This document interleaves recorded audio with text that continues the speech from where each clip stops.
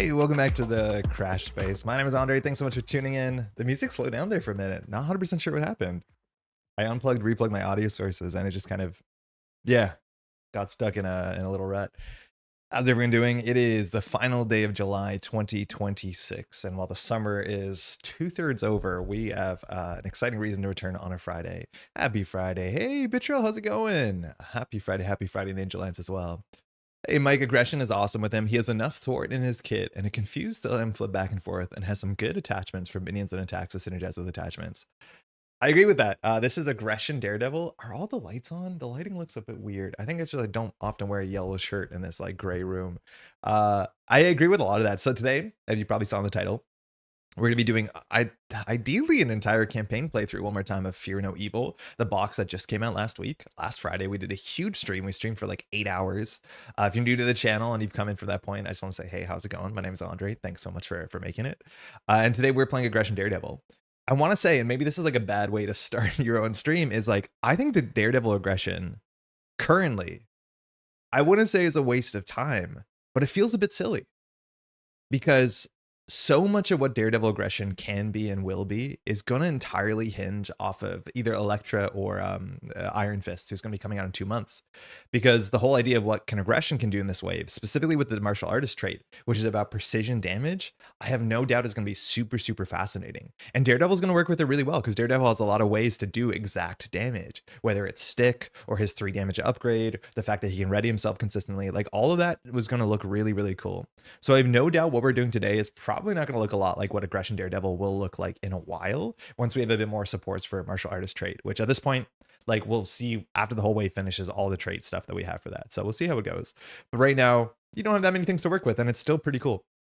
Hey friend, hey Donovan, made it to another stream, currently on lunch break, picked up Fear No Evil yesterday. I'm going to just jam the whole weekend. Enjoy your weekend. I think there's a lot to look forward to. Hey, Mr. Crash, I beat a Fox of Locals today. Honor has been restored. Okay, so last night he came in and he played Nuvang versus my Seb deck. And I'm pretty sure that's like a 30-70 matchup for the Nuvang. And I was like, I don't know. I felt tilted. I shouldn't take it personally. But like, it seems like such a counter cue, and I know it's not. Hey, Metaphor, stream shared YOLO. How's it going? How's your Friday? So today there's a lot of things that we have to go through. Firstly, and I don't know when to do this or yeah, it's like I kind of want to give a review on this box. This box has now been out for only a week, so my review is like relatively early on, but I have played with all of it. I've seen all of it at this point.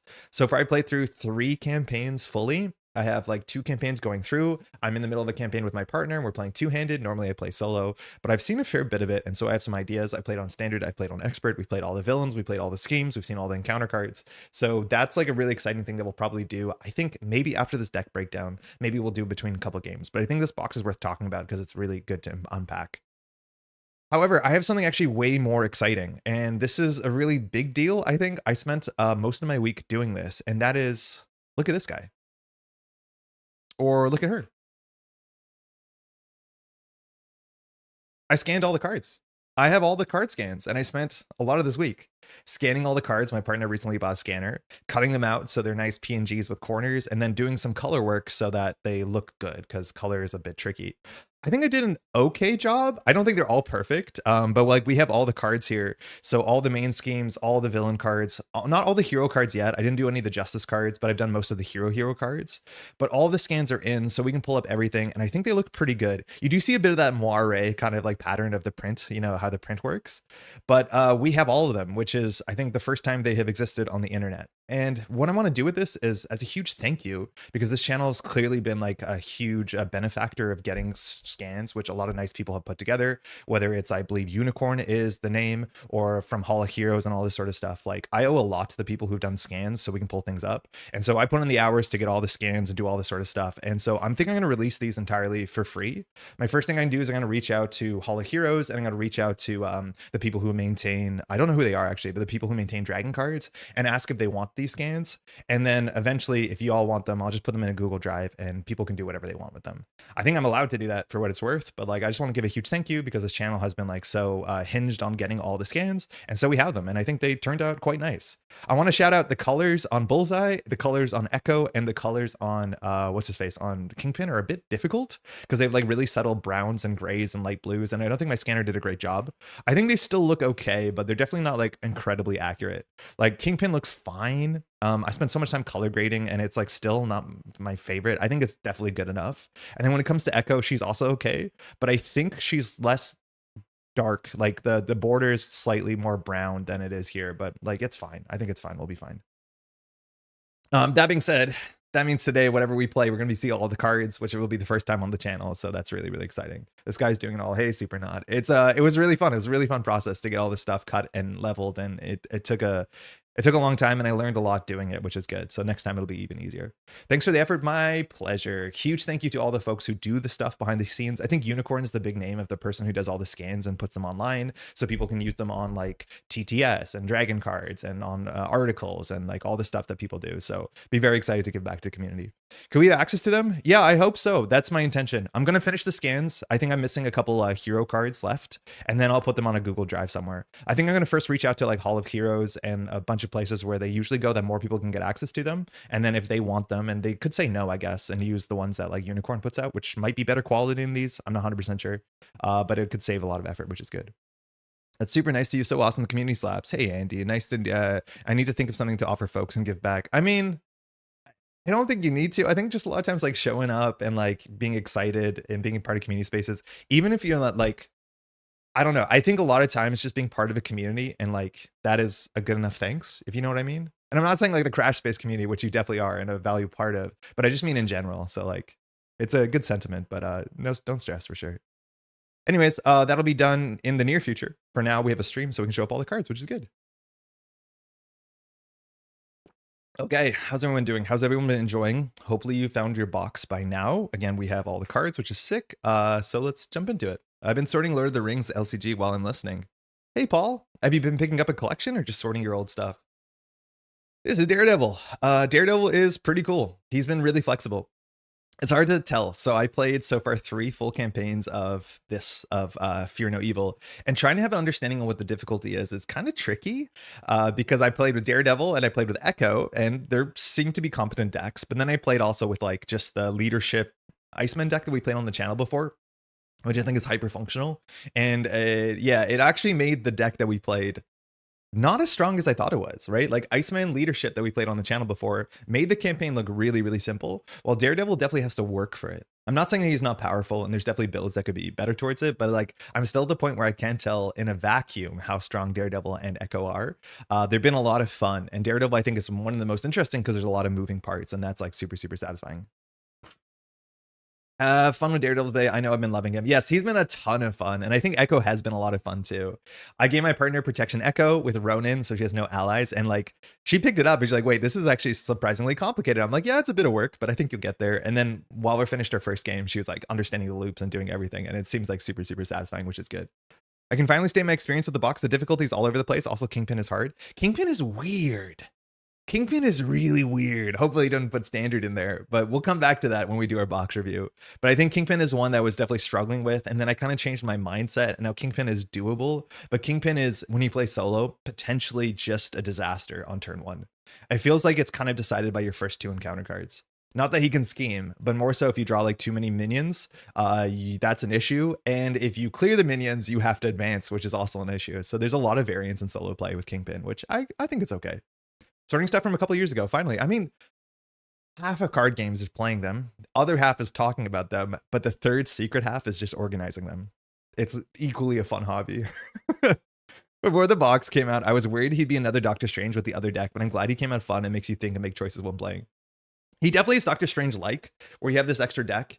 And I think playing the extra deck is just like so satisfying and rewarding. The fact that you can also play cards now that you get benefits in the next couple of turns, like the fact that the cards are permanents, are actually one of the coolest things. And I think I'm getting better playing Daredevil, where I'm like, okay, I'm going to set up my Olaf action, but I'm not going to fire it this turn, even though I could. So I want to set it up for next turn will it be better, because I know I have a lot of 2 and 3 cost cards coming up. Understanding the cost curve is also really interesting for Daredevil, because you have all of these functionally 0 cost cards. And so your cards are competing with these cards, and these cards are really good. They're very on-rate cards as senses. So like all of that's going to be really interesting. And I think there's a lot of skill expression. There's a lot of deck building expression. His economy isn't like super, super strong. I think you still want to play doubles, because doubles are good enough. And every card just can become one of these at the end of the day. But yeah, he's been like really, really satisfying, because there's like a lot of boards that, and I think we saw this very obviously last Friday, where it looked like we were in a really bad spot. We had like a side scheme, we had 2 minions, we had the villain, and then somehow Daredevil can figure out how to do all of it and more. And a lot of it is easy access to, like 2 readies every round if you work towards it. Specifically if you have your title is really good. But yeah, it's definitely not like exactly like Doctor Strange, as much as I like Doctor Strange, because you have to work way harder. It's about like incremental value that you have strong access to. Kingpin is very weird. I didn't understand how to play against him and what to prioritize. Yeah, Gauss, I was like pulling minions way too aggressively. I also think Kingpin was just a really bad match for like solo protection echo if you played that, because Kingpin immediately says you need to defeat minions and you need to thwart. And that is the one thing like solo protection is very not good at. So like that's a hard matchup, but in certain other decks, it's like not that bad at all. But yeah, from my experience, I usually don't clear James Wesley, and I do not hit the button. I hit the button as little as possible. The button's actually a disaster usually. He needs depth focus. I like to build support and Quinn carrying to play. Yeah, you definitely want depth focus. We'll talk about this because we have it in the deck. Depth focus allows you to play a superpower. His senses are superpowers once per turn. That's good enough. I'm not on Quinn Carrier, but I can see you want to play Quinn Carrier. And maybe we're talking too soon about what's in the deck and what's not. But I do think playing cards that cost like 2+ are actually pretty important, because in theory, you should have access to Olaf action on every 2 turns, which means you want to be able to play cards that cost something more than just 1 or 0. As much as his deck can get away with playing a lot of cheap cards, especially in Justice. All right, let's talk about his Daredevil. He has a 2/2/2 stat line. His text is like mostly rules text. You have this thing called the sense deck. The sense are these 5 upgrades. These upgrades attach to either schemes or enemies, and then they trigger either when you attack your thwart or when you clear the thing, and not defeat the thing, which is good, but when you remove the last threat or defeat the thing, so that you can clear the main scheme technically, which you can't really do. Your senses, as long as your text box is not blank, they go back to the bottom of the sense deck. And notably, the sense deck is shuffled at the beginning of the game. The order largely cannot be changed unless you have a card that does it, but you can see the order of the senses. So I always have them splayed, so I know the top one, and I'm like, oh shit, I need to get access to heightened hearing. It's 5 down. So you have to like work around that, and that's a really fun puzzle. It's not obvious in the rules, because his alter ego has like not text that actually matters, but it says Matt Murdock begins the game with a sense deck. This is not set up, so I think it happens before your mulligan. So I'm pretty sure you can see what's your top sense and mulligan around it. But the rule book is not very precise about what the timing on this is. But because it says begins the game, and I don't know if the begins of the game is turn 1 or is it on setup. Maybe somebody knows. But I don't know if you're meant to be able to see this while you're mulliganing, which actually does matter, right? Like knowing whether you have access to heightened hearing on turn 1 or not could really change on how you mulligan for an ally, potentially. Like this, it's interesting, which is cool. Hey, Art, how's it going? Coup de grace is a lifesaver in some scenarios. It is. It is a good sideboard card. I like Coup a lot. It's funny, the way I finally get Kingpin was hitting the button multiple times in a turn, though only if I had the ability to deal with a field. Yeah, if you're good at minions, you can hit the button. It's like there's this triangle. So if you're good at thwarting, don't hit the button. If you're good at minions, hit the button. If you're bad at both of them, protection, you can't hit the button. So it's like really, really tricky. I've been adding superpower training, build support and heroic conditioning to his tweaked precon, and that seems to do wonders.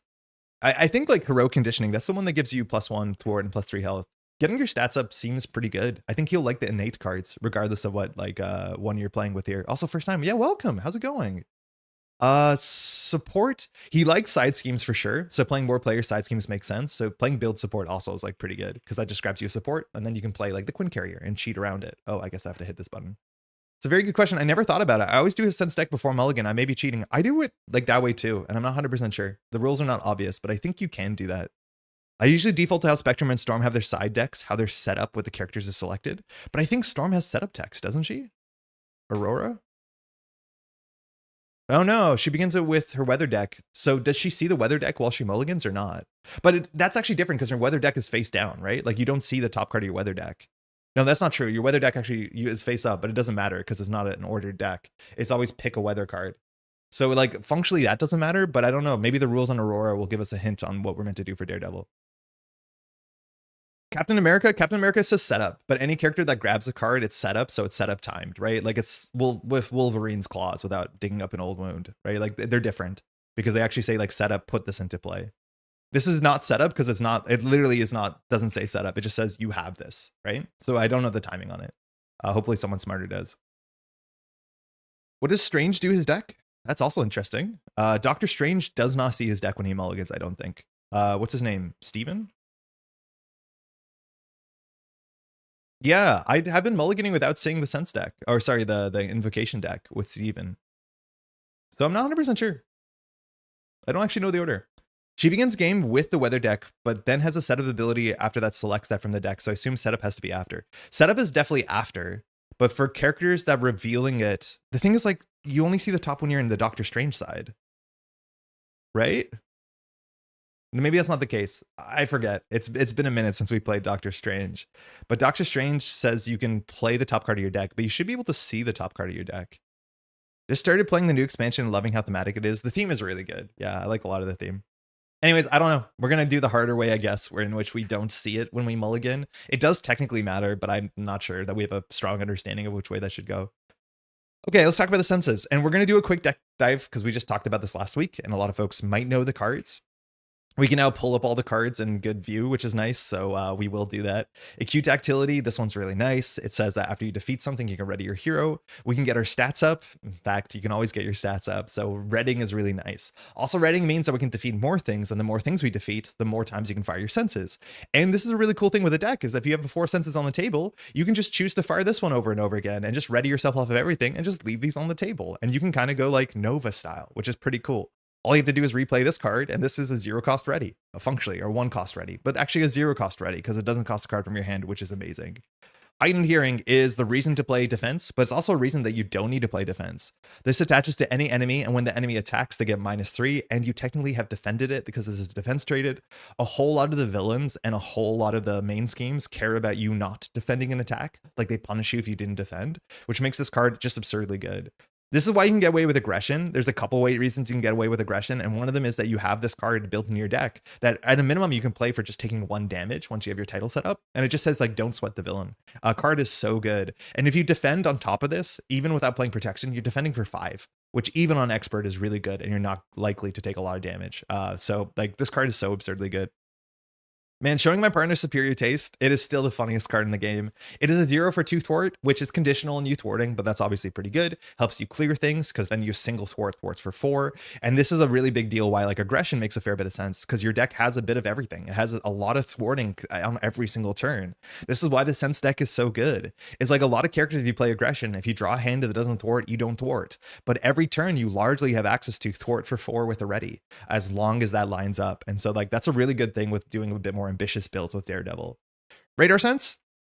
This one's actually slightly awkward because it is a separate attack for 3. So it doesn't work with Retaliate well because it does exactly 3. It's not always great at hitting perfect numbers if you want to do any of the what's it called, the martial artist stuff that we haven't seen yet. But it's not bad. It's literally a 1 card 3 damage, which in this game is like super overrate. And we haven't really seen cards like that since Turn the Tide, which is notably another very overrate card and like one of the best Justice cards for that reason. But it's almost, we never see it where a single card, 1 resource does 3 damage. It is attached to you having to attack it. And notably, I think Daredevil is going to get a bit weirder and multiplayer. So far in 2 players, it hasn't been that big of an issue, but most of your cards fire when you do something or when you finish something. And so for multiplayer, that's going to be a lot harder. Enhanced Olfaction. I think this is the one that has like the highest skill cap, which is interesting because when you defeat or clear something, you get -2 to the next card you play. Now you can just play your next sense for free, which is also honestly not that bad. But the thing that I run up to a lot of times when I play this deck or play Daredevil is that these cards get jammed together because oftentimes you'll play them on the same thing. So when you clear the same thing, you ready yourself and reduce by 2. And then in every cycle of my sense deck, they end up being together. I kind of want to separate them in some ways because I just want to play this card a bit more because it's really fun for setting up.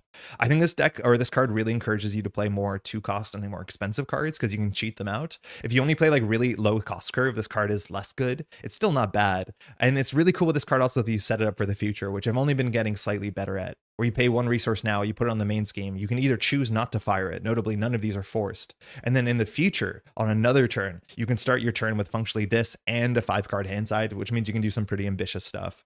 This card is kind of sick, and being able to smell the main scheme is also kind of just inherently pretty funny.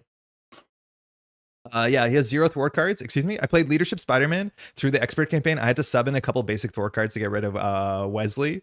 He has 0 thwart cards. Oh, yeah. That one actually requires you to discard thwart cards. There's even one that requires you to discard attack cards in the flight set, which is kind of cool. But yeah, that's a problem. I could see an always ready protection deck with Be Wild with Daredevil, especially with the new readies Echo came with. Yes, I think a couple people have posted like protection Daredevil decks, and it's like kind of silly because he has 2 defense, but like that's no different than Echo. And like his shell is so flexible, you can kind of just do whatever you want. And like protection's fine. It's good to find, for sure it is. I like getting Foggy and Man Without Fear out first so I can thwart on command and have the flexibility on early if I can. Yeah, I haven't been rushing down a lot of his supports, and it's mostly because I haven't been hanging out in Alter Ego. But like you definitely can, and it's another one of the strengths of the aggression deck here is that like, oh, jump down to Alter Ego and you can be safe, which is like not super common for a lot of solo characters. All right, so why play aggression? Cross examination is not a bad card. It's 2 for 3. As soon as you have one upgrade attached, it's like a 2 for 4, which is pretty good. And from that point on, it gets better and better, as much as you do have to pay for the upgrades. The cool thing is about playing aggression is aggression just has access to upgrades. Like inherently in faction, we have upgrades, and we have really good consistency in getting the upgrades.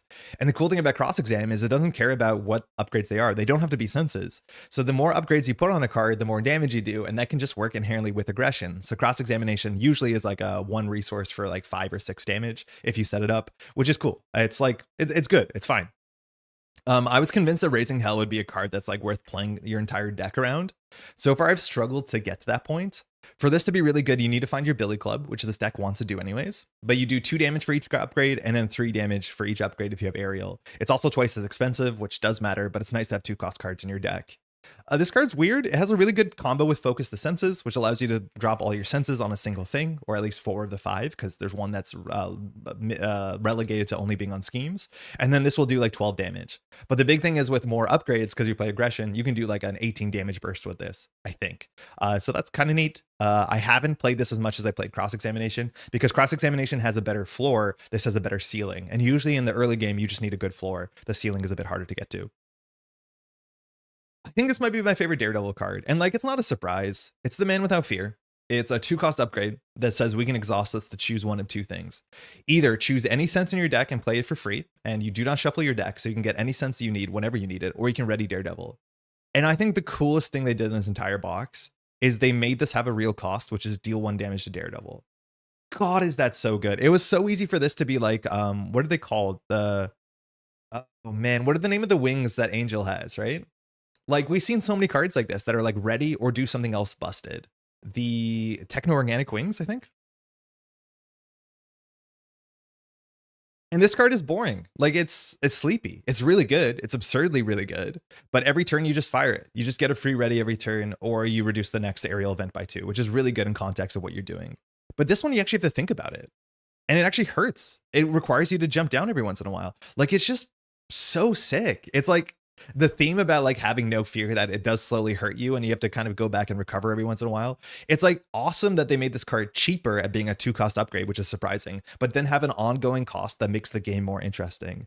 I would so much rather have that where the card is easier to play, but has a larger ongoing interesting cost than this being a 3-cost card like Techno Organic Wing that once it's down, you just like, oh, I ready every turn.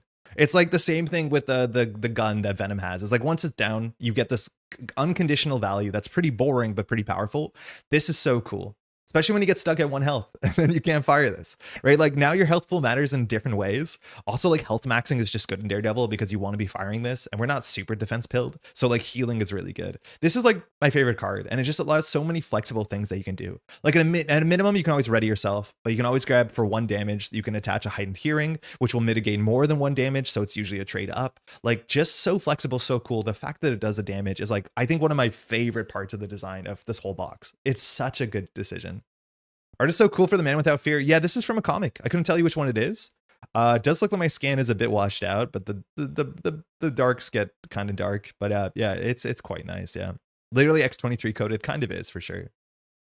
I wish Raising Hell did more damage based on sustained damage. Man Without Fear is such a good card. It's not only such a good card, it's such a fun card. Man, this thing is sick. We have the Daredevil's Billy Club. This is another big reason why we're doing aggression damage, because this is a 1-cost card that gives us +1 attack, and it's a weapon. It's notably a weapon that exhausting it doesn't matter, and that really matters for the aggression card pool that has a bunch of cards that exhaust weapons as a cost. You can also give yourself aerial, or you can plink this for 1 damage. And plinking this for 1 damage is like not a bad way to use an extra card in your hand, because you can just plink for 1 damage and then put it back down. But inherently our deck is so good at spending 1 card plays that it's like, it's kind of a niche thing. It's also not an attack, so it does beat stun, it does beat retaliate, it can knock out toughnesses, but it's not bad. And we have so many readies in our deck that getting our stats up is like really quite good. Talking about focus the senses, this card is good and it is worth recurring. It is worth keeping on the table because when you clear this, you get to do everything and more. Now, it's when defeated, I don't think will allow you to attach one of your senses to this that will ready you because this just gets cleared. Oh, hold on. So this is the focus the senses we have now. I want to show you the difference, right? This is the one that we got from FFG, which is really low quality. And this is my scan. I mean, yeah, you can see the colors are slightly different, but it's an improvement for sure. It's way easier to read. So yeah, this card is huge. And when you fire this, you get like 5 resources of cards. It also allows you to fix things. We've done that before where we put like a bad attachment on the villain and you just can't clear it. Like attaching an Olaf action to the villain is like so bad because it's going to be there for a while until you defeat the villain and maybe win the game. So you just want to be able to fix that. This card is worth shuffling back with your what's her name? Your paralegal. All right. If you look at Appendix 2 in the rules, the last sentence says the game is now ready to begin. So I think you can't see the Sense decks before Mulligan. All right, Clash. I'm down with that. I could buy that. The fact that the rules text is the game is now ready to begin, that's not a timing checkpoint, but that's just like a sentence is kind of funny. But thank you for doing the research. I think that lines up a fair bit. So we'll Mulligan without Singer Sense deck. I choose to believe the damage cost was to better emulate how Matt is having a rough time of all the time. Yeah, I agree. I think it's, well, I don't know Matt Murdock's story too well, but I do think the idea of like conquering fear does come with a cost and it hurts.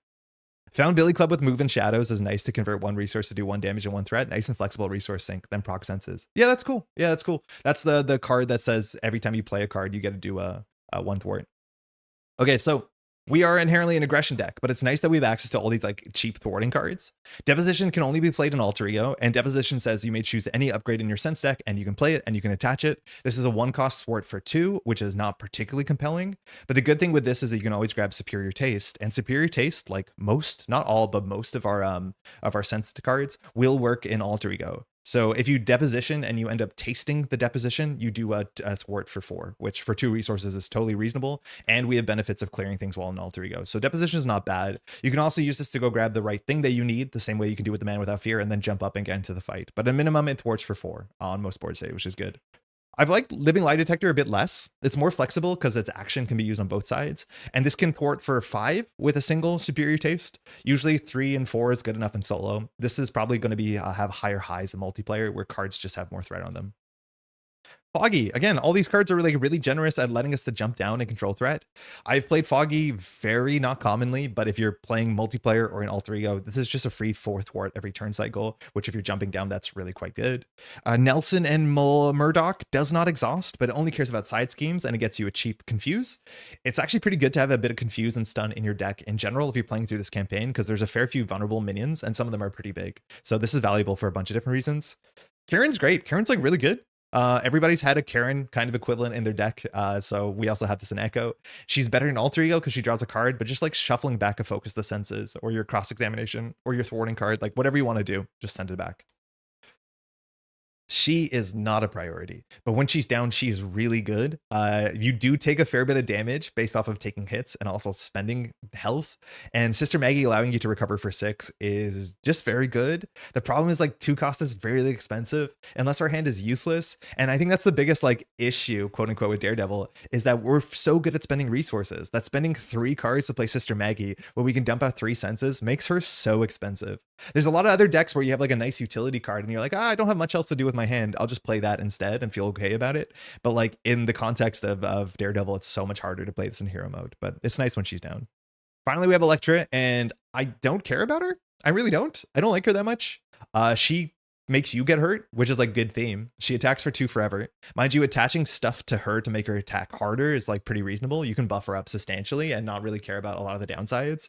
If you're in a hero mode, you have to take her consequential. And already we're like an aggression deck, so we do take a couple hit attacks to the face. And if we want to use the Man Without Fear, we also take more damage. So she just feels pretty expensive as much as she is an ever ally.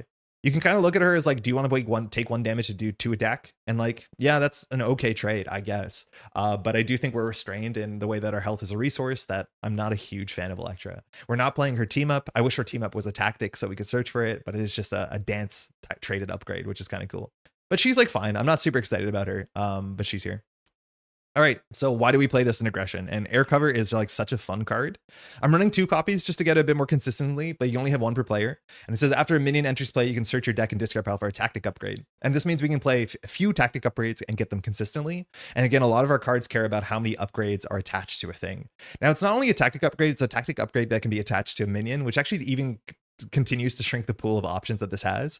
And so the 2 that we're playing, Suppressing Fire is like a very given card. I like this card a lot. It's when it's something that's attached to is defeated, and it's when you attack and defeat, which lines up with some of our cards too. We heal 2 damage. And health is just a resource that we really enjoy having and maintaining. And so any minion coming in we can knock out really cheaply and heal 2 is good, and usually we ready. So this is like really quite nice. At a minimum, you can also just use Air Cover to have card advantage. Like if a minion enters play, you can just grab a card and just have a 6-card hand size. Like you're allowed to do that. It's fine. But in the fact that we care about having upgrades attached to things, it's even better. Now, I tested this deck without Marked. I'm going to play 1 copy of Marked. I think Marked is kind of silly because a lot of the sort of martial artist stuff in the future will push us towards not doing overkill damage and excess damage, but doing exact damage. So before we have all those cards, I mean, I guess Marked makes a fair bit of sense.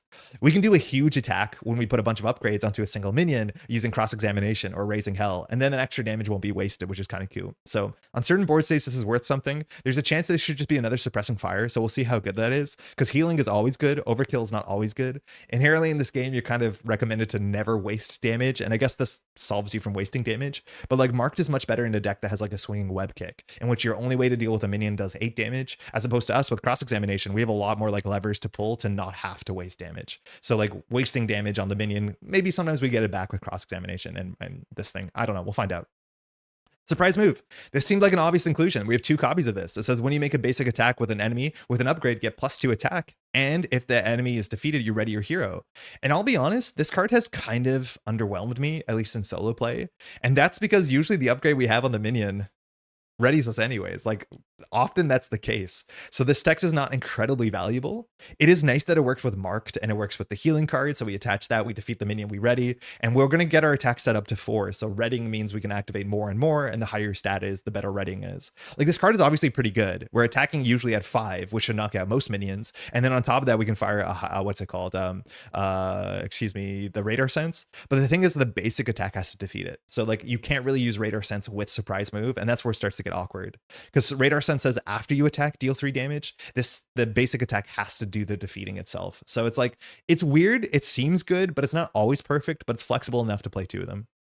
All right, Mean Swing. We're playing 2 copies of this. We could be playing 3. And Mean Swing just says when you do a basic attack, exhaust a weapon and get +3 attack. Our deck has 2 weapons. One of them is our Daredevil's Billy Club, which exhausting it has no consequence on what the card can do.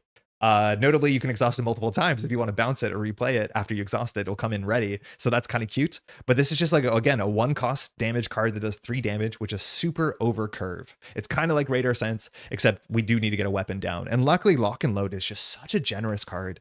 Man, I keep getting blown away with how good this card is. Because like side schemes and aggression are obviously not going to be a great combination, as much as like half the aggression side schemes are actually like very playable. But this thing only comes in with 2 thread, which is so easy for us to finish. And when we finish it, we usually get benefits like drawing and readying and all that sort of good stuff. This allows us to search for a weapon, and while we have 1 weapon in our deck for sure, a Billy Club, want to go for something a bit bigger.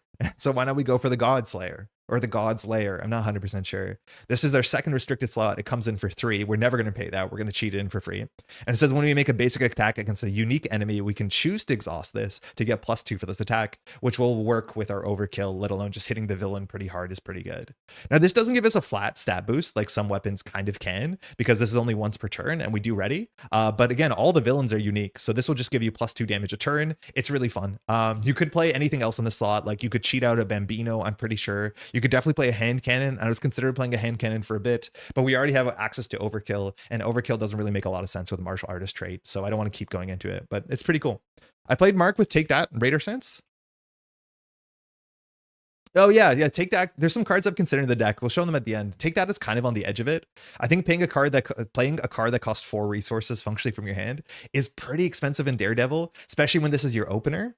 I think you can get away with playing more expensive cards that are setup cards, because generally when you defeat a minion, you'll get your Olaf action. It just kind of hurts to play 4 cards to fire Olaf action in the first place, at least from my experience. But Take That is definitely a card. There's a whole bunch of like upgrade aggression cards that all kind of work together, and this is not as good as a swinging web kick, because it's an aspect card, but like it's a similar idea, which is good.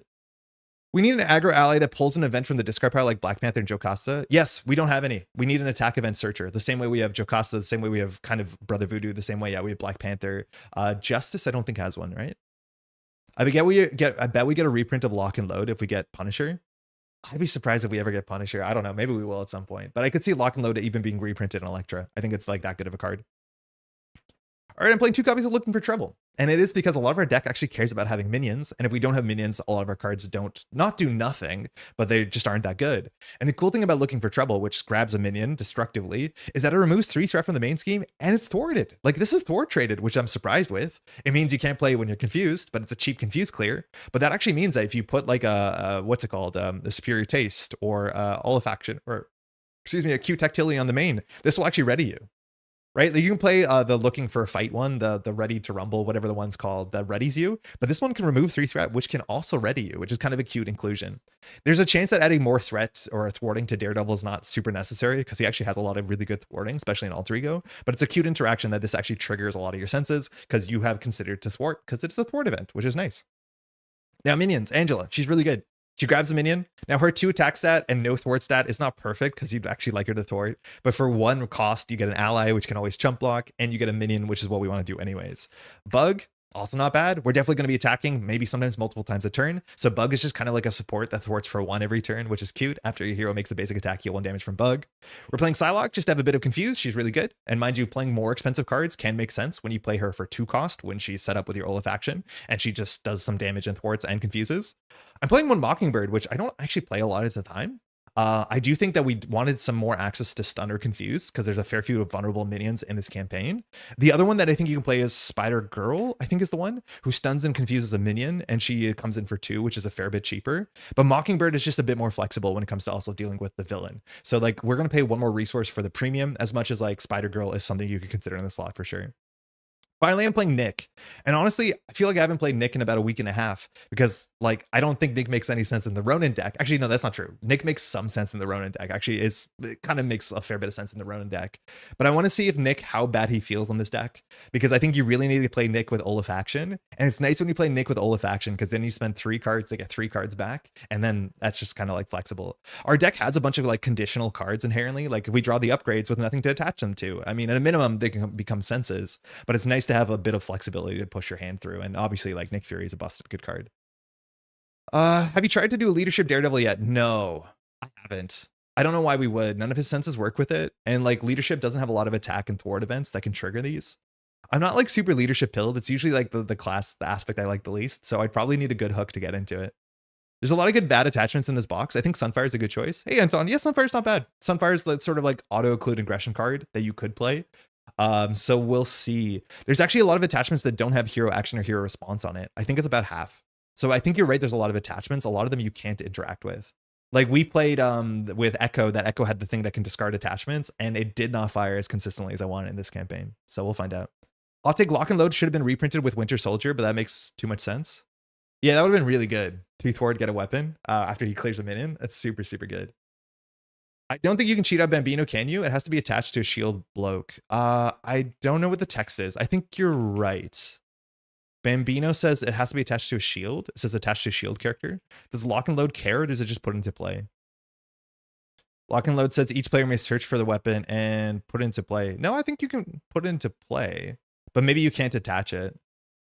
I'm not 100% sure whether this works or not. Because the attachment text is when you play it, when you put into play, I think you still have to do the attachment text. So maybe you can't do it. It's different than like cheating at the Quinn Carrier, because Quinn Carrier just says you can't play it, but it doesn't care about attachment. So like build support can cheat into Quinn Carrier. There's a big chance you can't cheat in the Bambino. Cool. Other cards we're playing. Endurance. I mean, having more health is good. This is like just 2 cards to get 3 resources, or sorry, 3 health up. I mean, that's good enough. And then aggressive conditioning is also quite nice because it gives us +1 attack stat. We ready a lot and more health. And just having health and Daredevil is really good because your Man Without Fear eventually kills you. And if you play Electro, you want some damage. Stick. I didn't know what to feel about Stick for a bit. And he ended up in the deck after a couple iterations. And it's not so much I miss Stick, but like Stick could easily be like a combat training. I think that's what the name of the card is. That gives you +1 attack.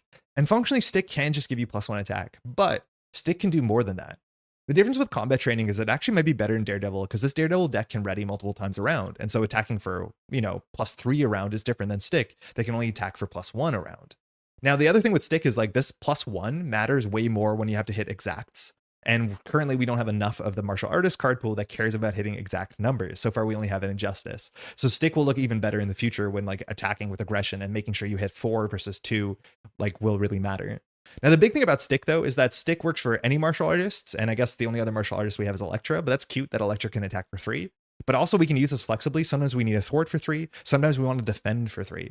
And I think that having that flexibility is actually probably worth losing the flat +1, because there's some games where just thwarting for slightly more, defending for slightly more is better than having an extra aggression stat, attack stat. So we're going to try out Stick. I think he's kind of fun.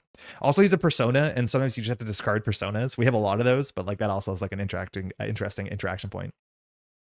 Depth Focus. Yep, we have a lot of superpowers. We want to play 1 a turn. Depth Focus is an auto include. Then my other research generator I'm playing is Martial Prowess. This just gives us a physical resource for an attack event, and almost all our attack events cost 1 or 2. So it lines up really well, right? Like surprise move for free, really good. Cross-examination for free, it's pretty good. It's pretty easy to play. So it's like not 100% necessary. It's a sort of card that you would love to play for free when you get an Olaf action, but it's not bad. And then we're just playing Genius, Energy, and Strength. We're playing the original arts. Apologies. My partner's deck has the ones that came in this box.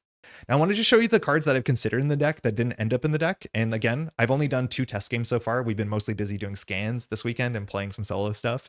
So we talked about combat training, which like makes sense, but I do think Stick was just a bit more flexible. So we'll figure out if we're wrong about that. Coup de Grace, I think, is worth playing in certain scenarios. Coup de Grace is like really good. It's a 2-cost card that just defeats a non-elite minion that has an upgrade attached. And because it's defeated, it will trigger your upgrades that care about defeating a minion. And you also don't do any of its win defeated abilities on that minion. Now, there's not that many sets in this encounter set that care about win defeated. I think it's only entirely the Tracksuit Mafia, and some of their win defeateds are really bad, as much as they also have vulnerable. So like this card is okay. On a lot of board states, though, like I can easily spend 3 resources and defeat it in more efficient ways, right? Because Coup de Grace functionally takes like 4 resources. You have to play an upgrade, and then you have to play this. But it's not that hard for us to like end up playing, Radar Sense, and then just play something that readies us, and that like is cheaper. So like, you really need the win defeated text to matter, or you need to have massive minions. So like maybe when you're playing against the Raft and there's like 6 health minions, 7 health minions with toughness, then this will look a bit better because it just defeats them. But we'll see. I do think this is more of a sideboard card than something you always need to play. Keep Up the Pressure. Yeah, this card's not bad either. It's actually kind of cute. So it says each player may search their deck and discard pile for an attack event, and until the end of the phase, each attack event deals 1 additional damage. That's fine. I think at some point this was meant to be a firepower deck, where like the idea is that we have a bunch of weapons anyways, and then obviously firepower is really good with this. I think you could build into it if you wanted to. It didn't seem super necessary. We have enough burst damage as is, but like this combo works really quite well. And then I want to shout out Sidearm, which makes a lot more sense if you're playing Firepower. Sidearm can be attached to an ally. That ally gets +1 attack and ranged, which is really good for Electro or Bug, because both of those can attack infinitely, and the only thing they're weak to is like functionally Retaliate, and this kind of deals with that. And notably, this is a weapon you control, which means Firepower can exhaust it, and it doesn't take up one of your restricted slots. So like having a Firepower ally when you're playing, having a a Sidearm ally while you're playing Firepower is like pretty slick. None of these cards made it. We're a 40 card deck. You don't have to play 40 cards. I generally like to. And that's it. Purple Man is also bad when defeated. Yeah, all his characters have vulnerable and bad when defeated text. The thing is, like, I'm not excited to spend 3 resources. It's usually right to do it, but like a lot of his minions have like 3 health, where it's like, okay, discard a support, it's fine. Sidearm reminds me, I'm still sad we got no Punisher. So Punisher is in the Spider-Man film that came out today. I'm convinced that Punisher is like a bit of a tricky topic because a lot of his branding has been taken over by like alt-right kind of stuff. That sort of like don't tread on me thematic is like kind of toxic in terms of branding. But a character with guns, sure, I'm in, I guess. We'll find out. I tried Echo with Dive Bomb combo and understood why FFG presented current environment. I think Dive Bomb, like, I haven't played a lot of Dive Bomb or Hone Technique, but that is just going to be a problem forever. Keep Up the Pressure is such a game ender, especially multiplayer. Yeah, it's a really good game ender. Like, it's the sort of thing you put on the table and then like you just kind of send it, like you clear it and then you win the game, especially because Firepower does like 18 damage in solo. But largely, if you just do Focus the Senses and then you play your card, you get there anyways. When you play your the 2-cost card. Actually, like using that with what's it called? Raising Hell is really good. right? Like that's a really good combination. Because you clear Raising Hell, and then Raising Hell does 4 damage for every upgrade if you're aerial. So, I mean, it adds about as much damage as it does to firepower. Can be more. Anyways, so far this deck has been really fun. It's been smooth. You have a bit of access to everything. The weakest thing that you have is defense. Generally, you defend once a turn with Heightened Hearing, and then every other damage you leak, you just try and heal up with your air covers and your, like, you have 6 extra health worth of upgrades. I really like playing the extra upgrades that give you extra health too, because then Maggie, I think that's her name, your mom, gets a bit better.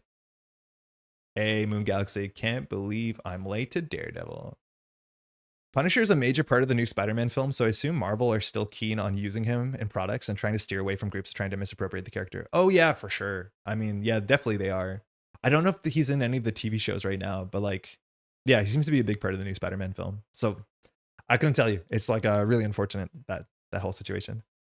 Whenever I see a real cool guy with a Punisher sticker on their truck, we make an effort to honk and laugh, but East Coast Canada doesn't put up with the right-wing nonsense. Yeah, we don't get a lot of that here. A self-destruct consumed your entire first campaign run over multiple days. Really enjoyed it. Thank you. We had a ton of fun. Man, there was a lot of people watching too, which is like incredibly I don't know if surprising. Yeah, maybe surprising. It was like I saw the numbers after. I'm like, wait, I had no idea how many people were watching when we were streaming. On that note, we want to play a whole campaign of this, but we probably will have time. So the one question I want to ask is, I have now played through everything. Do we want to do a quick 1 week in review of the whole box? It'll take us probably about 30 to 45 minutes, which will push off the gameplay. The other options, we can start with the gameplay. We can do one villain, and then we can do the review from that point. I'm down for either, but I think there's a lot to talk about this box. Yes, please. Uh-oh, in context, it's like crispy or grilled, and then someone says yes, and you're like, I don't know what to do. May have missed it. Are you running Warrior Skill or Aggressive Energy? I've been tinkering with Aggression Daredevil. Deck for me tomorrow. May have missed it. Are you running Warrior Skill? No, I don't like Warrior Skill that much unless you're a huge combo deck. I think Warrior Skill is better with some of his cards, but like this does 1 additional damage, which means it's not like you do 2 additional damage for every time that you play Cross-Examination. I think it just does 1 damage. This card is a bit of a setup card, and when you play solo, you can't usually afford these setup cards. And in solo, your combos that like do firepower that do like 15 damage, making them do 18 damage usually doesn't matter that much. So this card's probably a bit better in multiplayer. Aggressive Energy is also like a nice one of if you play firepower, but I don't think we have enough points. The one thing I wanted to do is like, what is that card that does 2 damage and then 2 damage? That seems so fun. I love that card. I forget the name now. They reprinted it. And that's a really good card with Warrior Skill or Cross-Examination. But again, that's a bit better in bigger player counts where there's more things on the table. And that needs to knock out the thing, not your upgrades. It's like the really unfortunate thing. There's a bunch of aggression cards that like seem really good with Daredevil. But then you have to remember Daredevil has to knock out the thing, or the attack has to knock out the thing. So making the attacks better with like Radar Sense doesn't always work. Yeah, 1x1 is such a fun card. Man, it's good. You want to hear the review? Okay, cool. I think we'll do it. My only gripe review for this box: 1 villain is overtuned and 1 scenario needs to be tested more. Interesting metaphor. Let's see if our thoughts align on this. Why not play and review each encounter villain after you finish it? Then do the encounter villain you don't play before Kingpin? I don't think we'll have enough time. And I think it's better to get all our opinions at once, just so that we're on the same track, right? He was in the Reese's short film and he has his Punisher skull motif back. He didn't wear it. And in the Daredevil series, after all the political discourse. Oh, they actually like rebranded him for the media. Electro's depth the strongest villain. Reminds me of the Wolverine leader I made with the Amplify icon. And the getaway is just not fun to play and that really sucks. Okay, let's talk about it. So welcome to the part of the timestamp that's called the review, in quotes. Let me catch my breath. I need to say 2 things really, maybe just one thing, very importantly. No, 2 things at the top of the review that we need to keep in mind at all points in time, right? If you're new to this channel, or if you've been here for a while, you probably know this. I mostly play I mostly play solo. I almost never play multiplayer. I play 2-handed or not. Wow. Let's just do the timestamp here so people don't see that part that I got through. That will be our secret like warm up. And now the timestamp in the video for the review will be right here. So welcome to the review section of the timestamp. Okay, we're going to do a third one in which I do the sentence right. So this is going to be the actual timestamp. Welcome to the timestamp of the review of Fear No Evil. It's only been a week, and so far I've played through this campaign 3 times and 2 halves. I played like 32 games or something through it. I track all my numbers. On that note, we're coming up to like 1,500 games played. That's pretty cool. It feels like just a couple months ago when we hit 1,000. So 2 things we have to really keep in mind. Firstly, I mostly play solo. So a lot of my opinions are entirely from the solo player's perspective.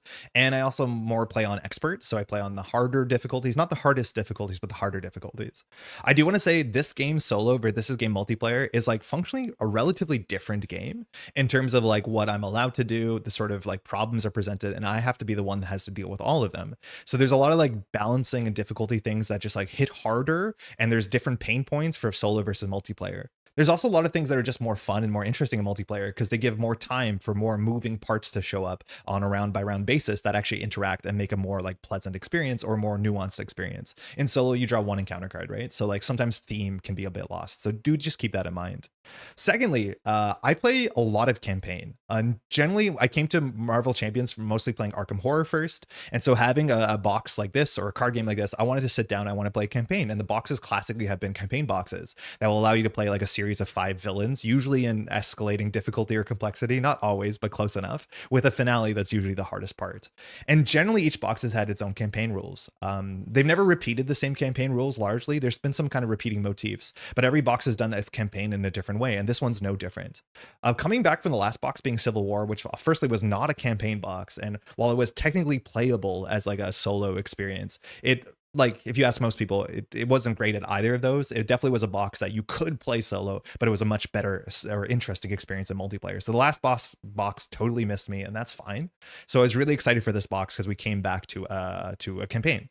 That being said, we knew this campaign was not going to be linear.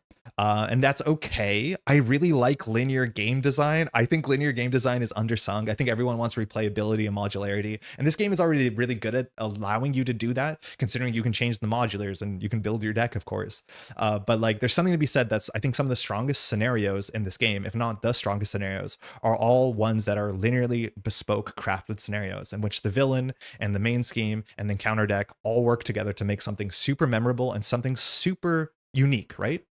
This box looked a bit like Civil War, where like we have, 6 villains, which is cool, and we have 5.5 main schemes. But the thing is, like, the villains and the main schemes won't interact with each other, which can sometimes lead to the sort of thing that I'm worried about that we saw in Civil War, in which we had no synergy between the two. And then a lot of the main schemes, and there's a lot of reasons why they had to be like this, we're just like, oh, everything has guard. And it's like, that doesn't really matter, right? Like the main schemes did not make a more interesting narrative. Sometimes they mattered, sometimes they didn't.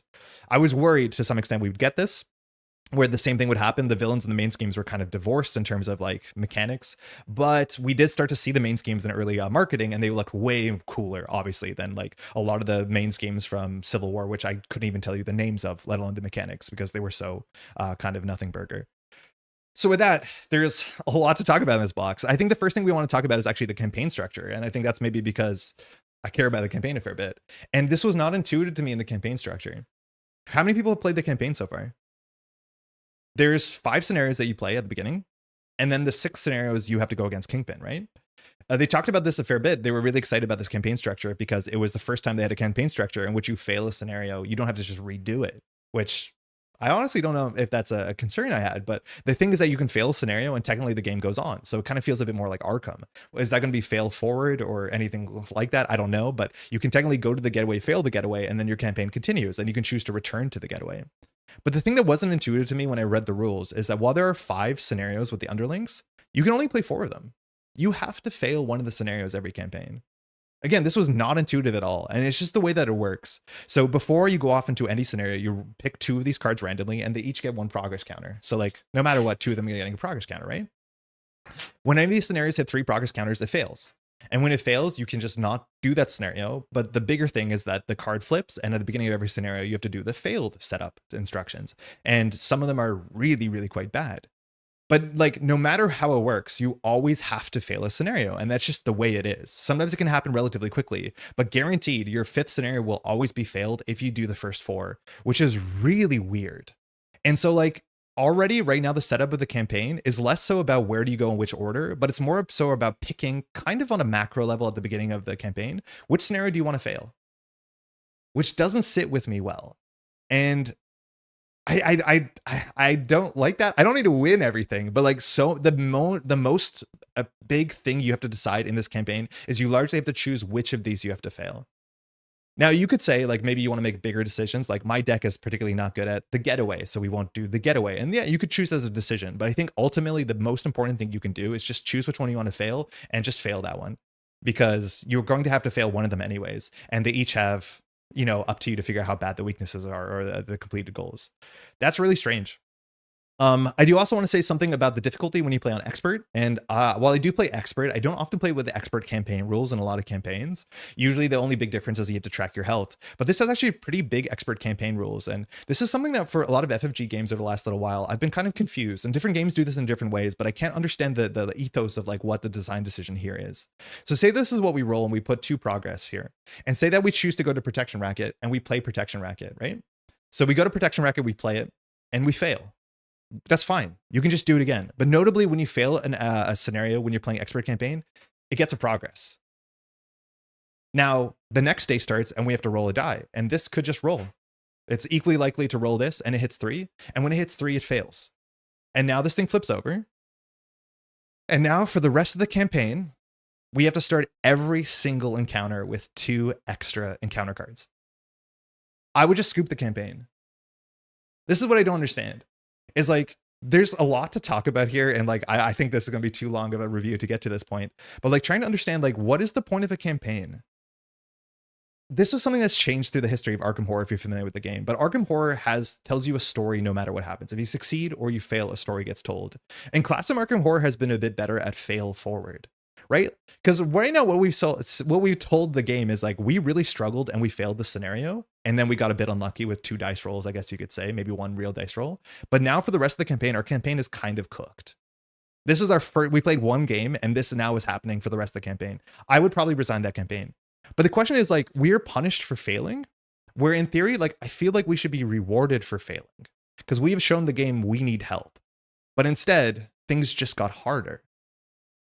That's fine. Like, that's another way of dealing with it. But the thing is, like, the more you win, the easier things get. The more you fail, the harder things get.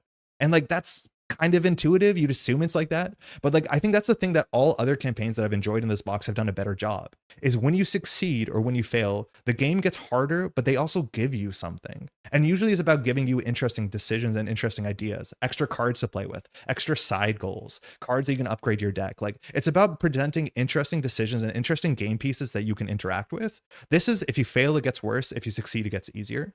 And you can just get unlucky and fail, and it snowballs really, really bad. I think in terms of campaign mechanics, I don't really care for this. I don't think I'm going to be playing a lot of this campaign. It's not terrible. There's certain campaigns that I just don't interact with, like Age of Apocalypse, the campaign mechanic, as much as that box playing from first scenario to last scenario is like one of my favorite boxes in the whole game. I don't like the whole going on missions thing for a whole bunch of reasons.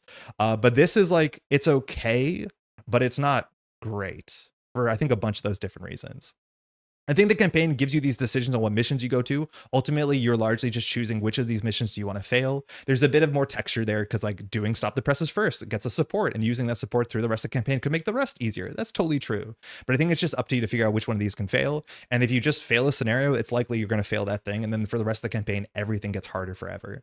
I'm only going to take a second to like, starting with 2 encounter cards is like my least favorite Marvel Champions design. This game is so keen at making turn 1 the worst turn for you. But the problem is like, that is the most important turn. I'd rather the difficulty scales as the game goes on, as opposed to being like, if your 2 encounter cards or 2 attacks, you lose on turn 1, versus like, I'd rather have that like show up later when you're prepared to deal with it. It's a problem this game has always had. If you ask me, a lot of scenarios that actually scale with difficulty with time, it's usually the opposite, where it's like, okay, it's the hardest on turn 1, then it's easy, and then you can build up, and then you can burst the final scenario, the final stage, because you could set up in the early stage. Like, it's an issue. I've only played the campaign once, but I love the guaranteed fail. Thematically, you can't be everywhere at once. Super cool, I think. Yes, I think thematically it's kind of interesting, but like mechanically, you basically have to look at these and decide which one you want to fail. And I think the bigger problem with that is like, I think you should always pick usually the same one to fail. And that's because they're not made equally. So stop the presses. This one has a really cool one. When you complete this, you start with one of these supports. The supports are really flexible. It's nice that you can make a choice. This is one of my favorite upgrades because it allows you at the beginning of every scenario to pick one of the 4 supports. And each of those supports feels like a campaign reward where you can decide how to use them based off of, your deck and the encounter and what your weaknesses are in your team composition. Like, that's sick. The supports are actually better used outside of stop the presses, because in stop the presses themselves, you can't really use them aggressively because if they run out of counters, you lose the campaign or you lose that scenario more accurately. But like when you're using them and they're just a card that you you start with, they're way more better. They're way more interesting, excuse me. They feel like a real campaign reward. I like that. Now, what happens when you fail stop the presses? It says deal each player a face down counter card, 2 counter cards. Oh, I read these wrong. Excuse me. This is the one I was looking at. You don't want to fail this. If you fail this one and you start with 2 encounter cards for the rest of the campaign, it's bad. It's really, really, really, really, really bad. Whatever you do, don't fail this one. And so your decision space shrinks. It's like you never fail this one because you shouldn't fail this one. You're never often forced in a situation where you have to choose between 2, unless it's the final scenario. But like, yeah, don't fail this one. Protection Racket. This is, if you complete, you start with after you mulligan, and a lot of them are like this. After you mulligan, one of them says you can search for a support, one says you can search for an ally, one says you can search for an upgrade. Certain decks starting with the support in your opening hand is really good. On Expert, you don't start with an extra hand size, which would make this really hype, but this just gives you consistency. Certain decks care about this, certain decks don't care about this. In the Daredevil deck, we do not care about this. It's not a reward we really care for at all. There is no support that really makes our deck. However, the backside of this, which I misread, is the really bad one. This says you start with 2 cards fewer in your hand. That's a disaster. That's really bad. Like, don't fail that. I don't want to, like, there's no deck in which that's a good thing to do. And maybe eventually we'll have a hero that says when you discard a card from your hand, it will have an upside on it. But like, for now, just don't fail it. Don't want to deal with that. Art Museum Heist. This one says when completed, get a toughness. I mean, that's not bad. There's actually a couple scenarios in which you start with a big minion. So like doing Art Museum Heist before you go to the Raft Breakout could make some sense. And when you fail this, you get stunned and confused on Expert, which is like not awful. But again, a couple of these scenarios start with a problem you need to deal with on turn 1. So this one's like not awful, but it's not the best, right? Like you can fail this one. I'm going to jump over to Raft Breakout because I don't think these are all made equally. This one's so mechanically interesting. It says after resolving mulligans, you can search for an ally if you get it right. I mean, if you're playing a sidekick deck, this is really good. Generally, none of the decks I play, you need an ally on turn 1, so I don't really care about this text. Sometimes I'll actually use this to thin my deck, and I'll just take an ally out of my deck so that I'm more likely to draw into an upgrade that I actually care about. But when you flip this, it's so hilariously bad. It's like, you don't want to fail this one either. And this one thematically makes the most sense, though. It says, shuffle each minion in the Raft Breakout encounter set into the counter deck, and then in expert mode, deal one of those minions at random to each player before shuffling them. I'm like that it's not on the table, it's dealt as an encounter card, so you don't have to deal with it on turn 1. That's way better for what I like, but like you don't want to fail that one.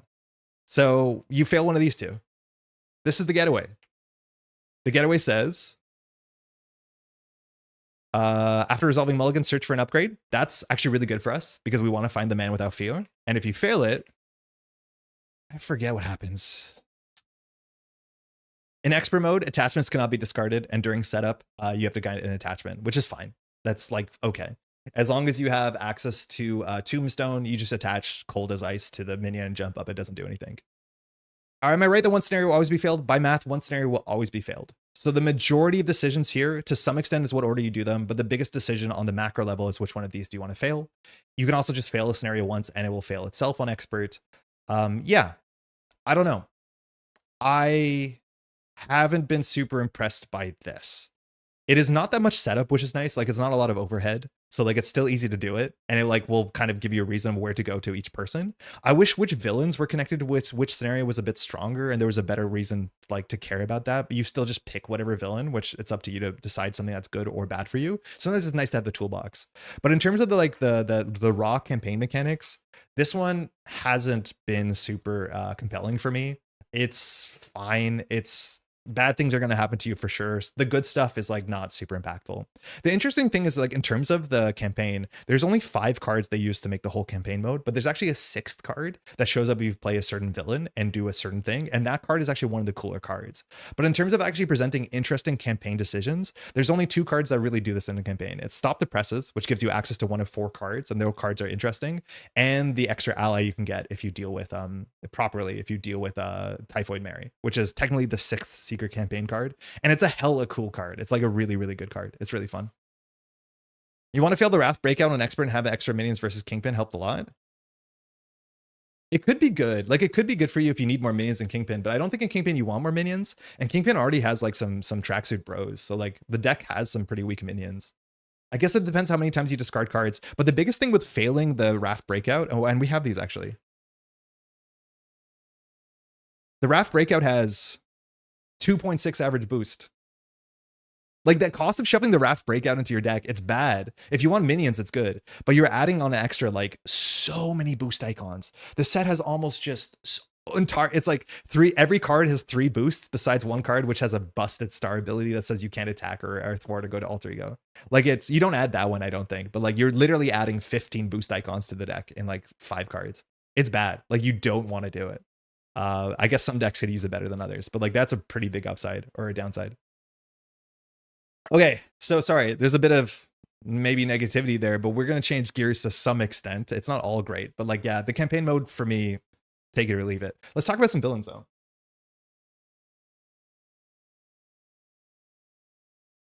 Okay, I'm not gonna start with Typhoid. Let's start with Hammerhead. So we played all these villains multiple times, so I can give you a bit of a read. Again, there's a bit of spoilers here. I want to try Kingpin against Phoenix. Yeah, there's some there's some problems quickly. If your nemesis is bad, it's like way worse for sure. Yeah, oh, Falcon. Yeah, Falcon against the Raft is fun. Knowing how many boosts in the decks actually really matters because a lot of the cards or a lot of the characters care about getting boost cards and additional boost cards. So tracking the boosts on the different sets is really important. All right, this is Hammerhead. Really quickly, again, we do have this new scans, which is nice. So Hammerhead's set is kind of sick. I actually really like Hammerhead. He has the most, I think, balanced kit. So Hammerhead's text cares about attacking you and you not defending. It doesn't care about doing, oh no, it cares about you doing damage. And then you get stunned. I really like his design that if you are already stunned, like in theory, some characters could choose to just ignore this and just say, I'm always gonna be stunned. I'm a thwart character, that you do get hurt. Like I like that it's not just like you can ignore one of the basic things.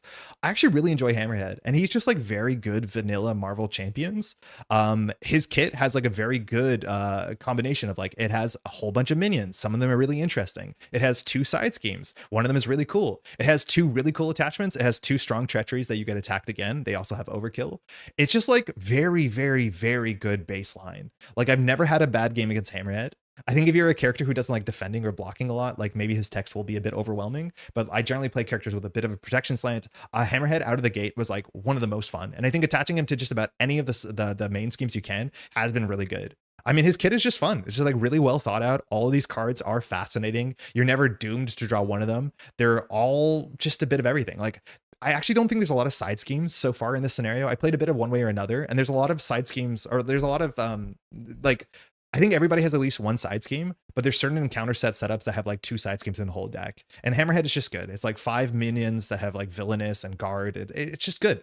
I really like this. I think this is great. It reminds me of Claw, where this is just like a really good testing thing to test against your deck, or Unis, where it presents a bit of everything. And like, I kind of like the flavor of just like a Magia Goon. Okay, now changing gears, Bloody Mary. So she was presented as, you know, the flipping characters. So she technically starts on one of these 2 sides, and we have Typhoid Mary A and B and Bloody Mary A and B. Just slap Stunning Landscape on Hammerhead and try to keep your replica shield when you can. Yes, we played against him in the Art Museum Heist on like day 1, game 1, and it was just the most fun. My local game store still hasn't got their shipments. Oh, I'm sorry, Gibbs, of the box. I'm excited to watch the stream while I finish the last few hours of my workday. Hopefully the rest of the day is pretty good, Gibbs. So Typhoid Mary and Bloody Mary are a form flipper. So at the end of every round, they have to flip over. What side they start on is like totally random, and that's kind of exciting. You don't know what side you're going to be starting on. I think you decide that before you mulligan. It's part of the villain setup. The only thing is like in standard, the difference between these 2 cards, it's not a lot. Like I'm actually surprised. I hadn't played this on standard yet, and then I've just played it against standard with my partner. The only difference between Bloody Mary and Typhoid Mary is that her stat line shifts. So she goes from being a 1/2 to a 2/1. I find that to be surprisingly underwhelming, but I like the expert version a lot better, where Bloody Mary B now goes from being a 1/3 to a 3/1, which is a much more pronounced difference.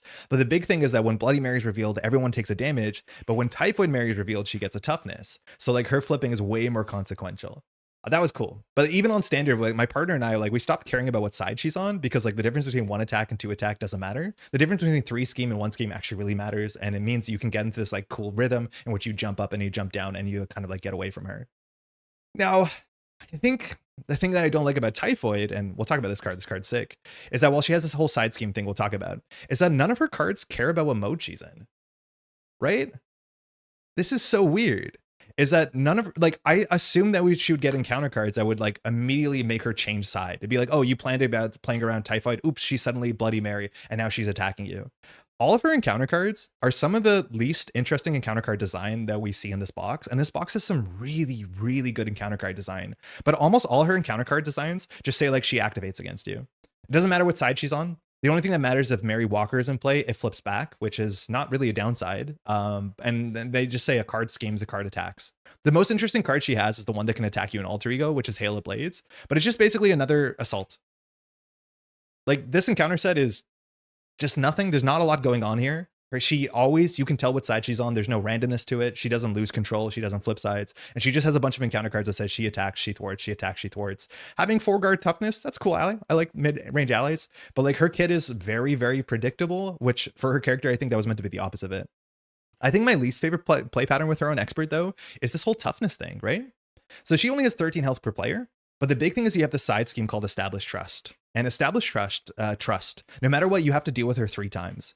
So you can either clear Established Trust 3 times. Each time you clear it, she flips over and she won't activate, and then she'll give you another encounter card. She becomes Mary Walker. But this has, 11 threat, which is a lot. So you want to clear that, and then it buys you a turn, and then you get 2 encounter cards. And you can defeat Bloody Mary once. I have not played it where I've defeated her 3 times. Every time I've played it, I've just dealt with Established Trust twice, and I've blown her up once. And that's really good, because if you deal with Established Trust twice, you get this upgrade card, and it's one of the coolest cards in the whole box. So that's pretty sick. But then it means Bloody Mary gets this like really kind of passive loop, where when she flips to this side, you take a damage. But when she flips to Typhoid, she gets a toughness. But there's nothing in the counter deck that punishes her or punishes you for having the toughness. There's nothing. The boost abilities care. Yeah, the boost abilities do slightly care, but they're just like, you are stunned, take 2 damage. They barely care. Like, not in the way that you think they would. But you're right. Some of the boost says if it's Typhoid, deal 3 damage to an ally. If it's Bloody Mary, I take 2 damage, which is like, it's not super consequential, as opposed to you want it to be like, oh, I was going to go down to like, imagine that you're playing 2 players and your partner was like, I'm going to jump down to Alter Ego because she's in Bloody Mary. And then you draw an encounter card that swaps her after she activates to Typhoid. Like, that's the sort of thing I was expecting, where she's meant to be unpredictable, but she's incredibly predictable. But my biggest thing is like, she gets the toughness and then we've never taken it off until the last turn, because why take this off when she's going to get it back in 2 turns? So like, we just basically put all our effort into Established Trust. We never attacked her. And then the last turn, we just blew her up. I've played her now 3 or 4 times. It's always been the same pattern, where it's like, yeah, she flips back and forth. So you want to jump down to Alter Ego when she's in one mode and Hero in the other mode, which is kind of cool. But then she just keeps getting the toughness. So pinging off the toughness, unless you're doing a lot of damage, is usually not worth it. You just side scheme, side scheme, side scheme. Once you've cleared twice, you just blow her up. I really think you need to play her with an encounter set that punishes you for having toughnesses. Maybe Armadillo's set does it, but her set has nothing going in terms of unpredictability. She has the least interesting encounter set in terms of her cards. They all just say like, she activates, she activates, she activates. She gets an 8 damage shield. She has 2 attachments you can discard.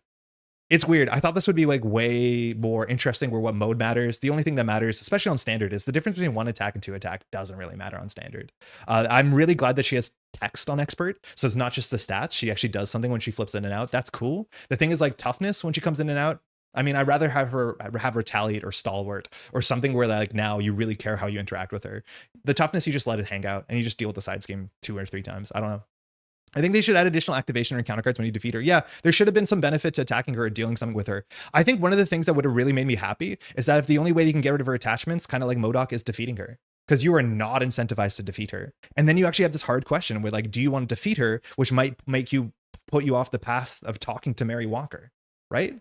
Like, if her attachments, you could only destroy her to get rid of them, they would be way more interesting. But you are just not ever incentivized to hit her for the first 7 rounds of the game. There is no reason to touch her, especially also because she has guard toughness minions. It's like, the hero kit around her, or the villain's kit around her, does not incentivize you to do anything interesting. It basically just says, just thwart this enough times and the game can be over. You can never attack her. And I think she needed a reason for you to be considering attacking her. Now, if you do put at least 2 threat on here, so if you clear the main scheme at least twice, the 3rd time you can do whatever you want, you do get this card, and this is the Secret 6th campaign card, and it is so good. This campaign card is exactly what I want from a campaign card. It's busted powerful. It's a setup card, which is not particularly good for an ally Ronin deck, but this card just thwarts for 2, but when you reveal a minion, you have to flip it over, and on the other side, her stats flip, which for an ally is way more consequential. And then on this side, when you reveal a side scheme, she full heals and flips back. It's so fun. It's like a really cool tool. It's also really interesting when you play cards that allow you to search and reveal minions, as much as some of them just put them into play, or search and reveal side schemes, because then you can control what side she's on. This card is just like so much fun, and is one of the reasons that I would probably want to play against Typhoid Mary immediately in every campaign I can, which is unfortunate because she is one of the least interesting villains to play against. Just her kit does nothing to make you want to attack her, and she really needed something in her kit to make you want to attack her, because otherwise you can just do the side scheme. It's the tension. She's meant to produce this tension. She doesn't. You can just like let her sit there. So not my favorite, but this card is sick. This card's so good. Okay, Bullseye. This one is the biggest question mark for me because I don't know. Bullseye is so scary and like so he like this is the thing, this box has so many really good encounter card designs. Like Bullseye is full of some of the most interesting encounter cards compared to Typhoid. And all of his cards are like attachments that give you like choices and decisions, and there's some really good villain design here. Bullseye is incredibly erratic, and he is one of the hardest hitting characters. And every time that he gets a boost, he gets more icons. So his 2 attack stat is a 3 attack stat, but if he draws multiple boost cards, it's like a 5 attack stat. He does have this anti-rush armor, which doesn't feel like it lines up really well with his kit. He has low health numbers, but the adamantium lace spine says anytime that you try and do more than 3 damage to him, the extra damage goes here and eventually it flips. I mean, I'm playing a character that doesn't do huge attacks, so it doesn't really matter. I think when I play like a swinging web kick character, I'll care about a bit more. But yeah, I mean, these don't seem like they work really well together, but Bullseye is frightening, genuinely frightening. I think also Bullseye is like maybe secretly the 7th card that cares about the campaign, because Bullseye has a lot of cards that will remove things from the game, like Incessant Pursuit. So Incessant Pursuit targets your ally, and if your ally is defeated, it's removed from the game. Now, when you play standalone, that doesn't really matter, because like if you win the game, who cares? But when you play in campaign mode, anything that's removed from the game doesn't come back. So you can lose allies from your deck permanently. You can lose your persona supports permanently. And so like Bullseye playing in campaign mode versus not campaign mode is like a very refreshing difference, in which like if I'm playing non-campaign mode, like I don't care if you remove my persona from the game. Like the game will be over in the next 4 turns. I don't need it. But when you lose it for the whole campaign, it matters so much more. And this is the sort of thing is like, this is why I like campaigns, is when they make interesting decisions that matter. And the campaign structure as a full thing doesn't really get there for me, but Bullseye definitely does add a lot of that texture. He's terrifying. Like I would decide not to play against him sometimes if I can, because he is the least predictable on what he can do and what bad things he can do to you. He has just really cool encounter cards, right? Like a lot of them. Oh man, Raise the Stakes is just such a sick card. Raise the Stakes says that he's going to get 2 boosts, and if it defeats something, they're removed from the game. But if this doesn't defeat something, it just gets shuffled back in the deck. And it has 3 boosts. He has some really bad boosts on his cards.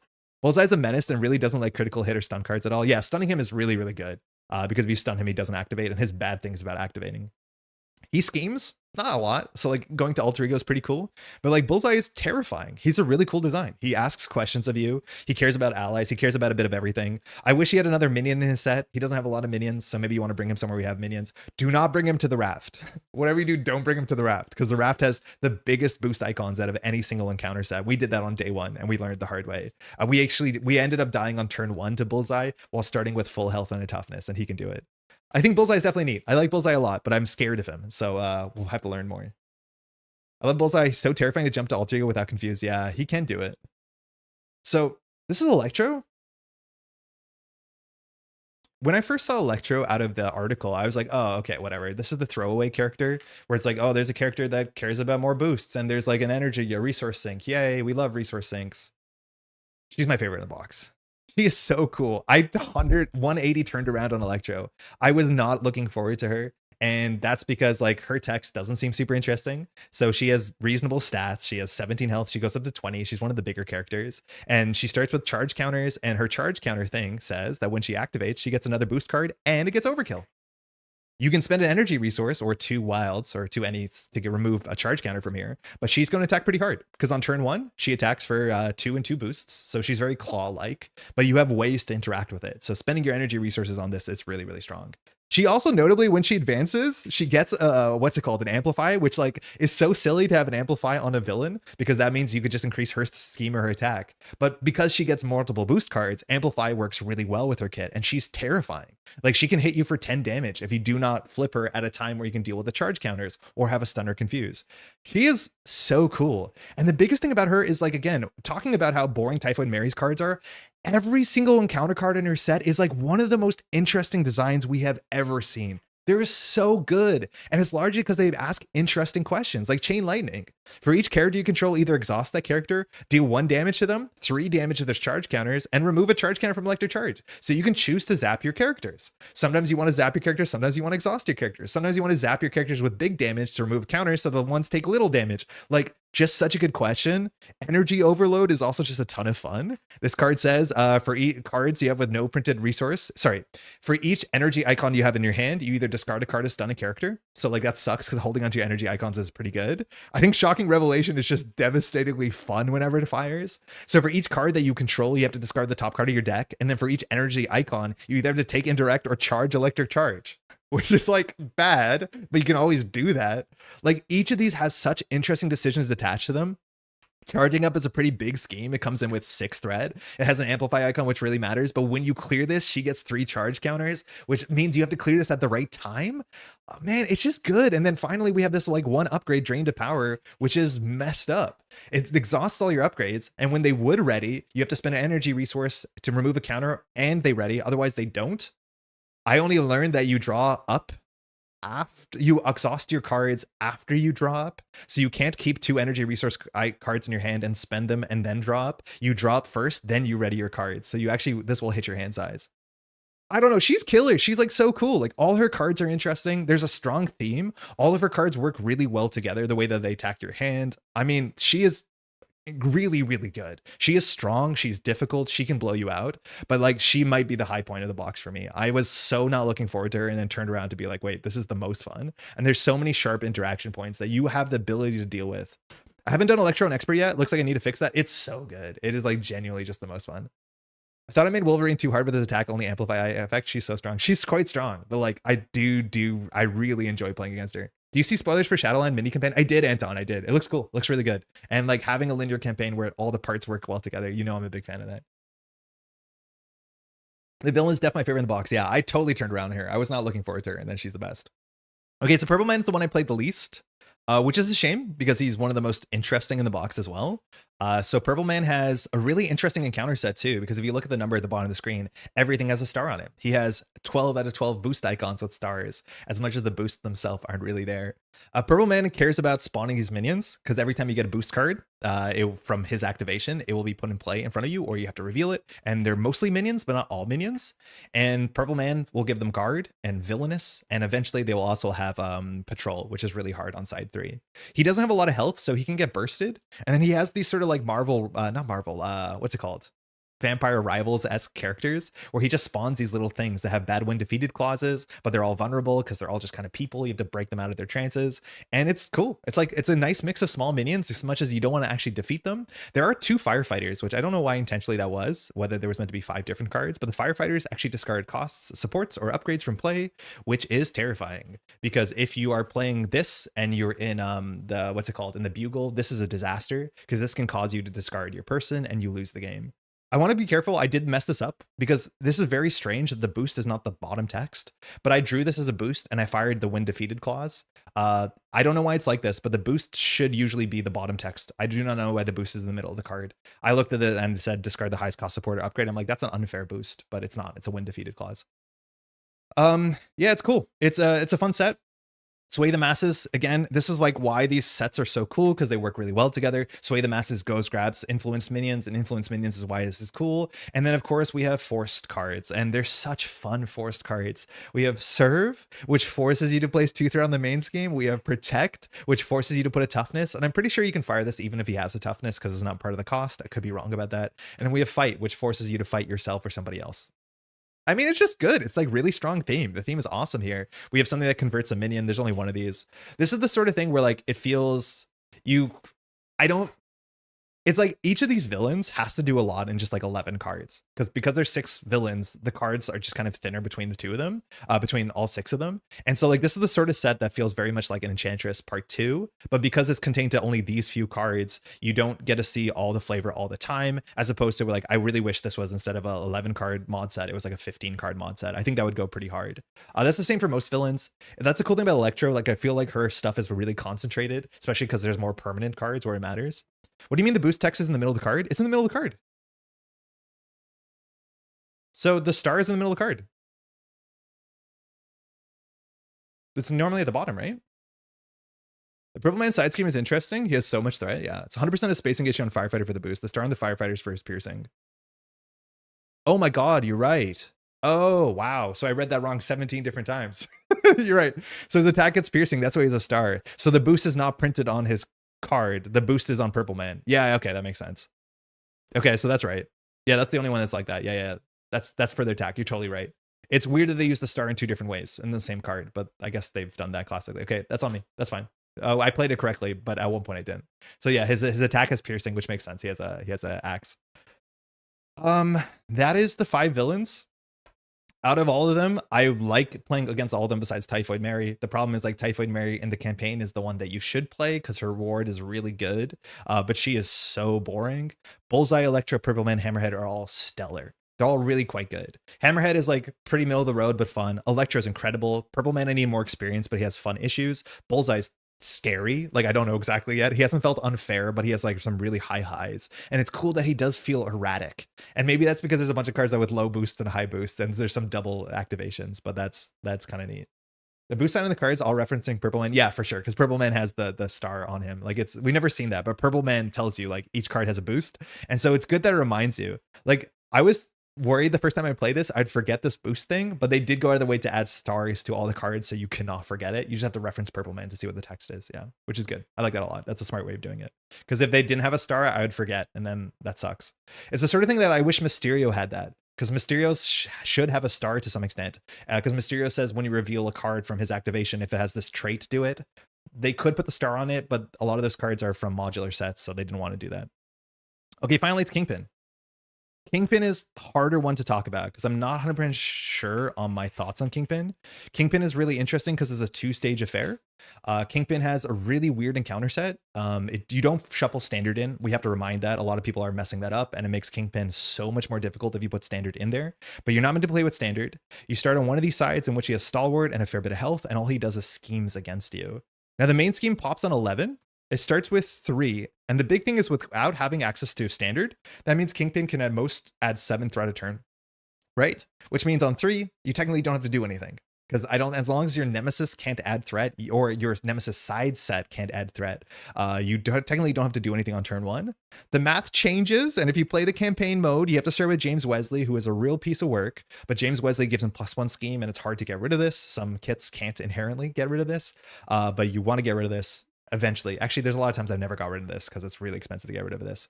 But I'm part of the Tummy Hurts committee. I'll be coming back home. Oh, I'm sorry, Maddie. You're so brave. See you in a bit.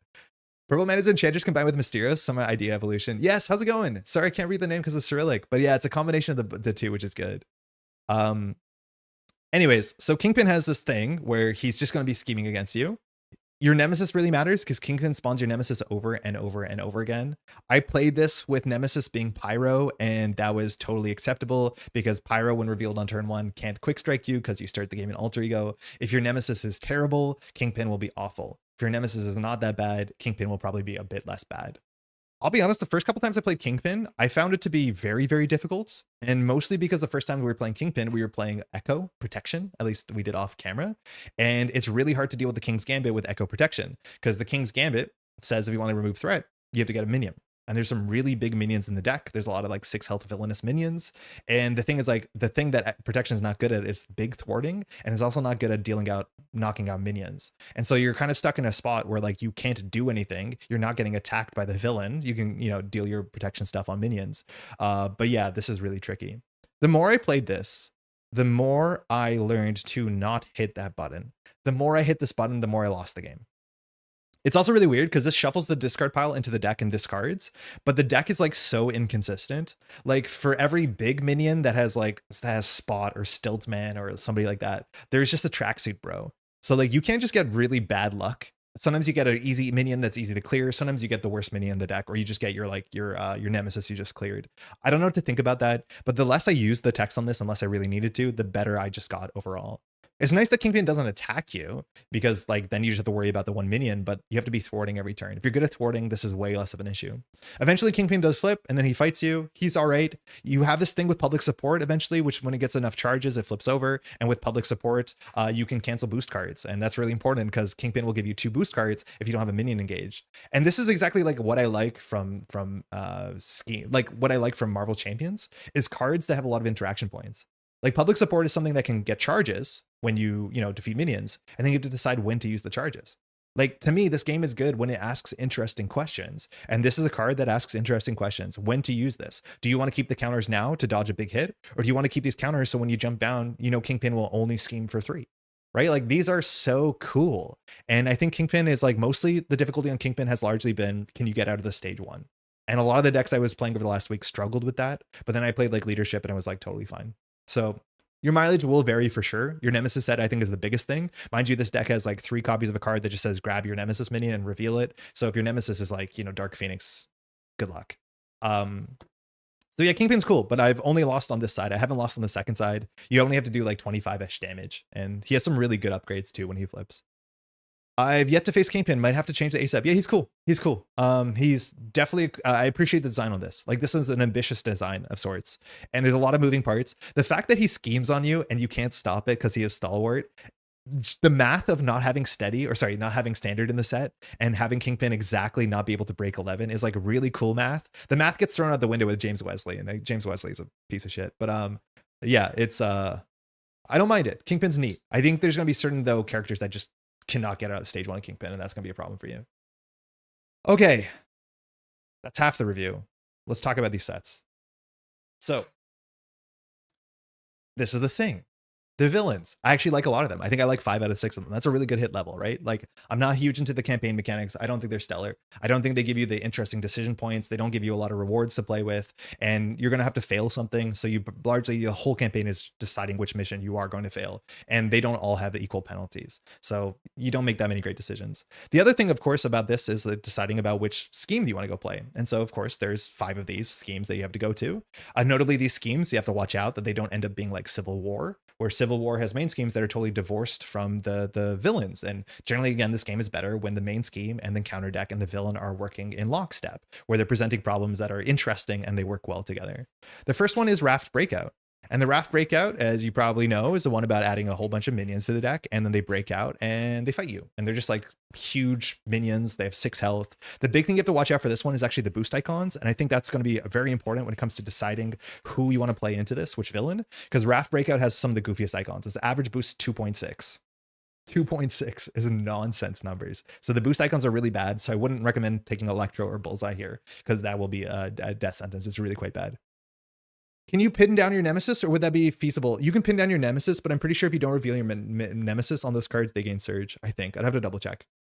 So the Raft Breakout, unfortunately, if you ask me, is pretty Civil War-like, in which the main scheme's text is not incredibly relevant. When you defeat a minion, remove 1 or 2 threat, that's fine, but that's kind of it. In terms of the theme, this encounter deck has, again, it has to do this. It has a whole bunch of minions as you require. And then it has this one card called Imprisoned, which is dastardly. It's a pretty cool card. It's very, very strong. But that's it. And so like most of the flavor interaction points have to come off of the villain. This does feel pretty Civil War-like to me, where like it doesn't really matter. The master key's on the table. It says if you run away to alter ego, maybe more minions can appear, which you don't want to let that happen because they'll activate against you and they have villainous. So you generally don't let that happen. This, I think my biggest criticism for this one is it doesn't feel like a Breakout. I really think that this main scheme or environment should have had text similar to something like Zola, in which like it gets counters, and every 2 or 3 counters it searches and spawns a minion. Sure, there's a lot of minions in this deck, for sure there are, but that's kind of it. It does feel very much like this could have been a scheme in what's it called? This could have been a Civil War scheme, and you wouldn't know the difference. This one's not bad. It's just like it doesn't do anything for me. There's not a lot to work besides like, hey, do you want to play minions? We got minions. This text is not super relevant. This text is not super relevant. So not huge on it. It's not awful, but it's like, yeah, it's fine. Now, changing gears. Holy, is this the best one? Art Museum Heist is the total opposite. This is what I want. Art Museum Heist is so good. This is the one that they hid. They didn't show this one in previews, which, oh my God, I don't know if I should thank them for that or not, because it was such a good surprise. So Art Museum Heist has these 4 art pieces. Each of them, when they attach to somebody, gives them +1 scheme or +1 thwart. And on top of that, the main scheme gets more threat per turn for each of these that are attached to the villain. So you want to keep them off of the villain. Then each of these have good text when they're attached to somebody. So Inspiring Pottery gives you Stalwart, which is really important because some of the other ones, when they attach to you, stun you or confuse you and give you a toughness. The rest of the set has cards that like really work elegantly to promote, to show the rest of what the set does. Like we have Art Thief and Tug of War that just spawns more art artifacts.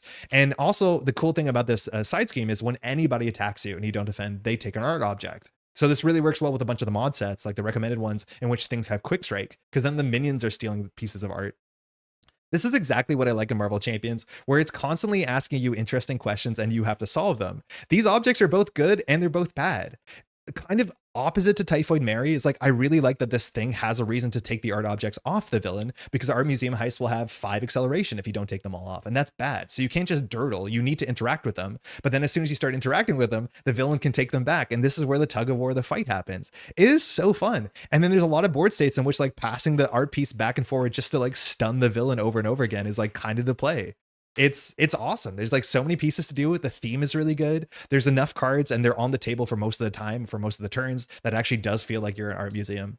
I like the minions in the Raft are all villains from each previous wave. Oh yeah, I forgot to shout that out. It's really cool that it's a celebration that each of those minions is a villain from a previous non-mutant box. I think that's sick. So far, I like Museum Heist and Getaway the most, but I need a lot more time with it. This is by far, I think, my favorite. It is really flavorful. There's a lot of moving pieces. It's a lot of fun. The theme is like kind of cheeky in a like a jokey way. Like it's kind of goofy, but it's just so good. And the way that it works with the recommended modulars, and we'll talk about the modulars last, is great. 10 out of 10, Art Museum Heist. This is something I would definitely replay outside of the campaign.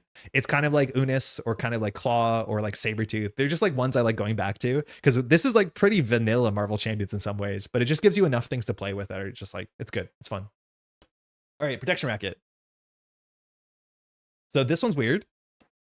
Protection Racket has 5 of these main schemes. The backs are all the same and the fronts are different. So they all say, there's 5 of these. Each player will go into their own play zone. So again, as a solo player, this is going to be less interesting for sure. When you're in standard, you can look at all of them and pick them, but on expert, you have to give one randomly. So you can't make any decisions. Now the backs are all different and they range from being like, I would say debilitatingly bad for certain decks to like not mattering. Where like Slice of Pizza Dough says, after a character in this play area defeats another character or side scheme, heal 1 damage and place a threat here. This is ultimately Civil War. This one is very Civil War coded. It doesn't matter. Period. You can forget about this. You shouldn't. It doesn't really change your play style. If this is the main scheme that you get and then you play the whole campaign like this, the whole scenario, this is, again, Civil War. This doesn't matter.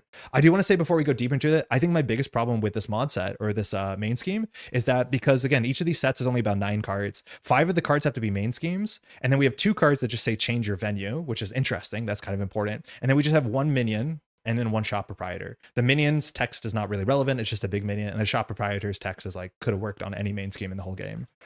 This, all the flavors on the main schemes. And so if all you draw is Slice of Pizza Dough, there's not much you have to do here. This is very much, again, Civil War, just a boring main scheme. Nothing changes. It's just you and the villain and a functionally nearly blank main scheme.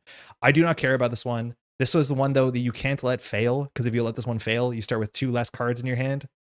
That's awful. That's really, really bad. So you have to play this. Now, if you have Battle in the Bodega, I had to play this yesterday.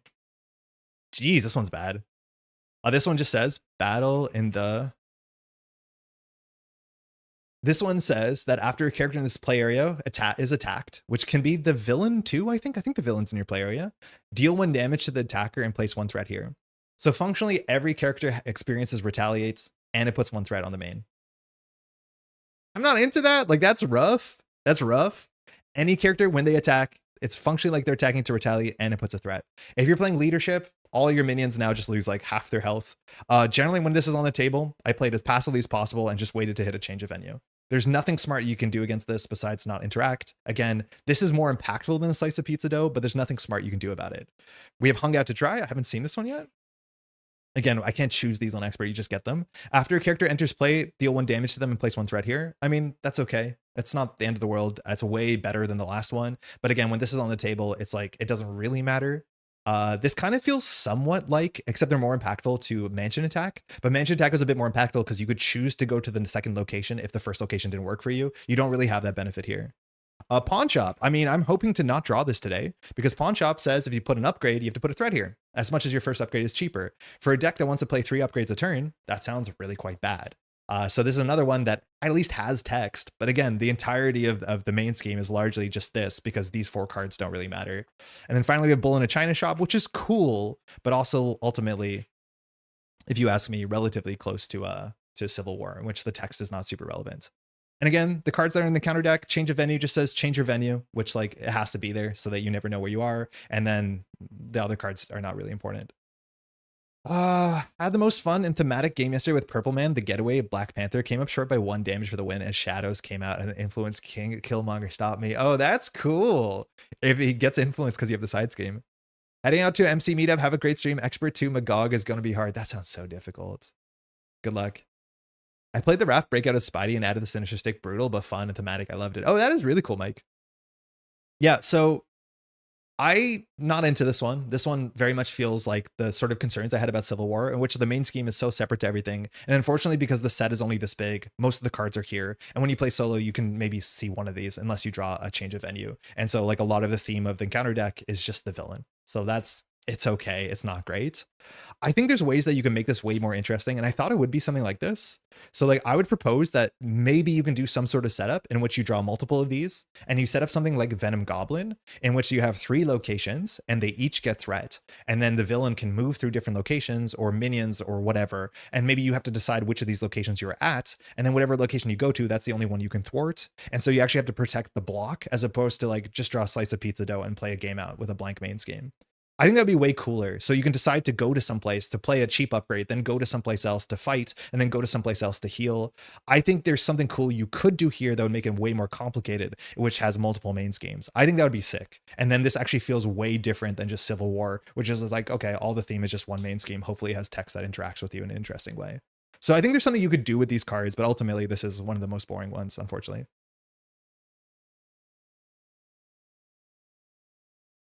Okay. We're going to pick up the pace a bit here. My Fear No Evil won't be in until Tuesday. Watching a stream is definitely helping my FOMO. Hopefully in a good way. Hopefully in a good way, right? Sorry, Bustos. Would be more interesting if main scheme would change after each round saving that. Exactly, yeah. If it actually changed the venue a bit more aggressively, it'd be way cooler. But I think it'd be cool to have to deal with 3 venues or 2 venues. And so you can decide where you are, but you have to go to each of them to kind of keep the thread in line. There's something you can do with it. Stop the Presses.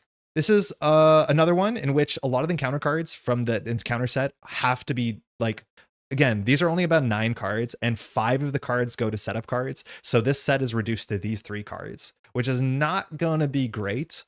Stop the Presses says you start with a Daily Bugle card in play. The Daily Bugle cards are really good reward cards, specifically outside of Stop the Presses, because the problem with Stop the Presses is once you flip it over, Stop the Presses says that you cannot... It says, after an enemy makes an undefended attack, you either have to put 3 threat here on expert, which you don't want to do that, or remove a stamina counter from a Daily Bugle. And if a Daily Bugle support leaves play, the game is lost for everybody. So you have to really protect the Daily Bugle characters.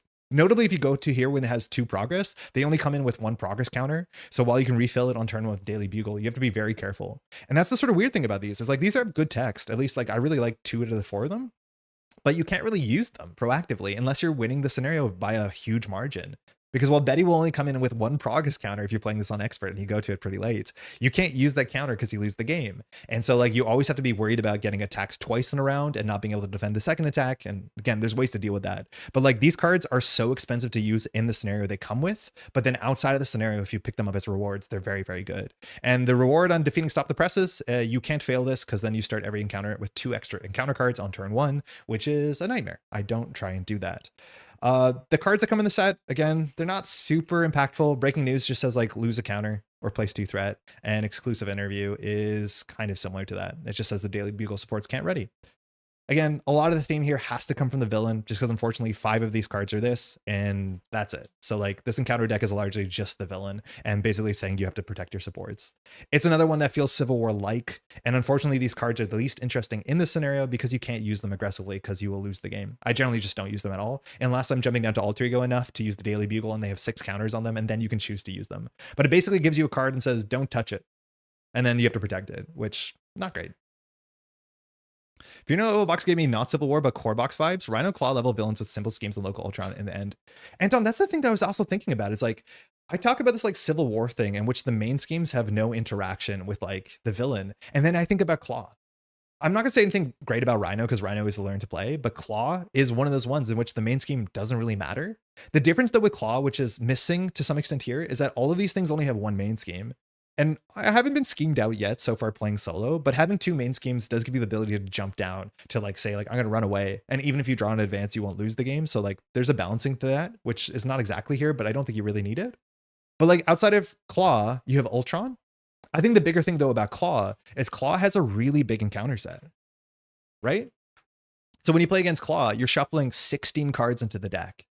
And then you're shuffling your Masters of Evil, which is another 7 cards. And all those cards feel like they work together. And then also Claw's text is relevant on more board states. Like Claw presents interesting problems every turn, which most of these villains do too. But that's kind of the difference is like the main scheme shuffles in 3 cards. And so like it kind of feels like Claw. And I really enjoy Claw. And I think some of these villains actually do feel a lot like Claw. But it's, I don't know. I do think I have enough Claw. I want more things like, you know, Sabretooth or Apocalypse or any of the scenarios in which they have more bespoke interaction points. Okay, last is the getaway. This one I don't understand. I don't get this one. I don't get this one. The getaway says it starts with 2 speed counters on expert. You attach this thing out front to the villain, and then you flip this thing over, and it says, at the end of the round, not the phase, but at the end of the round, if there is threat here, which there usually is, because like 95% of villains, or sorry, heroes cannot clear threat during the villain phase, and this is adding 2 per player per turn. If there is threat here, you have to add another speed counter, and then if this thing is not flipped over, you have to add another speed counter. So usually on turn 1, this has 4 speed counters. Next turn, if you can't clear all the threat, this will be on 6 speed counters. And usually you are getting at least 1 a turn. You're always getting 1 a turn sometimes. And usually you're getting maybe 2 a turn. I don't know. That means that this will go up and you're functionally on a clock. The question is, what do speed counters do? And when we saw spoilers for the getaway, I was like really hyped for it because it's really fun to be in a car chase. And I thought there'd be ways that we can decrease the speed counters, but unfortunately you can't. The speed counter is basically just a clock. Kind of like Absorbing Man, but not exactly. And every round, whether you're getting 2 or 1, the number will go up. So on turn 5, there's probably going to be like 7 or 8 counters here, right? Like it's going to be a big number. And then the thing is, there's a bunch of cards in here that just scale linearly off of speed counters, like Burning Rubber and Pedestrians. Pedestrian says, when you draw it, either for each speed counter on the main scheme, either exhaust a character you control. So imagine you're playing, you know, solo, Solo Echo, and you just defended, or take 1 indirect damage. Say that you're only playing 1 ally and you draw this, you have to take 6 indirect damage. Imagine this goes to 10 counters, which it will. You have to take 10 indirect damage. And maybe worse than that is Burning Rubber. Burning Rubber says either spend a resource of any type, so you can always empty your hand, so you always can get rid of 5 counters. Otherwise, place 1 threat on the main scheme for each counter. You're basically on a clock, and there's nothing you can do to bring these numbers down. And again, 95% of heroes will have to add 2 a turn. At least 1 a turn. But a lot of my time playing the getaway has just been like, did you draw these exact 2 cards or did you draw none of them? On the games where I drew none of them, fine. Functionally, this text doesn't matter because this is the only 4 cards in the entire encounter deck that care about this number. Like you'd also assume this is kind of like Absorbing Man, or you assume it's kind of like Unis, in which this counter will be referenced on multiple encounter cards. But it's not, it's just these 4 cards. If you don't draw these 4 cards, there's nothing to do here. If you draw these 4 cards, it's a disaster. I don't know what to think about that. Because the games that I didn't draw these, it was a blank main scheme. The games that I did draw any of these 4, if I drew them early, it was fine. If I drew them late, it's a huge issue. And it's not an issue I have the tools to deal with. I guess it's worth talking about this out front thing. So out front says you can't hurt the villain. Instead, when you hurt them, they take threat, which is nice because they add 2 threat a turn. There's a lot more threat. And then when this flips over, you're alongside.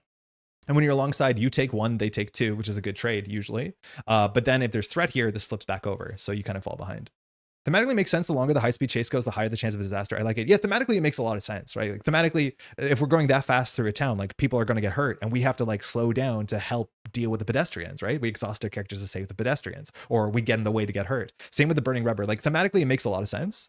I was really excited thematically for this, but mechanically, I think it's missing a couple pieces to make this actually quite interesting. There's also this whole set about vehicles, and like all of these vehicles just attach to the villain, and they don't make the villain go faster. They just kind of like health sinks. And I think some of them do get the stats, but they all just say like attach to the villain. They block the next 5 damage. And then there's one card called Carjacking, which says discard cards from the counter deck until a vehicle attachment is discarded and reveal it. If your identity does not have a vehicle, you may spend 3 resources of the same type to attach the discard attachment to your identity instead. I haven't had this fire.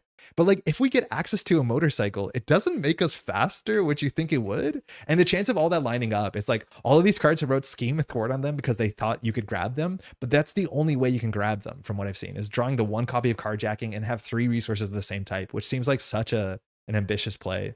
I haven't seen a lineup. Where did the Carjacking go? Oh, it's here.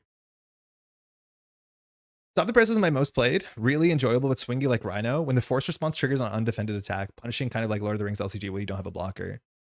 Hey, Tired. Yeah, you definitely need to be blocking. And a lot of the campaign, a lot of the villains just care about whether you blocked or not. I think that is a weird thing. And maybe that's a bit of the, you know, the protection fans. But a lot of the encounter cards or a lot of the designs just care about whether you've defended or not. Right? Like the Art Museum is did you defend? Bugle is did you defend? Hammerhead is largely did you defend? I think that might be it. But yeah, it shows up in a lot of different places. A lot of characters. It's like if you play a defense deck, you're going to be well suited to a lot against these. Anyways, yeah, this one's weird. It's the one I think, yeah, that you at least have to play because the backside of the experts, the expert setup is like not that bad if you fail it. So like I don't know. I don't know about this one. It's like okay. But you basically just have to rush because time will kill you. So it's just like go fast, which I mean, for the theme, that makes a lot of sense. Anyways, that's my review. I was really nervous today about my review so far because it's not super effusive. I want to say that there's some of the coolest villains. And the thing that gets me is I just wish each of these villain kits was like 3 or 4 more cards and had a main scheme that cared about them a bit more. I do think some of these like players side schemes, or sorry, the like main schemes like Art Museum Heist is a huge success. But out of these 5, this is the only one that I think I would reach to play is Art Museum Heist.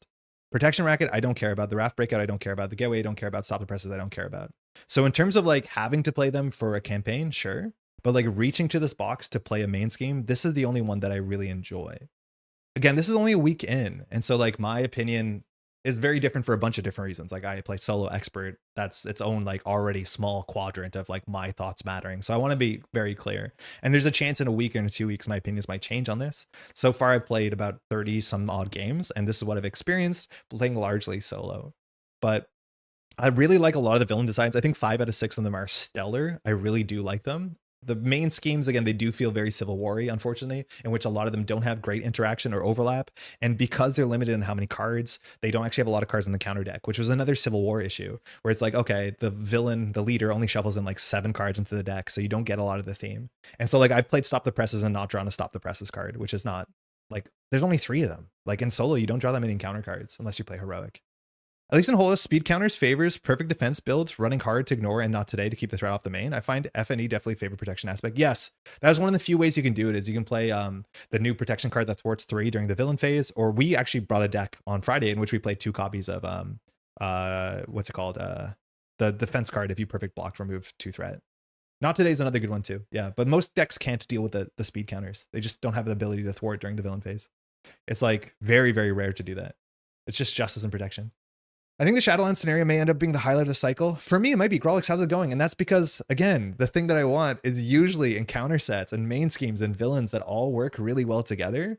I do think, mind you, we saw an article today. We'll probably talk about it more on Sunday because we've already spent a lot of time today talking. But yeah, it looks like it has a lot of really cool stuff in it and has like bespoke, again, main scheme villain combinations, a linear narrative, choices that matter. Like it's so much more my style. But Fear No Evil still has been really good and I've really enjoyed it. But it hasn't been like easily top 3 box. It's definitely in the top half, at least from my experience so far.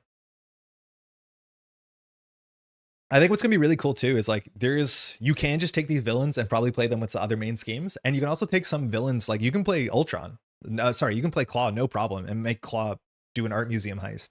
Like for a lot of the characters that don't really care about their main scheme, you can swap them in and you have a lot of movable parts here. Oh, I guess the last thing, sorry, we should end up on a really positive note. The side schemes. Sorry, the modulars are amazing. The modulars are so good. A lot of the modulars are like my favorite part of the box. Shout out to Cops. Cops is such a good encounter set. Oh my god, Cops is the best. Cop itself is one of the coolest cards in the game. Owlsley here is fine. The owl set is interesting. The owl himself comes at you. He has quick strike, which matters for a bunch of the scenarios. A lot of scenarios cared about not defending, so the owl is pretty okay. Disasters and drive only show up in one scenario, so I don't have too much experience. Tombstone is all right. I don't feel too much about Tombstone. It's fine. And the weirdest one is like Tracksuit Mafia, because Tracksuit Mafia is the biggest set and it gets used a lot. It gets used in the finale. It has 3 of these Tracksuit Bros and it has some really interesting one-of cards like the Mafioso, the Clown, and Avon Banyonis. The one thing it does have is Tracksuit Mafia, and it looks like so much design intention was put on this one single card. It's the one side scheme, and it says when revealed, you discard a Tracksuit minion, and after a player reveals a Tracksuit minion from the counter deck, that player reveals a minion tucked here. All of the Tracksuit cards have teamwork, so you want to get rid of them as soon as possible, as much as some of them shuffle back. But I've never seen this card do anything.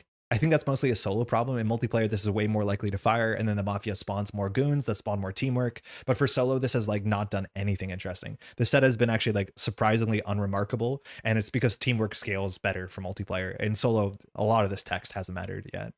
But Cops is so good. My god, Cop is like such a fun encounter card. Oh man, is this card cool. I've really enjoyed the modulars a fair bit. So it's an improvement from Civil War. I don't like Civil War much either. I wonder if they'll continue to make these types of scenarios better or if they'll go back to what they used to be. I have no idea. I think it largely depends on what their next topic is, right? Like if this, I think, you know, defending all of New York City made a lot of sense for this box. And so making it non-linear was a thing they could do.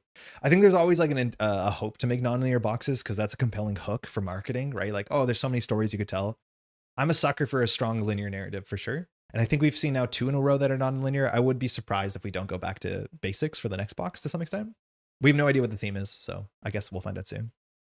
But yeah, that's it. So far, this box is good. It's good. I've definitely been enjoying it. But there's, yeah, it's definitely be good. I want to play Cops in an only alter ego run of some scenarios to have minions working for me. Yeah, we're definitely going to be playing a Tigra, or more accurately a Greer deck with all the Cops and Justice. I want to play more Cops with like Spider-Man and have like that Web Warrior theme, which can be like really, really, really good. I have a feeling we'll get a spoiler of the new set in Shadowlands. Ooh, I don't know, actually. Usually the standalones were like very standalone. And usually the standalones are a bit more out there, but I don't think any standalone has teased the next thing yet.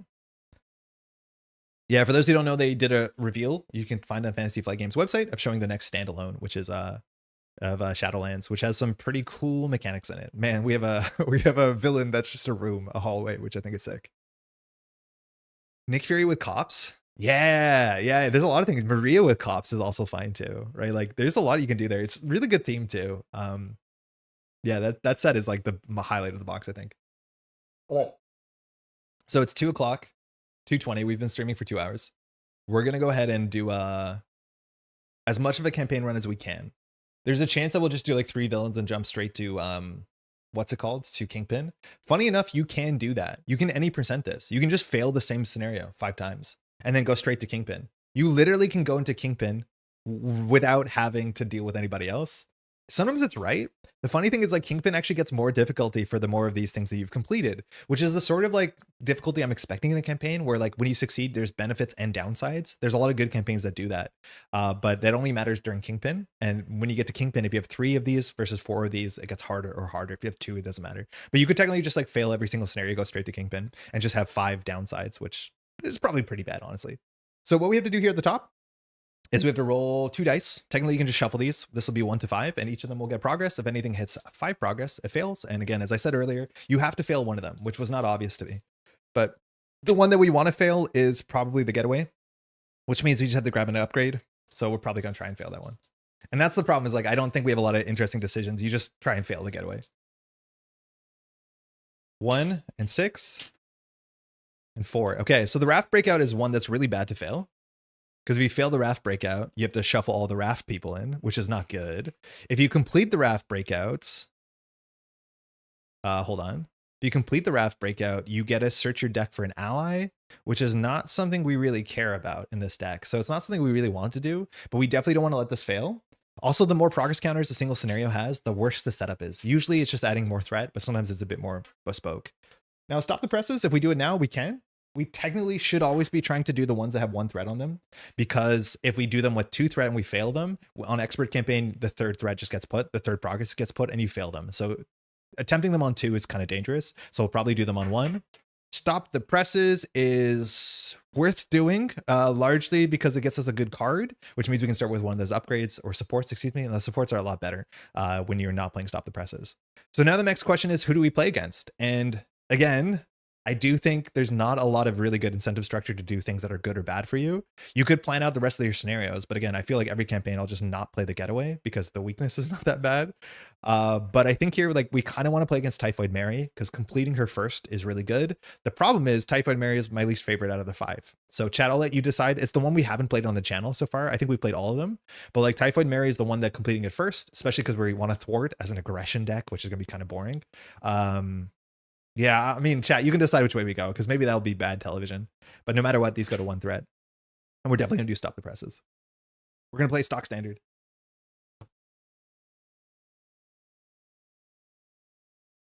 I feel like some of my scans are a bit too blue. I think I'm realizing. So Stop the Presses. It only has 3 cards in the deck, low boost icons, not very, very big at all. Only 1 boost icon in there. A Tombstone has a couple boost icons, 1.8, relatively high, a couple attachments, which are not too bad if you deal with the thing. Tracksuit Mafia, fine. So there's going to be a couple minions in the deck, but not too many. Want to see Electro after how much you hyped her up since I haven't seen her yet? Sure, yeah, Electro's really fun. She's really, really good. I'm cool with dealing with Electro right now. Cool, let's do that then. Standalones are also not tied into them as well. I forgot Synthoid Smackdown. There's a conspiracy theory that Synthoid Smackdown was just the core box, or that box getting divided for the sake of making sure that the heroes were in there. And I'm in on that conspiracy theory. I think it's a good one. All right. Villain name Electro. All this stuff is set up. We've been busy this week. So this is her. So she comes in with 17 health. She puts 2 charge counters on electric charge.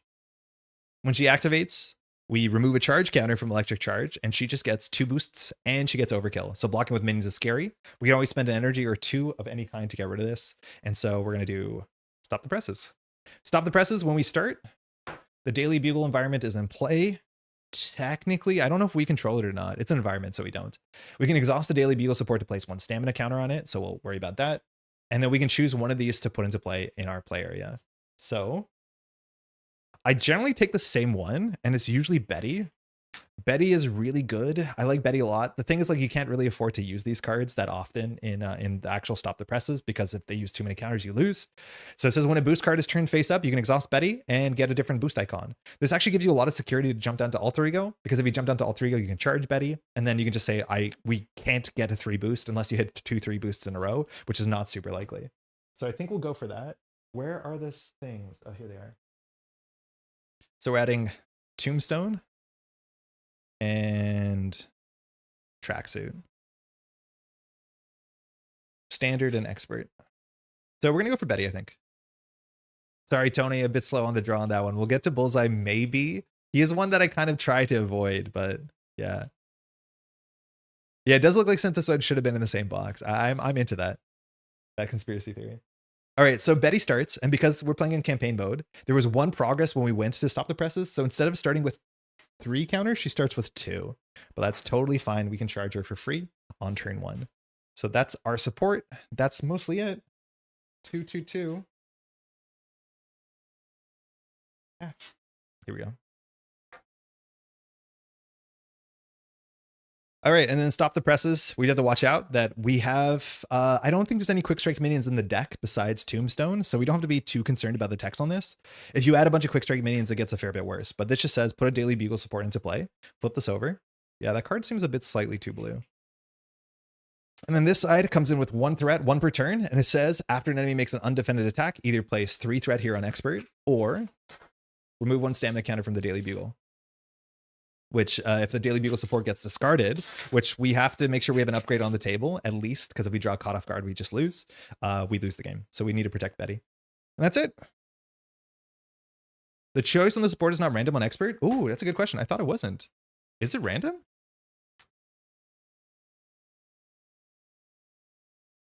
No. Each player puts a random support into play. Oh, no. It's always random. Wow. Okay. I don't think I realized that.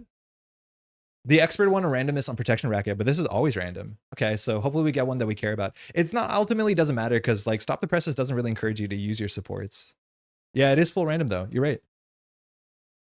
I don't know why we're doing this. We can just shuffle 1 to 4. 6. 2. We get Ben or Rich, who's the other one I usually take somewhat. Again, using him is a bit expensive, but Ben comes in with now only 2 counters still. It says when we are, as an action, we can look at the top 2 cards in the counter deck. You may discard one of those cards. The fact that this is an action, not a response, it means we can only use this to impact boost cards, which is fine, but we can't use this to make sure that we draw an encounter card unless we're going to deck out, right? Because it's an action, so you have to do it on your turn. Good catch, though. Okay, that's it. We need to protect Ben. Luckily, we're good at playing cheap upgrades to dodge caught off guard. I don't know if we've shuffled this. Ahead is Robert. Yeah, Robert's not bad too. Robbie is the encounter card one, right? Robbie's after players dealt a face down counter card. Yeah, that's the one I like a lot more. Because this one, you can look at the encounter card and then discard it, which there's certain encounter cards you do want to play around. Electro has good encounter cards. I think the one that I don't play is JJ. And like, I mean, you could play Star-Lord and enjoy this. But trading a stamina counter for 2 encounter cards is really risky because if Electro attacks you like now twice, you can just lose the game. Also, some of these encounter sets are actually really big.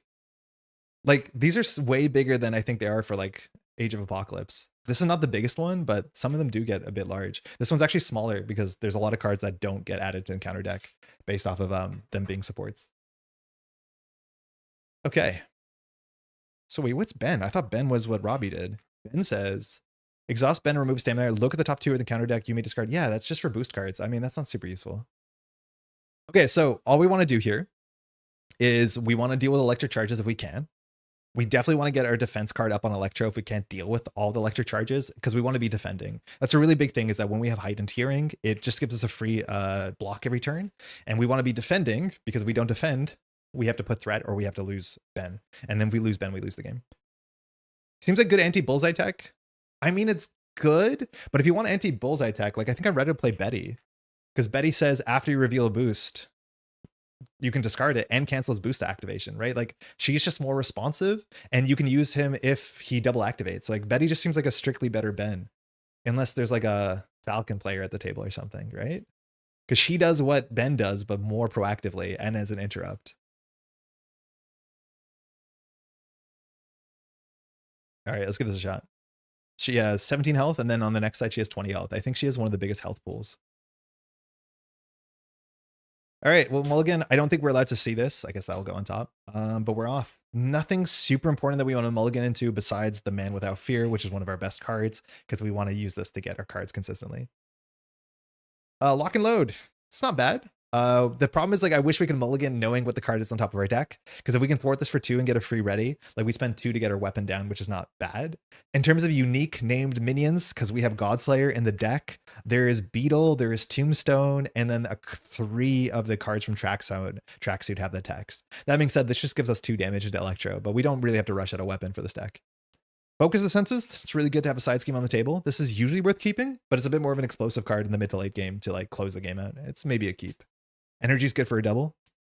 Daredevil's Billy Club. It's good to get 1 weapon down because we have the card that says exhaust a weapon to do extra damage. So this is a nice cheap weapon for 1. Karen is not bad on turn 1 because she spend only like 1 resource functionally. And we have Looking for Trouble, which I don't think we're going to play here because there's not enough threat on the main scheme. This only gets better the more threat we have. So I think we're going to mulligan. I mean, lock and load is fine. I'd rather keep that than focus. So let's do this, something like this. Holding the energy is a really silly when we don't have something to pay for it, but Karen will give us a card draw and put the focus back in. There's not too much we have to do on turn 1 here, so I'm hoping that we draw into something we can play with the energy. I mean, we have 3 draws at it. Marked, don't love this card, but it's fine. We can actually always spend cards for our upgrades, and at least we have a Nick Fury for the double, so that's a good start, yeah. Okay, this is us. So we can always start with Nick, which we're trying in this deck. Our hand has some cards we don't care about. I mean, Karen Page is actually like surprisingly good.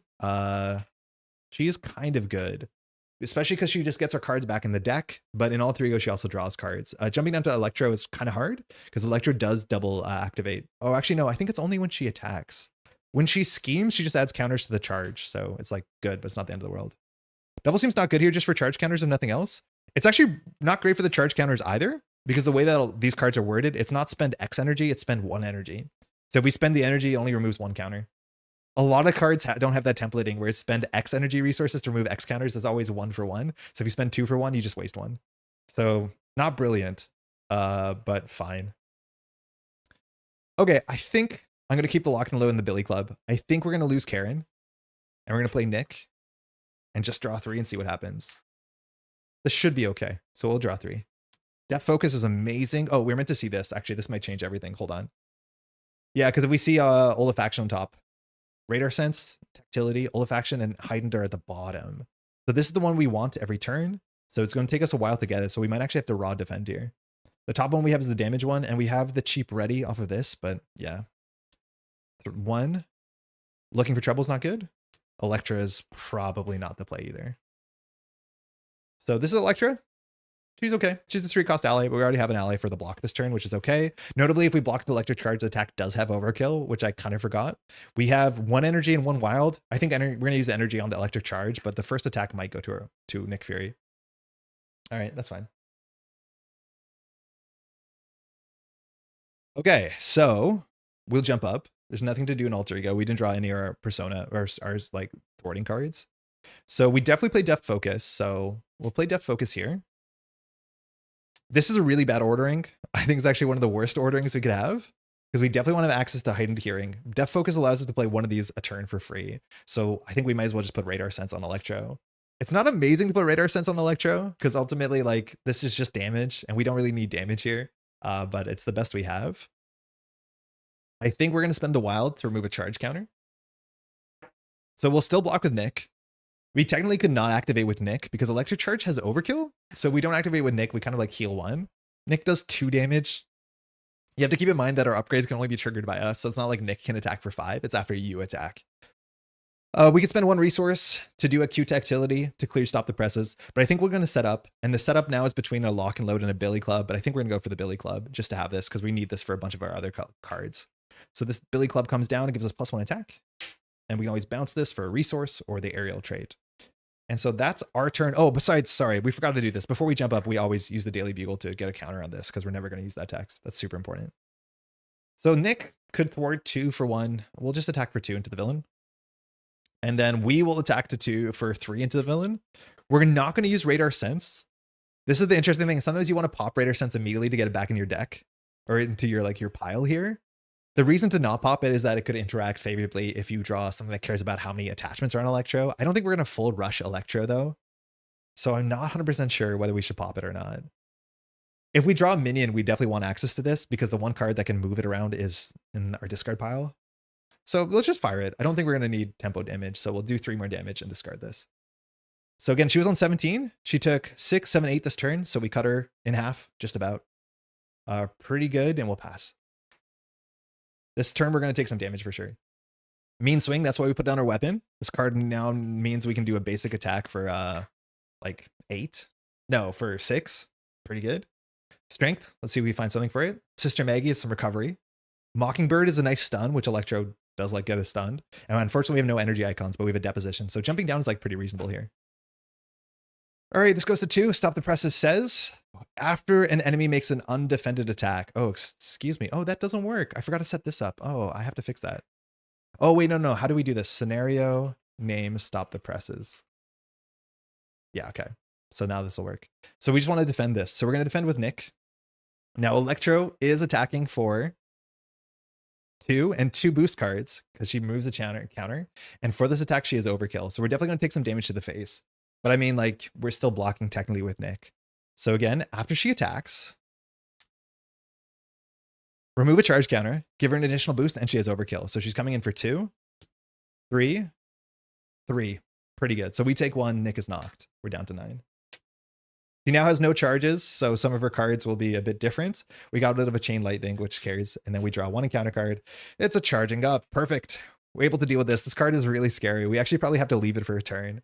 Because when you clear this thing, it adds 3 charge counters, and that's hard to deal with. So you want to clear this on a turn that you can clear the charge counters. We should be able to thwart most of this, actually, which is good. Okay, so it's us. Things that we can do. This is why this character is so fun, because we can definitely play some of these cards. Acute Actility is really nice. The question is, where do we put it? If we put it on charging up, we can clear charging up, I think. Yeah, we can clear it this turn. There's a chance that we can do a Mockingbird or Sister Maggie. Sister Maggie allows us to heal for a lot, but we don't really have the health pool for that like 6 recovery to be super relevant here. But now we have to make a really good decision on what we want to do. I don't think we want to clear this. So I think we'll start on it and decide to clear it next turn. So I think we want to do Death Focus, but Tactility here. We can now thwart for 2. And when we clear this, Tactility fires and it readies us. Acute Tactility, which is a good start. That means we can now attack for this much. If we want to jump down this turn, it's a reasonable turn to do it. I think there's a chance that this hand just plays Mockingbird. We thwart this a bit, we attack for 5, and then we attach a Superior Taste to this for next turn. I think that's probably just like an efficient turn. I don't think we need to jump down, especially because now Electro only attacks for like 3 and a boost. We could get the Heightened Hearing, but we'll get a next turn with Mockingbird. So we're going to spend 3 on Mockingbird. When she comes into play, she will just stun the villain. She will thwart for 1.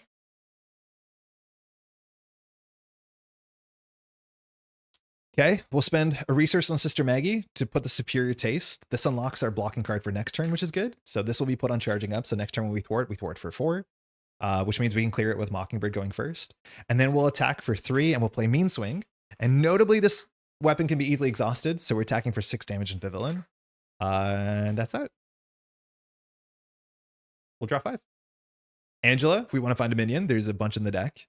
Living Lie Detector is going to be a fair bit of thwarting. The fact that we preset this up is really nice because now we thwart for all 5 for just a single card.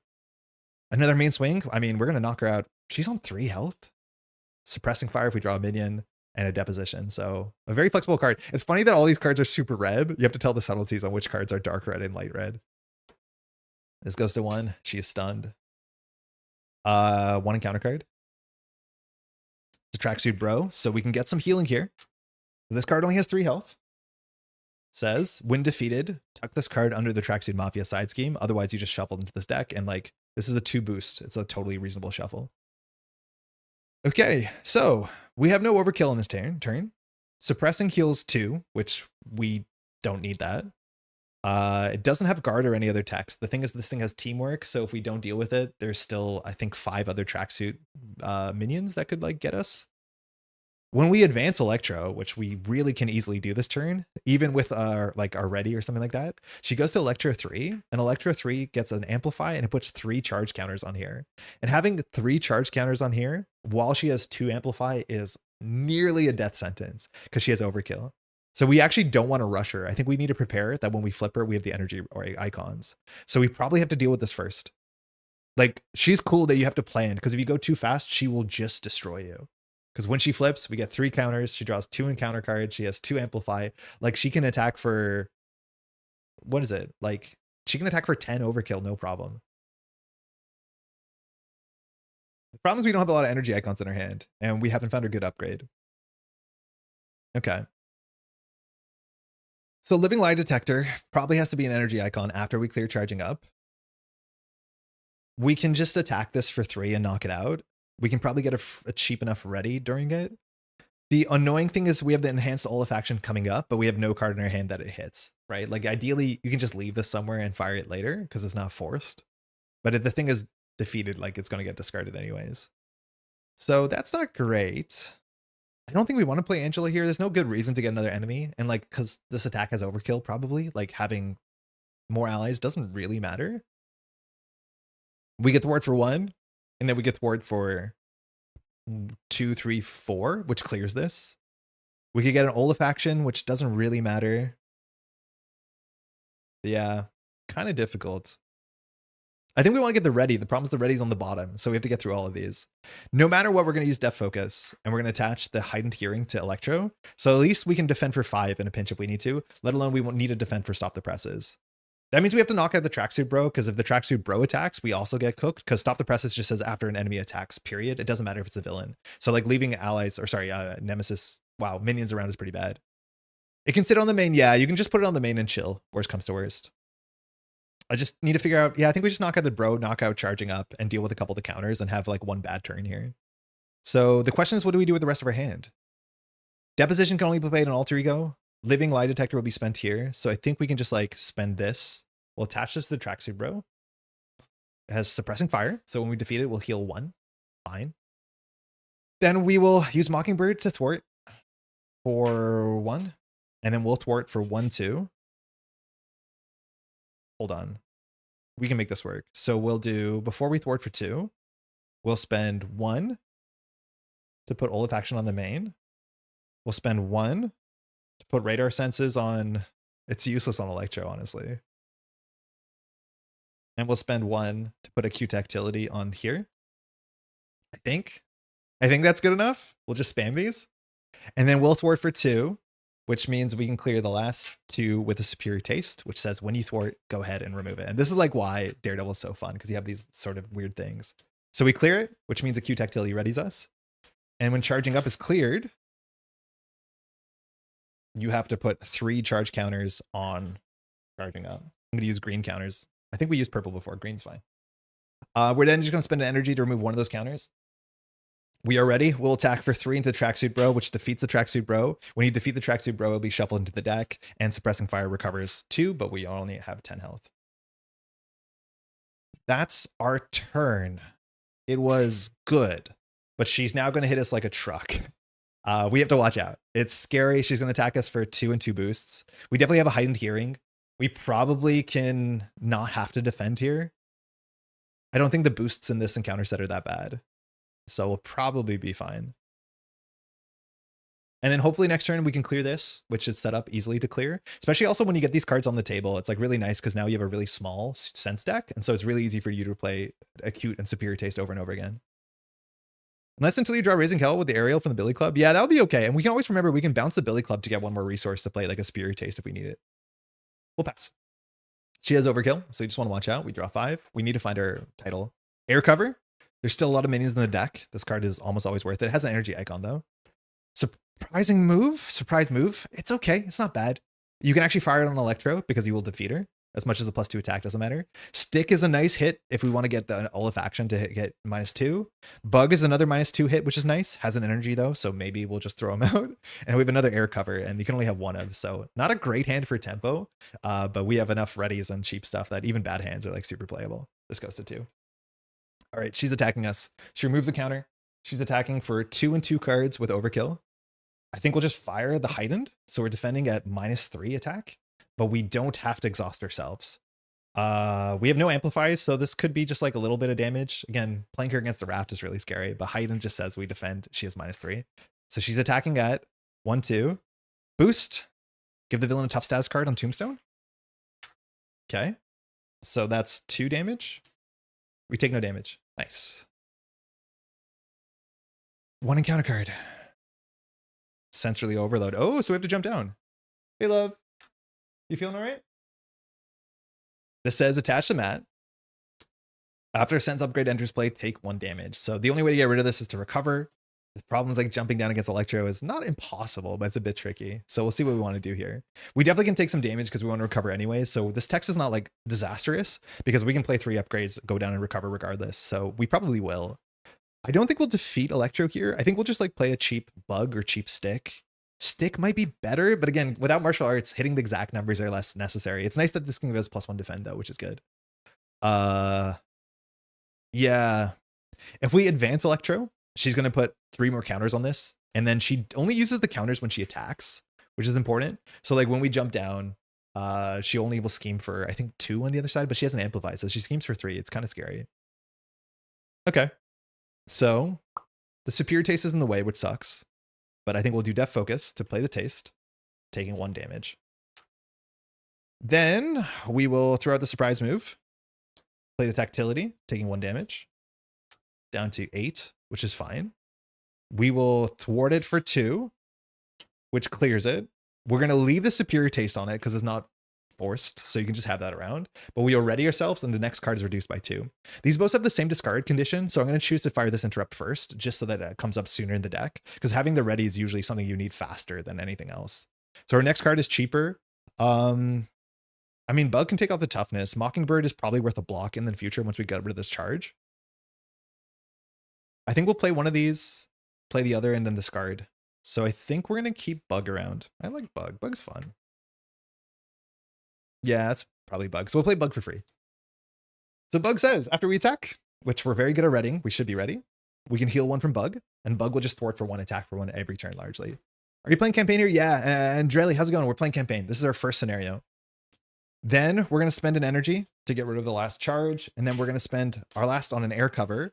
This is a response, so it does work in Alter Ego, which is sick. And after a minion comes into play, we can search our deck and discard pile for an upgrade deck and attach to it. It has to be a tactic, so we have two options. We either have Overkill or a bit of healing. So this has 3 fuel counters on it. All right, we'll just use Bug to ping for 1. I think that's fine. I don't think there's a lot of tough on boosts. She's going to scheme, but like we did the best we can. We'll jump down, and then we'll recover for 3, which discards this. It doesn't remove it from the game. After you recover, discard this, and that's our turn. Oh, while we're down here, of course, we can use the Daily Bugle, again, to use Ben. Now, Ben has enough counters on him that you can consider using his text. I don't think we really care to use it to like spend a counter to figure out the next boost. I mean, maybe we should actually. After you use Ben and remove a stamina counter, but he's already exhausted, so we can't. Look at the top 2 counter card deck. You may discard one of those cards. Oh, that's a bit better than I think it is. I thought it was only look at 1, you may discard it. Let's look at 2. So the thing is, if we want to charge with the Daily Bugle, let's just try and use Ben. So Ben's on 3. Instead of Daily Bugling him, we'll use a charge now to look at the top 2. So the card will be the boost card and then the counter card. So it's a 2 boost, so she'll scheme for 3. I mean, we don't want her to draw advance, so actually that was a pretty sick Ben, wasn't it? So we'll discard this. Her boost will be 0. This goes back on top. Yeah, actually that was really good. Why did air cover get an extra fuel cover? Counter? Did I mess it up? Oh, 2. Yeah, you're right. Usually they come in with 3, don't they? We'll pass. We'll draw 6, and next turn we'll deal with Ben. All right, we finally found it. Our most important card. I don't think we have any doubles left, but this might be an easy Olaf action turn, maybe. We have Raising Hell, which can do some damage. Cross, we have a lot of damage in our deck. We're drawing all of it. Psylocke's pretty good. We also have a bunch of vulnerable characters, so she lines up, but she's a bit expensive. And we have Foggy, who might be fine here. Yeah, Ben clutched that like pretty big. That was actually a really, really good Ben. I don't think I knew what his text was. I think I read it slightly wrong. All right, this goes to 1. Now she just schemes, and after she schemes, she puts a charge, but she doesn't do anything weird. And we know that she's scheming for 1, so like such a good Ben. So this goes to 2, and she gets a charge counter. The charge counter is annoying, but what can we do? 1 encounter card, another charging up. I mean, this is hard. These cards are, it's really punishing us for advancing her, because when she advances, she gets all these extra encounter cards. So this is really poorly timed. It's a really good set. Okay, that's us. Oh, we should have a 6th card, mind you. We're in Alter Ego. We get a surprise move. This card's fine. All right, so we're just going to go ahead and use the Daily Bugle to charge Ben. I don't think we need to do Ben here. It's okay. I don't think it's super necessary. When you're jumping down to Alter Ego, it's way more impactful. Okay, so energy icons in her hand, literally none. Now, if we advance her, we add 3 charge counters. When we clear this, we add 3 charge counters. So we're kind of stuck with having to clear these because otherwise it's pretty rough. This Superior Taste is not really well positioned, I'll be honest. But when you knock her out, you put 3 charge counters and then there'll be 2 amplifies and she has an overkill. It's a nightmare. You can always spend 2 non-energies to get rid of it. I just want to see how many energies are on the bottom of our deck.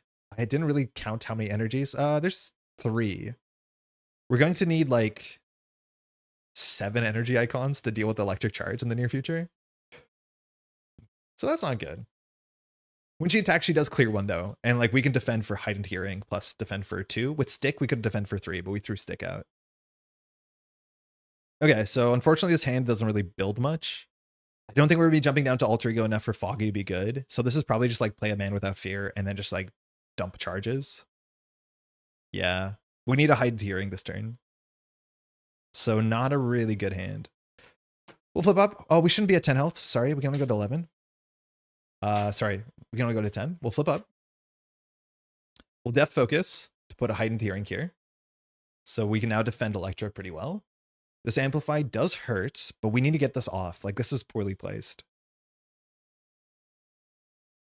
Psylocke's not bad because she confuses, and she uses her hand really well, but we need to play the man without fear. So if we want to play both of them, I think we have to do Olaf action, which means we have to spend 2 resources, right?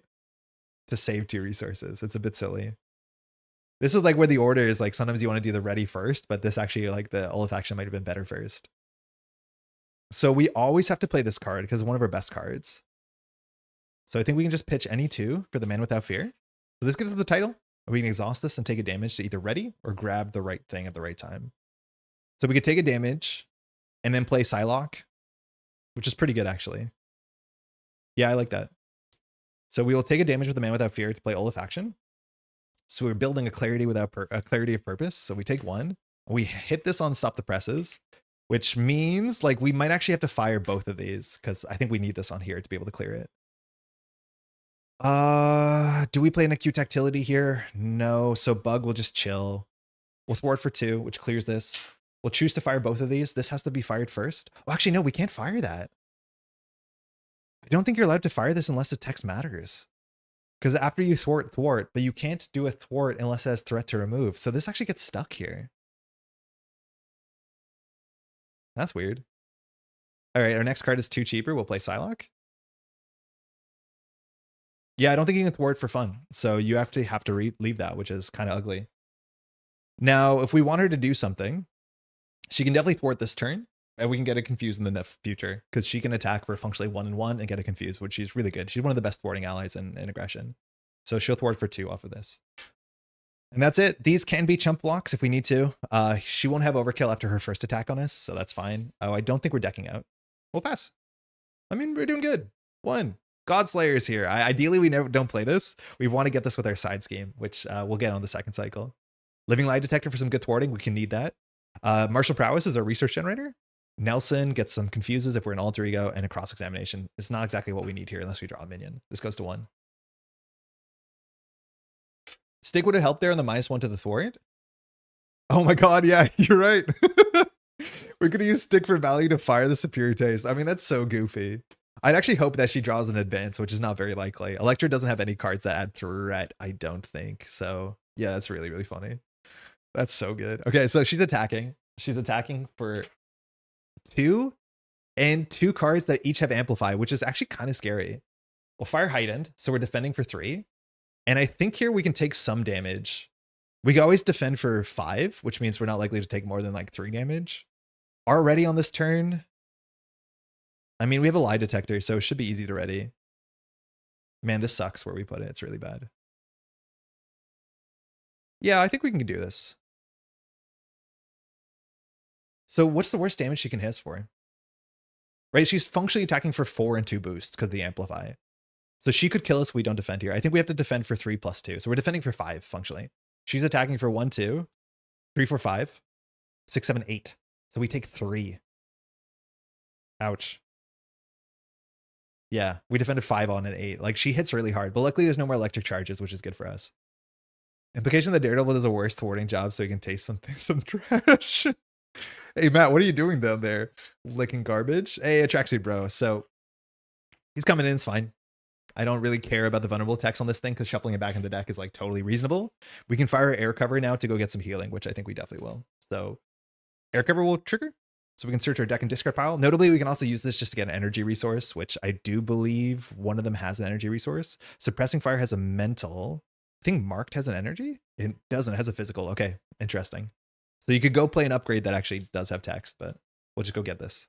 Don't need to shuffle that. All right, it's back to us. I mean, every turn's a puzzle. It's really fun. Okay. So Bro gets one shot. We're exhausted. We could cross-examine Bro with acute tactility to ready ourselves. I think that's a good start. So we're going to def focus for acute tactility, which says when we defeat the Bro, we ready. This turn we have 2 energy icons if we're going to clear this, but I think we need the lie detector. Martial Prowess could be played and fired. We also could do Suppressing Fire instead of the tactility for healing instead of the ready. But then what do we ready off of? Actually, that is better. Hold on. So we'll do this here. And instead we'll put the Suppressing Fire so we can get the heal. Because I think we're going to ready after we clear charging up.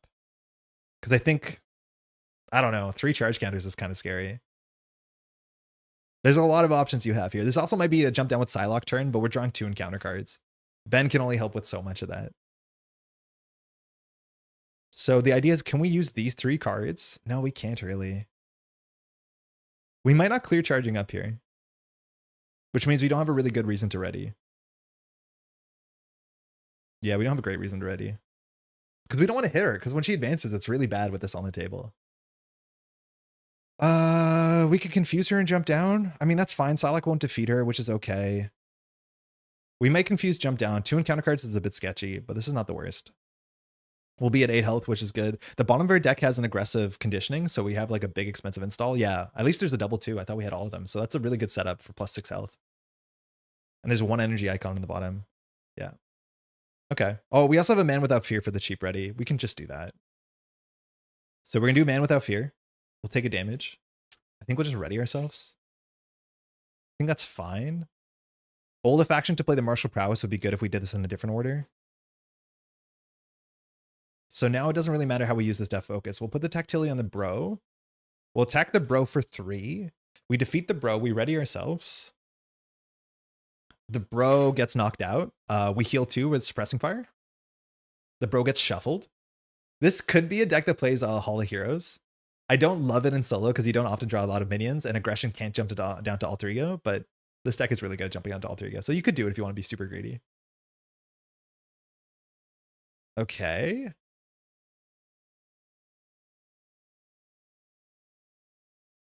So we still left with this hand. We're still ready. We attacked, so Bug heals. So we could consider clearing this.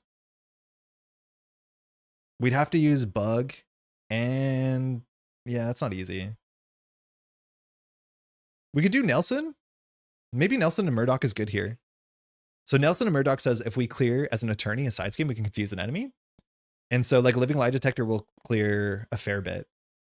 And then we can use Olaf action to set up Martial Prowess this turn. There might have been a better ordering here. We also kind of want to get Mockingbird back into the deck so that she finds the cycle. So I think we're going to use Mockingbird to thwart for 1 and she'll get defeated. Yeah, I think we have a weird play here. So then we want to attach something to this. This removes 3 threat. So I think we're just going to go ahead and spend the cross exam on Nelson and Murdoch. We're going to commit to jumping down, which is a bit sketchy. We will ward for 1 and then play a Martial Prowess. I think that's our whole turn. So we can do anything with our basic. I don't think we want to attack Electro for obvious reasons because then we advance and that's frightening. When we clear this, we put 3 charge counters, but in Alter Ego, it doesn't really matter. So that's also a good time to like figure out the puzzle. I think we'll just use Bug to thwart for 1. Which means the Superior Taste is going to get stuck there. But we've seen 2 of the big side schemes, so I don't think we're super concerned about it. And then here we can recover, I guess. Yeah, that's good enough. Oh, wait, we have to attach a thing. Oh, we have to attach a thing. Yeah, we need an upgrade here. Uh-oh. Electro does really feel like a live wire, dangerous to touch. Yeah, you have to be very careful. Oh, no, this is fine. Yeah, this is fine. No, it's not fine. No, wait. We did this wrong. Because we need to play lie detector, but it needs to have an upgrade attached. So what we needed to do is use Man Without Fear. We used it for a ready though, but we needed the ready. But we have an extra ready here, but we only have the ready because we readied. Yeah, that's weird. So I think what we had to do is we had to not attach, because we used the Q tactility on this. Is we need to put the Q tactility on this, and so we'll be exhausted. That's acceptable. But we need to put the Q tactility not on the Bro, because we readied with Man Without Fear. We def focused the Q tactility. We knocked it out, I'm pretty sure. I think we need to put this here instead. And this is why Daredevil is a ton of fun, because like the ordering really matters. Because now we can jump down and play our full hand. I think that's a legal turn. If the air cover suppressing fire implies that the jet is lighting up the area, a bit weird that Daredevil can call in an airstrike. I mean, he just points his stick and they're like, go there. I think this is fine. I think that was a legal play. Because this is what played that. We put it on this guy, but we don't actually need to be ready this turn. So what we can do now is we can jump down. In Alter Ego, we can pitch this to play Living Lie Detector. Yeah, this is just better for a bunch of ways. Like, we didn't need the upgrade on the minion. This upgrade is way better. So remove 2 threat, remove 1 threat for each additional upgrade. So we clear this, which readies us in Alter Ego, which is what we needed to do anyways. When charging up gets cleared, we have to put 3 charge counters. And because we're in Alter Ego, we can find Nelson and Murdoch, and so we could get a confuse. That's perfect. That means now the next card we would play 2 cheaper because of Olefaction. I biffed it. I thought we would play the Olefaction because I thought this would be on it. So that was a mistake. Okay, that's my bad. I got lost in the sauce there a bit. I mean, we're doing good. But we have this extra martial prowess, which I thought we would be able to use, but we can't. I mean, upsetting. I'll hold on to it. No, we have an expensive hand coming up. We'll just pass. We can charge Ben or we can use Ben. We know for Ben, we're going to be looking at 2 cards. One will be a Treachery. One will be the boost. Yeah, Daredevil did a really good job. It's a really fun kit. The other options, we could bounce the Billy Club and use the Billy Club to play the Olefaction and then play this cheaper. But the Billy Club's way better for us. We'll just recover for 3 now. Yeah, there might have been a better line there.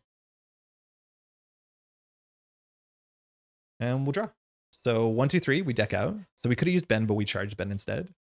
The aggressive conditioning is good. It puts us at 4 attack. She has a fair bit of health, but every round we can do 8 damage if we just do attack, ready, attack. We do 11 with radar sense. I like Daredevil more than I thought I would. It's just a fun puzzle. It's like a good sequencing puzzle because all these cards are like, if you do the right thing at the right time. And then obviously the order of them matters. I play a lot of Arc Nova and having like the 5-card action where you want to play the top card. It's just good fun. All right. 1, 2, 3, 4. Deposition's good. 5. 6th is focus, which is a really good setup for the last like firing round. So this goes to 1. She's confused. We draw 2 encounter cards. First card. Nice. We get to see her fun cards. So energy overload. Her cards are so good. So it says, if you have no cards with a printed energy resource, we have 1. For each card with a printed resource, either discard that card or stun a character you control. Okay, I'm just going to stun Bug. Not too bad. Shocking Revelation. This one's even more fun. So Shocking Revelation says, discard the top card of your deck for each card you control. For each card that with a printed energy resource, you either have to take an indirect damage, which hurts, or place 1 charge counter electric charge, which is really expensive. We control a lot of cards. 1, 2, 3, 4, 5, 6, 7, 8, 9, 10. And I think we control ourselves. So we have to discard 11 cards. We're looking for energy resources. This card is so fun. Ah! Okay, it's not for each resource. For each card with a printed resource. So 1. So that's 2 so far. Just 2. We'll take 2 indirect damage, no problem. We'll take it to her face. That could have been way worse. We did lose Nick Fury. We lost Karen. She's really good in the second cycle. That's mostly all we care about, but that was surprisingly good. I think we have about a 3rd energy. We might be a bit worse, but this card is just really good. Energy Overload versus Wonderland. Yes. Yeah, you could do some really bad stuff. We played Zax versus, imagine playing Electro with Zax against Wonderman. It's like everything is so bad for you. Didn't appreciate how Ben gives information on the counter card you draw if the villain's stunned or confused. Yeah, it actually is quite flexible. We could use it now if we want to. I think we have enough charges to not really care about the stop the presses text. Again, it's like not a main scheme that really has text that matters if you're defending. Yeah, we wiped out a big chunk of our deck, but like, I don't care too much about it. How many of these cards would we be excited to draw? Some, but actually not that bad, not that many. If you lose your Man Without Fear on the first cycle, that's where like you start to feel a bit bad. Okay, so this hand, we need to get rid of energy icons. Unfortunately, we only have 1, but like I think that's what we'll do. It's easy to fire Olefaction. We can spend no resources to get 2 resources, so we can play aggressive for 1. Playing Focus of Senses is good. We haven't seen Master Plan yet. Electro is also another energy icon, so we probably discard 2 to get rid of 2. We need to play a Heightened Hearing, so I think our turn is relatively smooth here. We will just charge Ben, I think. And we'll flip up. We're not going to recover. We'll just use to get rid of the stun. Psylocke can get it confused here, but I don't think we're in a real big pressure to use that just yet. So we'll go ahead and spend 2 to get rid of 2 charge counters. We'll play Focus. It's nice to have a side scheme on the table, especially because it's going to fix a superior tactics issue. It's funny that like a lot of the issues you run into when we play Daredevil are like self-imposed, where you just put the wrong thing on the wrong place because you're like wasting resources. And it turns out like the downside is so much worse for you. So when this thing is cleared, we can move around all our stuff, which is good. So we can do Olefaction. We can clear this. I mean, that's fine. We can do 1 damage for a ready, but like, I don't want to fight Electro here. I think we need to wait 1 more round. We are playing a bit passively. I didn't consider the deposition, which with Nelson, we would need this to clear the deposition. So it's fine. So we'll spend 1, 2, 3 on aggressive conditioning. So this gives us +3 health, which is nice. Health is a good resource for us. This means we won't have a heightened hearing this turn, though. Oh, no, we can. We will. So we will simply thwart for 2. That's fine, especially because this is not in a good spot. We'll Def Focus, put the Olefaction on it so it can trigger next turn, and then we'll Man Without Fear to take a damage to put the heightened here, which is worth the damage for sure. We'll pass. We won't do anything with Psylocke just yet. Okay. The ban into the double boost is a bit awkward because you see all the boost cards, so you can just discard a 3 boost if you wanted to. Looking for trouble. We need energy icons. Sister Maggie. No, but Sister Maggie with the enhanced Olefaction setup is nice. Stick with the setup is nice. 1 energy icon. So we have a lot of counters to clear. This goes to 2. Electro, she's attacking for 2 and 2 cards with overkill. We will pop the heightened hearing, so we're defending for -3. So she's likely to do like 7 damage. We can take 4 damage. That seems fine. We won't block. So 1, 2, 3, 4, 5. Tracksuit Mafioso, huge boost. 6, 7. So we do take 4 damage. Ow. 1 encounter card. Caught off guard. Totally acceptable. Actually, genuinely good for us. Caught off guard says discard an upgrade or support you control. We can just discard this. That was good because it was pretty bad where we put it. Okay, so this turn we probably want to knock out Electro. When we knock her out, though, she gets 3 boost icons. We can only remove 1 of the boost icons. We can remove Strength to get a 2nd boost icon. When we clear this, we'll put all the counters on things, which is fine. I think we do knock her out this turn. Yeah, we probably do. Playing the acute Tactility actually fires this turn because you need to get this in play before Focus the Senses fires. So we'll play that for free. We will hold these for a second. We might need to get Sister Maggie for some healing because like we're going to take a lot of damage here. Okay, so we're going to do thwart for 2 off Focus the Senses and we will clear it. Now we get to fire our text off of these first. So we'll go for the ready on top. We'll then get our next card -2. This doesn't have victory.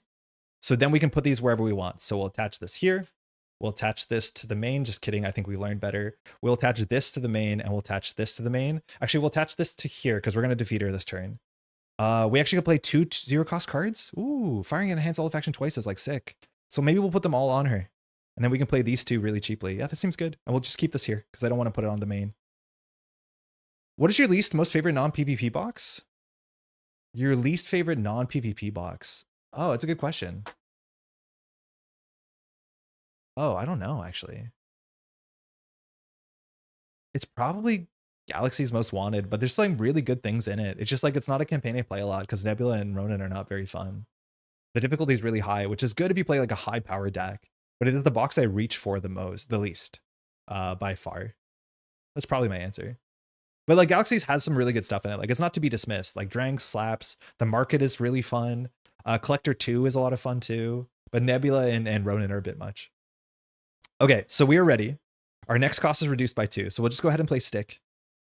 Stick can be used on any martial artist. This will only get better once we get more cards, but we can give them +1 or unexhaust to do -1. Good. Yeah, good. Okay, we'll attack for 4. So we knock out Electro. So we have a bunch of text here. So the villain takes 4. So she advances. So she flips. She goes up to 20 health. She has an Amplify, which we can't deal with. And we have to put 3 charge counters on her. And after she schemes, now she puts 2 counters. So we have a lot of work to do. All of this text fires. We will choose to fire Radar Sense here. I think we will fire it last. Oh no, we have to fire these first because the interrupt happens first, I think. This is after you attack. This is after you defeat. Yeah, I think these happen first. So Enhanced Olefaction will fire 1 more time. So the next card is reduced by 2 as well. We'll do a Tactility first, which readies us. And then we'll do Radar Sense just to ping for 3 damage, which I think that's fine. So the villain will take 3. We attack to bug heals, and that's that. Our next card is reduced by 2. It's really fun to do 2 enhanced Olefaction. So we'll play Sister Maggie for free. Sister Maggie just says, and we could actually use her instead to like remove an electric charge, but I think this is fine. Our recovery is now 6 and we remove a counter. When defeated is now a force interrupt. I don't know if you can put a sense upgrade there to trigger since it's only an interrupt. LJ, when defeated is now a forced interrupt. What do you mean about putting a sense upgrade there to trigger? I don't think you can clear Focus the Senses and put a card on it to see its defeat, which we didn't. But like, I don't think you can use Focus the Senses, fire Focus Senses to put an acute Tactility to ready off of it. That's why we pre-put it. I think you are allowed to do that. Well, you're definitely allowed to do that. I don't think you can use this to put the thing because it doesn't see it being defeated. I'm not a big fan of the Rise of Red Skull. I find it mostly boring. Oh, it's one of my favorite boxes. I think it's just charming. It is very middle of the road in terms of the campaign, but like Zola is sick. Red Skull is fine. Absorbing Man is obviously the low part of the box, but like Taskmaster is fine. Crossbones is fine. I think Zola is one of the best encounters in the whole game, and Red Skull's fun. I don't know. I like it a lot. All right, we're gonna spend energy to uncharge. We're gonna spend strength to spend 2 to uncharge. So she's gonna hit us really hard here. We have to defend. And then we have 1 extra resource, which means if we didn't play Sister Maggie, we could get rid of the last charge, which probably was right to do. It actually probably is way better than playing Sister Maggie. Yeah, I think we'll just do that instead. So we'll just clear all the charges, which means now she doesn't have overkill, so we can block with bug if we want to. We're going to attack for 4 with stick. We'll make it 5. She takes 5. She's down to 12. We'll now attack with Psylocke. We'll use her text. She takes 2, and she's confused. So we'll probably win next turn. We have a Man Without Fear? Well, since when? Will Man Without Fear? I mean, I don't think we need to. We could do 4 more damage, but I think we have lethal next turn. The only thing that we have to watch out is we could die. So I just want to make sure we can not die. But we could use Man Without Fear just to ready to attack for 4 again. Bug will thwart for 1 damage. Attack. We'll pass. In theory, we could attack with Bug first, then attack ourselves, so Bug could heal. That's it. 1, 2, 3, 4, 5. Raising Hell will do a lot of damage, but 9 damage is not a lot. This goes to 3. She now attacks for only 2 and an Amplify in a card. We'll fire the Heightened Hearing as much as like the Raising Hell setup is nice. So we're blocking for 3 off of 3. Boost. Exhausted Daily Bugle support. Fine. We take no damage. 1 encounter card. I mean, they keep coming back. We can use Air Cover here to go search. Let's do a funny thing.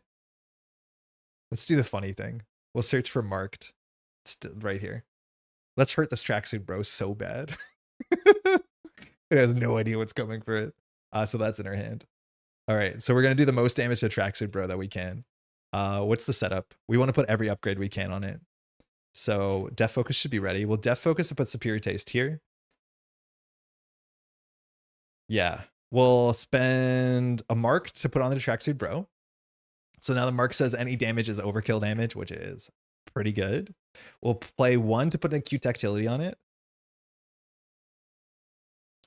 Yeah. We'll spend 1 to put an Olaf action on it. Yeah. Unfortunately, Radar Sense doesn't work well with Marked, so this is not perfect. We can do 1 more here. So we'll spend 1 to put Radar Sense on it. No, that's useless. It's unfortunately useless. It does... No, it does 3 damage. I mean, it's fine. We'll put Radar Sense on the tracksuit, bro. That's good. And then we'll bounce our club to our hand. So we lose an attack, but we technically now have Aerial. And then we're going to spend all those on Raising Hell just to do the goofy thing. And so now this tracksuit bro takes 3 damage for each upgrade attached to it. So the tracksuit bro takes 3, 6, 9, 12. Takes 3. The villain takes the other 9. And that's it. We technically ready. We do all the good stuff. Like we could have thwarted first. We definitely should have. And that's her. You put 2 upgrades on Focus the Senses with both have the interrupt timing trigger. Since 1.8 when defeated is treated as a force interrupt. Therefore you have to trigger Focus the Senses first. Oh, that's really bad. Okay, so what LJ is saying is that if you have upgrades on this thing, like Enhanced Olaf Action and Acute Tactility, you cannot trigger them and then move them. Because when defeated is a force interrupt for timing, and Acute Tactility and Enhanced Olaf Action are a regular interrupt. That actually really does hurt this card. Because usually you want to clear this card and then like get the value of the 2 upgrades, but you can't. So you can fire them, but then you just can't get access to them. Wow, that does suck. Oh, Shield Box. Yeah, Shield Box is probably my least favorite. Actually, it's easily Shield Box. I like Galaxies more than Shield Box. Okay, neat. Okay, well, hey, we got Electro. Not too bad. So like, yeah, this is what I mean. Stop the presses. There just wasn't much going on. This is the sort of like Civil War issue where it's like, this is functionally a blank main scheme. We're incentivized to block every turn against Electro. We did have a lot of counters on Ben, so we could have used Ben a bit more aggressively. The one time that we did use Ben, it was hella sick. Yeah, it's really good to know that moving forward, that's a really awkward interaction. I don't know if it was tested like that. I'm assuming everyone wants to play it the way that's more fun. But yeah, the way that it is worded now as a force interrupt is not going to help it. Okay, so what happens? So we completed this, which means now for the rest of the scenario or the rest of the campaign, anytime that we go into a scenario, we can choose one of these allies to put into play, and they're really good. There's no way to charge them, but the cool thing is that when they get discarded, you don't lose them. They just go into your discard pile, and then they just become an upgrade. So Betty Brant and Ben Urich are two of my favorite for a bunch of different reasons. Jay Jonas, whatever, Robbie's whatever, but Electro's knocked off. She's just fun. She's a fun villain. You have to play around her. You really do. You have to watch out what she did. If we just advanced her, we would have lost the game because she would have got 3 charge counters. She has 2 amplifies. Like it's brutal. And even as an aggression deck, like we can defend enough for this to be an interesting matchup, which is cool. Heightened Hearing is such a good card. I thought the Focus Senses was a solid card, but it makes sense. I think we need to have more threat in order to be fair for the value it provides. Yeah, it is really powerful that you can one-shot it with an upgrade. But then the thing is, like, if you use Superior Taste on it, that works because Superior Taste is when you thwart. But yeah, if it is an interrupt, it has to happen after the win defeated. That's really unfortunate. Bummer. Good shout out though. It's good to know that. Red Skull's pretty easy. I do like Zola, Red Skull, and Taskmaster. Red Skull's the easiest box, but that means it's really fun to play on Expert Campaign. Oh, we technically earn 6 health. If you play the Expert Campaign, the amount of health we have matters. If that was the case, what we did was silly, and we should have at least gone for 8 health because we could have gone for the thing that heals us for 2 when we knocked out the sky. So like what we did for show was like actually bad for us. We're going to play it as it lies, but in theory, because an Expert Campaign, how much health you have left really matters. So like what we should have done is either gone for the healing one and gone down and recovered and defeated it with our allies. We could have done that. It's worse television, unfortunately. So like, yeah, in theory, we cost ourselves health for the campaign. Daredevil's flexibility makes solo aggression look so much more fun and multidimensional. Exactly. Like usually the issue with aggressions, you draw these cards that are useless. Like these looking for troubles obviously haven't been good so far. But the cool thing is you can play these like weird cards that are not good on all board states, but with your sense deck, they're always good. It feels good. It feels really good. All right. So these are gone. Style's better than efficiency. Yeah, there you go. It's not for speed. It's for cruising. Let's clean this up. Again, these tracksuit things, I've never seen the main scheme actually matter that they come with. It's weird. You think they would. And we did only see we only got to see a couple of her cards, but they're really fun cards. Okay. Sorry, I'm doing a bad job of this.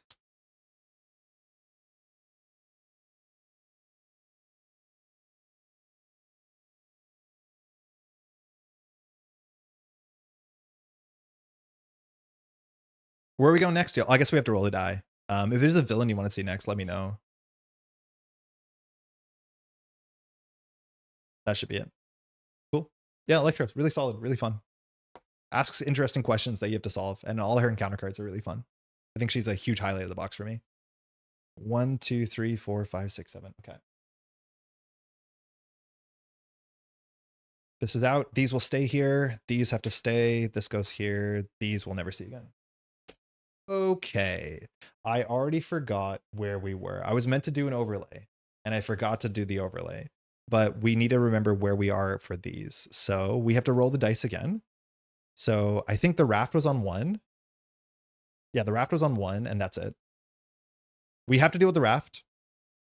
Just so you know, I don't want to deal with the getaway ever, because failing it is like, we have to fail 1, so you just pick the one that's the least bad to fail.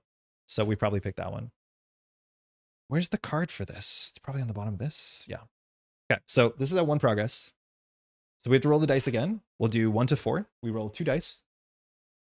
Purple Man Raft sounds sick. Yeah, neat. Okay, I could see that. Everyone wants Purple Man Raft. So we got Getaway, which is fine. In theory, the order they fail can matter. Like if you fail the Getaway faster versus later. No. No. Are we saying cards like Followed and Chance Encounter can't be used now? No, they can. You just can't reuse them, right? So this says when attached scheme is defeated, deal 4 damage. That works. I think they errated Followed to be an interrupt, not a response. I think those cards were interrupted. Errated. I'm pretty sure they have the wrong timing. I think they're errated officially, Andy. I'll double check though. I know some of those cards were errated. I don't play them a lot, so I don't know which ones. Oh my god, please. All right, Art Museum goes to 1. Getaway goes to 1. I think we're gonna go to the Raft though. Art Museum, you can fail if you want to. Oh, sorry, this is like this. So we will do the Raft, and people want Purple Man, so let's do that. Again, I need to play more Purple Man, so we'll see how it works. Okay, the Raft wants, I think, Tombstone and the Owl. The Raft Breakout. And because we went there with 1 progress, we have to give, I think, 1 toughness to whatever shows up at the beginning. Okay, let me do a quick setup. Yeah, it's the Owl and Tombstone, I'm pretty sure. Nice, okay, cool. So we have the Owl here. And Tombstone is here. We have this, the Raft again. It's okay. There's not too much going on. The main scheme has good text. That's it. This adds an absurd amount of boosts. Again, everything has 3 boosts, so you have to be careful. And Imprisoned is a hell of a card to catch you off guard. The fact that we're on 6 health kind of sucks here because we kind of want to recover before we jump up, because keeping your health up for Daredevil is really important. But we're going to have a big minion. There's also a huge amount of variance to the setup here on the minion, because if the minion is Baron Zemo, it doesn't have text, and you really kind of want that. If we draw Rhino, it sucks, but it breaks the text where you have to give it a toughness because it already has a toughness, so that's also good for you. I don't think I've seen Drang yet.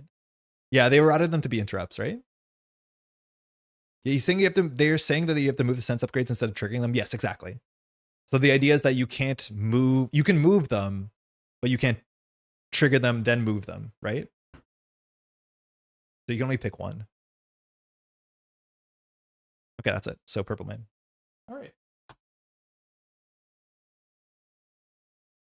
So this is the Purple Man. Starts on side 2. Purple Man has only 15 health, but he has a lot of guard minions because each influence minion gets guard and villainous. So basically every minion is going to have villainous. What we did is maybe a bad choice because we added a lot of boosts and every minion in this deck has villainous. So it's going to hurt us. So what we did is we created something a bit gross. Also, again, like this is a really big encounter deck. This kind of feels like Rise of Red Skull. It's surprising how big this deck is, even though that each individual set is not that big. We want to start with Baron Zemo because he's also purple. Yeah, that is one of the reasons. So the Raft Breakout says, what's it called? Scenario name, the Raft Breakout. I had to redo a lot of the technology behind the scene because normally I put in the villain name and it knows the main scheme, but now we have to do the main scheme separate. So it's like slightly more technology. So it says, Chosen Underling, all that, Owl and Tombstone, attach Master Key to the villain. Each player discards cards from the top of the counter deck until they discard a prisoner.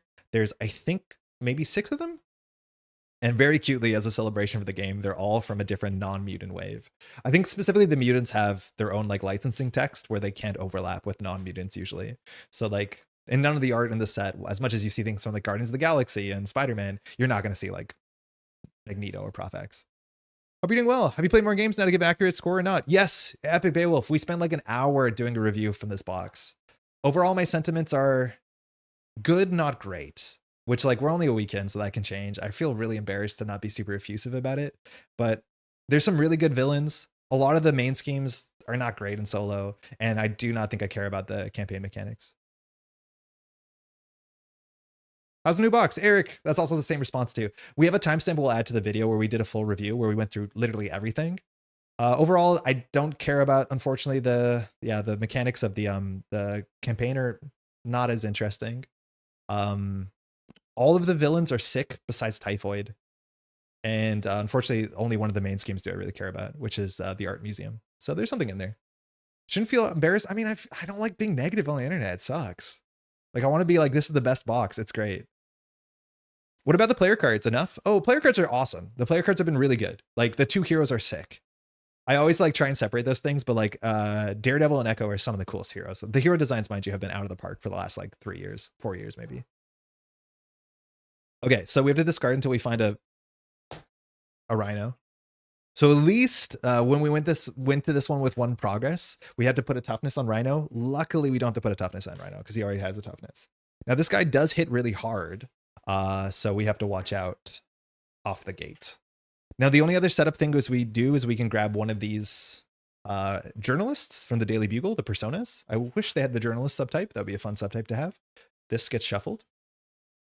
So I'm going to shuffle this. I'm going to leave this 4 on the table. You can decide which one we want to have. It's usually Betty because there's some big boosts and she can deal with it. She also works against minions, which is nice. She basically says when you draw a boost card, you can cancel and reveal the next one. And there's some really big boosts here. I'm just gonna take a second after I shuffle this to check in with my partner who has come home. I think she's not feeling great, so I just want to make sure everything's good. Less modularity would be better. Yeah, it's just like we ended up in the same sort of Civil War thing, where like my favorite scenarios in this game are scenarios in which the main scheme interacts with the villain, which interacts with encounter deck. And a lot of them, specifically for solo play, it's just the main scheme that has a bit of text and that's it. It's not the sort of like, you know, very memorable cinematic, you know, things like Apocalypse or Sabretooth or Ultron, the reasons I really play this game. The Rhino scarier than the villain Rhino? Yep. Yeah, he's big. He's really big. 3 attack on turn 1. It's like expert Rhino. I'm excited to try the villains out. If you have to compare the villains with any existing box, which one would be? The core set. I would compare them with the core set. A lot of them are very much like Claw, which is like a good thing to say. Kind of middle of the road, but interesting. And that's because also a lot of the core set was like main scheme agnostic, which this box is. So a lot of them just have their text totally contained to themselves, which reminds me a lot of Claw. I think a lot of them remind me of Claw, which is a good thing. I'm like Claw positive. Comic fan noticed Purple Man was Raft Breakout, a new Avenger series. Oh, cool. I understand. I'm still very hyped with mine, with Jessica and Luke, because I bought them in a bundle and they will not be delivered. Oh, some people already have now Jessica and Luke because of Gen Con. So it's good that they spoiled all the cards before. But if you're at Gen Con, you're probably not watching this, but people have the packs in hand. The Rhino's expert Rhino's pissed at being locked up. Yeah, it is cool that these are, again, celebrations of the sets. Main scheme advances. It comes in with 2 threat, and when we defeat something, we either remove 1 or 2 threat from here. Again, kind of coded like Civil War. It's not really impactful text. I really wish, and I said this before, that there was an environment or the main scheme had text where every time the villain activates, it puts a counter, and at 3 counters, you spawn a prisoner. That would feel so much more like a Raft Breakout and have way more interesting text. Unfortunately, it just doesn't really have text that matters. There's no Gen Con in Germany. If you try hard enough. Isn't Essen in like... Oh, no, Essen's in like October. Give me 1 second. I'll just be right back.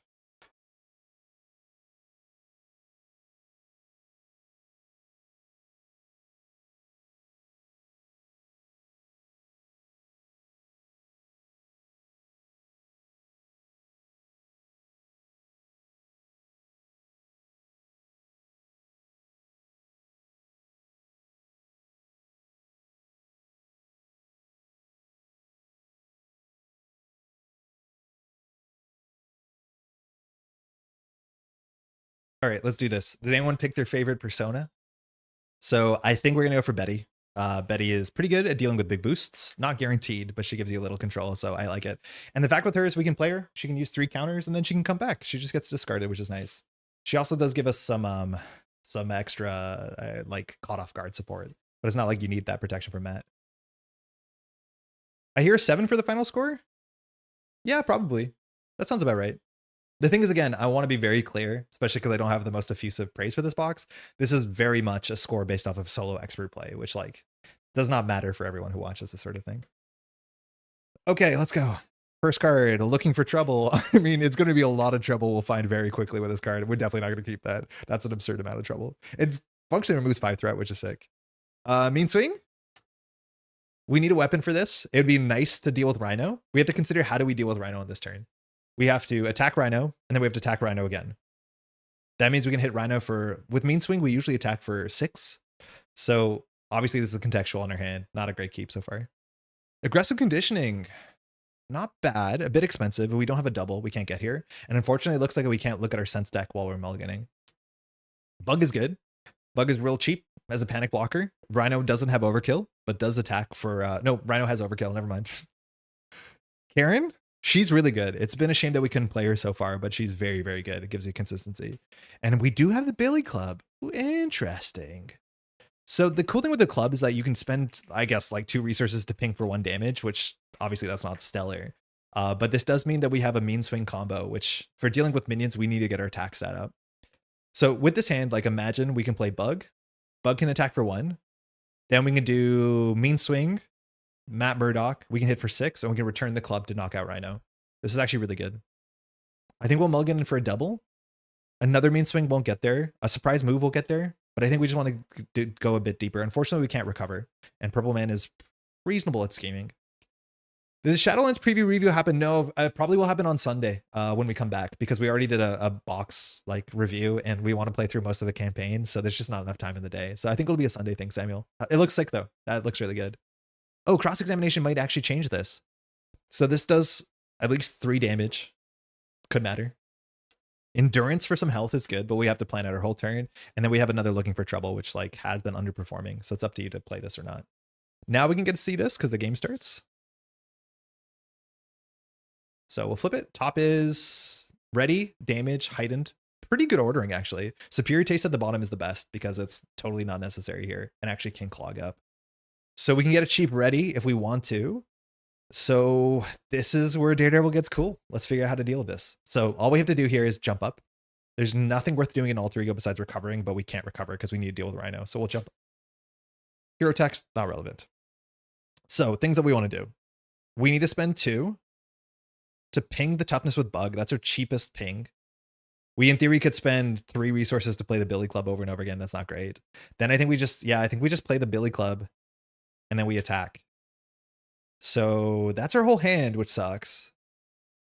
Making watch all your streams. I see you. Yes. At some point we'll do a video review, I think. So it's more contained, but I mean, yeah. Well, attack for 1. Rhino loses the toughness.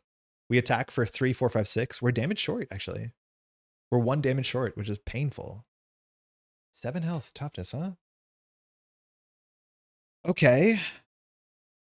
So Mean Swing does 3 damage. Radar Sense does 3 damage. Shadowland wasn't easy to understand at first because of the language barrier. Hey, even in English, it wasn't easy to understand. This whole thing about positions, like that's very abstract. I think it's really hard to translate. I don't understand what the positions are. Okay, so maybe there's a cross-examination line here. Because cross-examination line allows us to get extra damage off the radar sense. So what if we don't play bug? We could attack for 2 into Rhino. Then we could play tactility. We could play radar sense. Then when we play cross-examination, we attack for 3, 4, 5, 6, 7, 8. That knocks him out. That's a bit better. We ready. The ready's not super useful. But we have to do that in that order, and then we can just play the club. I think that's actually better. Again, Daredevil is so flexible here, but we're lucky the Raider Sense was not in the bottom half of our Sense deck.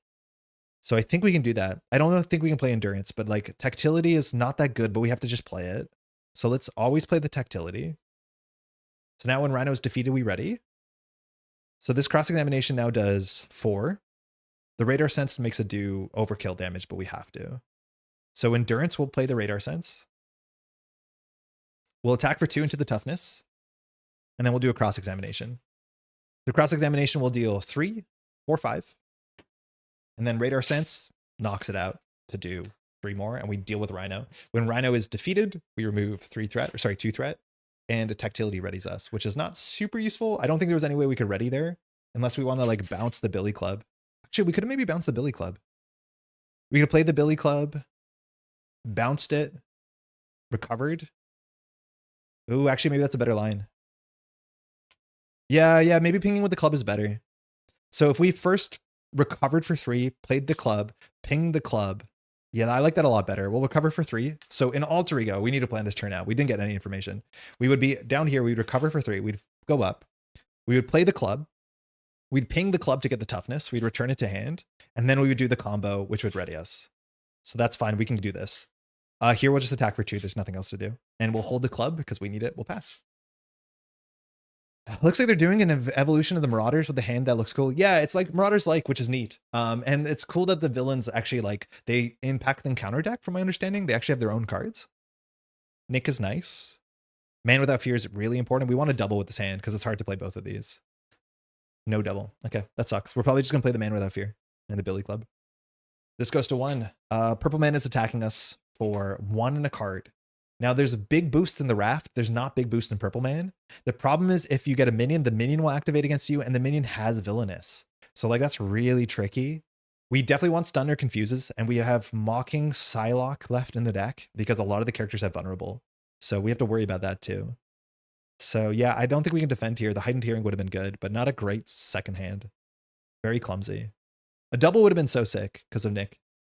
I think we take this to the face and we hope it's not a big boost. So 1, 2, 3. We'll take 3.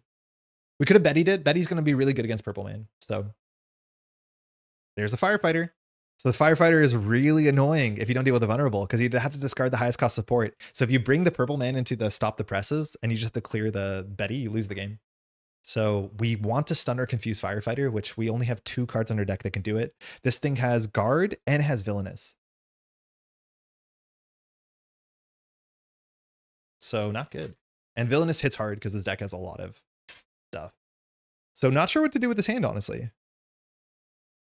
This might be a jump down to alter ego play. You have to just watch out. Letting the villain scheme with Master Key is pretty rough, because after the villain gets a minion, it gets engaged with you. No matter what, purple man will be spawning our influence minions, so it's like not true text. It just matters for the other like 5 Raft characters and Tombstone and Beetle. But otherwise not too bad. And the owl, actually. We have the owl set, right? What are we meant to do here? I don't want to discard Betty, but like it's not the end of the world if we do it. It says discard the highest cost support or upgrade. So it's up to us to decide which we want to do. I think this is a good turn to jump down to alter ego. We could do, yeah, it's hard to play Nick. I mean, Nick might not be perfect in the deck because we don't have a lot of like regular resource generators. But I'm pretty sure we play like Man Without Fear and the Billy Club. And see what happens. So Man Without Fear is here.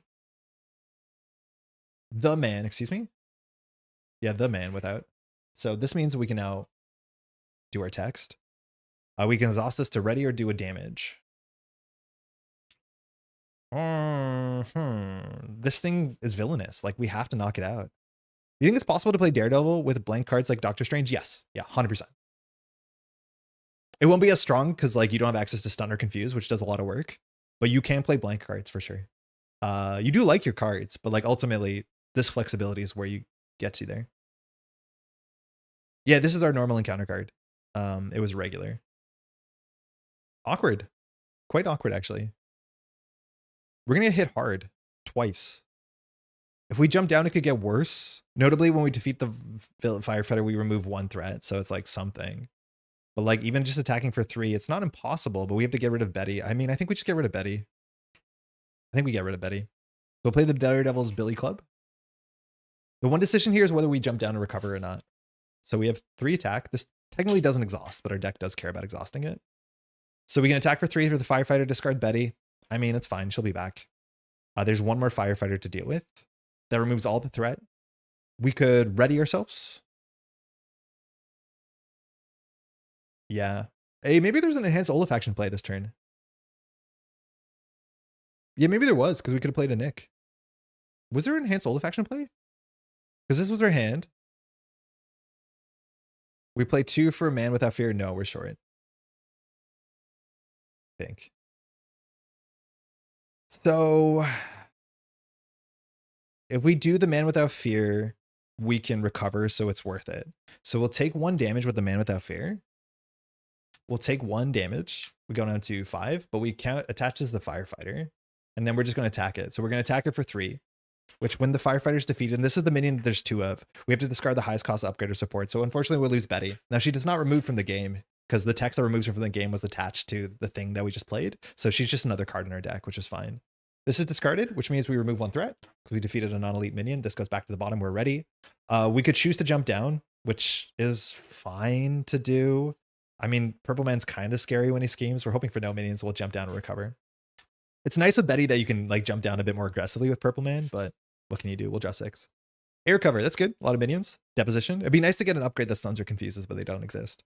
Living Lie Detector, a double. Not a hand that's good for a double. Oh, a really bad hand for a double, actually. Ooh, that's a really ugly hand. Okay. All right. This is going to 1. Purple Man is scheming for 2 in a card, and if he gets a boost, that's a minion. We get engaged to us, and it will activate, which is scary. No minion, 3 threat goes to 4. Converted. Surges, I think? I don't think it says text. It says, when revealed, attached to an ally, otherwise this card gains surge. Got him. There's only 1 copy of that. Master plan. Okay, we're getting a side scheme. We can deal with that. So place 4 threat, otherwise discard until you find side schemes. Purple Man has some pretty bad side schemes, but you want to deal with them. Oh, that's fine. It's a hit list. So this thing comes in with 3 threat, and we have to take a whole bunch of damage when the villain phase ends. Or sorry, when the villain phase begins. And if it defeats things, it clears itself slowly, but it's just a 3 threat that we want to get rid of. I do like side schemes that have text, not just symbols. That's good. Okay, it's back to us. So we have Heightened Hearing and Olfaction on the top. Unfortunately, those are not very good. We can get whatever we want, though, twice. And I think we just need to hit Purple Mana for a bit. So we can attack Purple Man for 6. I mean, that's pretty good. We probably want to play Lie Detector and Deposition. We can play the Air Cover with the Olfaction, I think. Yeah, I think that's what we do. The Living Lie Detector lines up with this. Deposition probably lines up with this and that. So let's do it. So we'll start by playing a double for the Deposition. 1, 2, 3. Yeah, that's 6 cards. So we'll play the Deposition. The Deposition says you may choose an upgrade. So we're going to attach Olfaction to the hit list. And then we'll just remove 2 threat from this. Okay. It's a shame that we don't have the Heightened Hearing yet. We probably should play it at some point. We also could continue to recover for 2, which is a bit mid. Oh yeah, but then we can't hit like a truck. So we'll just Heightened Hearing for damage. Then we'll play Living Lie Detector and Alter Ego. Living Lie Detector says remove 2 threat and remove additional threat for every upgrade. So we clear this. And then Enhance Olfaction says our next card is reduced by 2. We'll use that to play a cheap Air Cover, which will give us some healing going forward, which is nice. Comes in with only 2 fuel counters. We'll flip up. We could recover for 2. I don't know. We'll just attack. We'll play Mean Swing. So this is one of the good aggression payoffs. So we exhaust the Billy Club. So we're going to attack for 6 with a 3/3. So Purple Man gets cut in half. And then we can generate a resource or generate one of these cards. So we'll do Man Without Fear to put a Heightened Hearing, which will be worth the 1 damage we take and we'll pass. Actually, not too bad. There's a lot of minions, so the Air Cover will be good. We have no upgrades that will do more damage, but the way that it works with our events that it does. One of the total heroes who's totally okay with side schemes and aggression. Yeah, like you don't mind. You feel like more consistent even than what's his name, Winter Soldier. So the way that Focus the Senses works, now that we understand it, is worse than we thought it would. Still pretty good though. Psylocke is really important that we have Stun or Confuse on deck because so many of the minions have Vulnerable.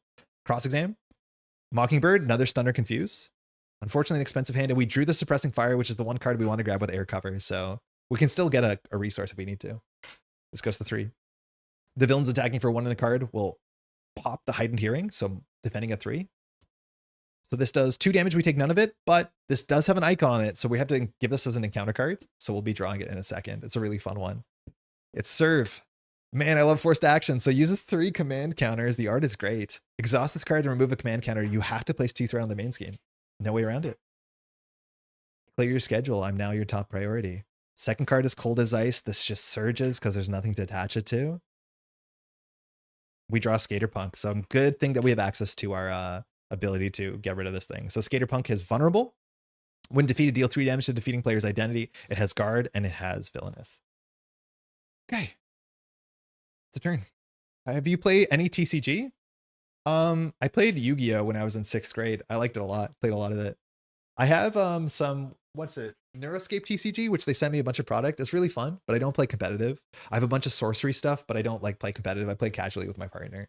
I used to play Flesh and Blood, actually a fair bit. I played competitive Flesh and Blood, but that game was absurdly expensive. I generally don't like TCG models for a bunch of reasons. How expensive they are is a big one. When Skaterpunk enters, we're just going to use this for tempo because we have 2 of these. So we just want to use this whenever we can. We'll use Air Cover just to get a resource. I think our marked is in the bin. Yeah, so we'll get an upgrade. So it just gets a resource, which is fine. Okay, so we want to knock out the Skaterpunk. Psylocke is a cheaper way of doing it.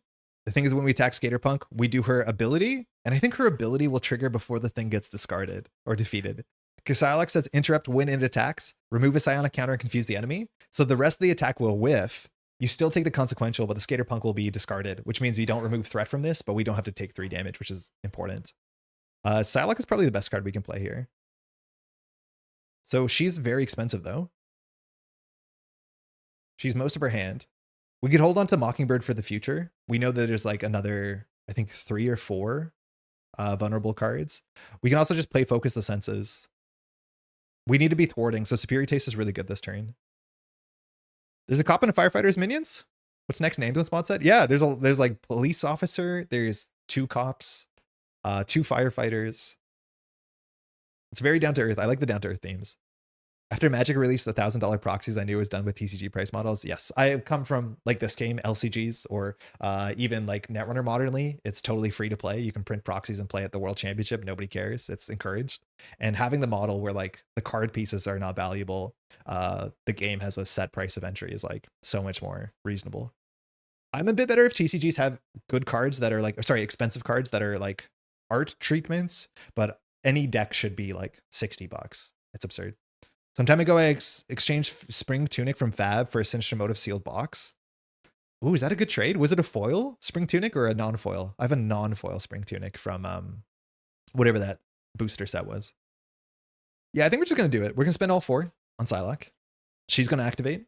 So she has to use one of her counters, which is good.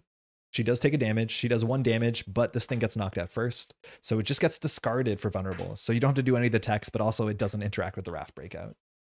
It's cool that the theme of Purple Man, like using the civilians to deal with this. Well, Man Without Fear, I think like this is the thing with the Man Without Fear. That's not always obvious what you should be doing. We could use this to ready ourselves. When we're ready, we thwart for 2. We could also use this for Superior Taste. That gets it out of the pile, which means we're closer to Radar Sense, which could matter. But that also just thwarts for 2. We could use Radar Sense for Focus. I think we just play Focus though. We saw the master plan, so it's not as important. It's going to be ugly if we draw our weapon thing, but I think that's okay. And then we will thwart for 2 after Man Without Fearing for a Superior Taste. So we'll thwart for 4. We'll put it on the back of the stack. So this goes down to 1. Hold on, we messed that up. Sorry. First we'll do Serve, which puts it to 5. And then we bring it down to 1. We'll pass. Sorry, I corner cut there. I shouldn't have. But in short, what we did is we did Man Without Fear first to play Superior Taste. Then we brought this up to 5 threat. Then we thwarted 2 and 2. All right, that's it. We drop to 5. Don't you have the forced action? Yeah, we had to do that first. Yeah, just to add more threat so we're not wasting threat. How does the Raft taste? It's like not bad. It's a bit salty. I think actually the Raft, is it freshwater at that point in Manhattan? I'm assuming it is.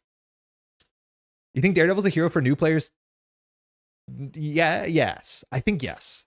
I think he's really complicated and his like skill ceiling is incredibly high. But I think his skill floor is comprehensible. His skill ceiling, though, is where it's at. I think new players can play it. I think, like, I actually don't know. I come from a card game enough background, so, like, the floor is already pretty high for me. I don't know if people who come into this game who've never played a card game, if that's going to be intimidating. It probably will be. But I think you can get there. All right, our hand is Def Focus. We definitely want that. Sister Maggie's whatever. Surprise Move is kind of whatever. Lie Detector's pretty good. And we did draw our second sides game, so we're kind of encouraged to clear this. Unfortunately, clearing this is a bit worse than we thought it would be. This goes to 2. Purple Man's attacking for 1 and a card. Unfortunately, we did not have time to get our Heightened Hearing, which might have been better than thwarting for 2 in obvious hindsight. I mean, this could be 4 damage. I don't think this kills us, but this can do a lot of damage. At least if it's a lot of damage, we could consider jumping down with Sister Maggie.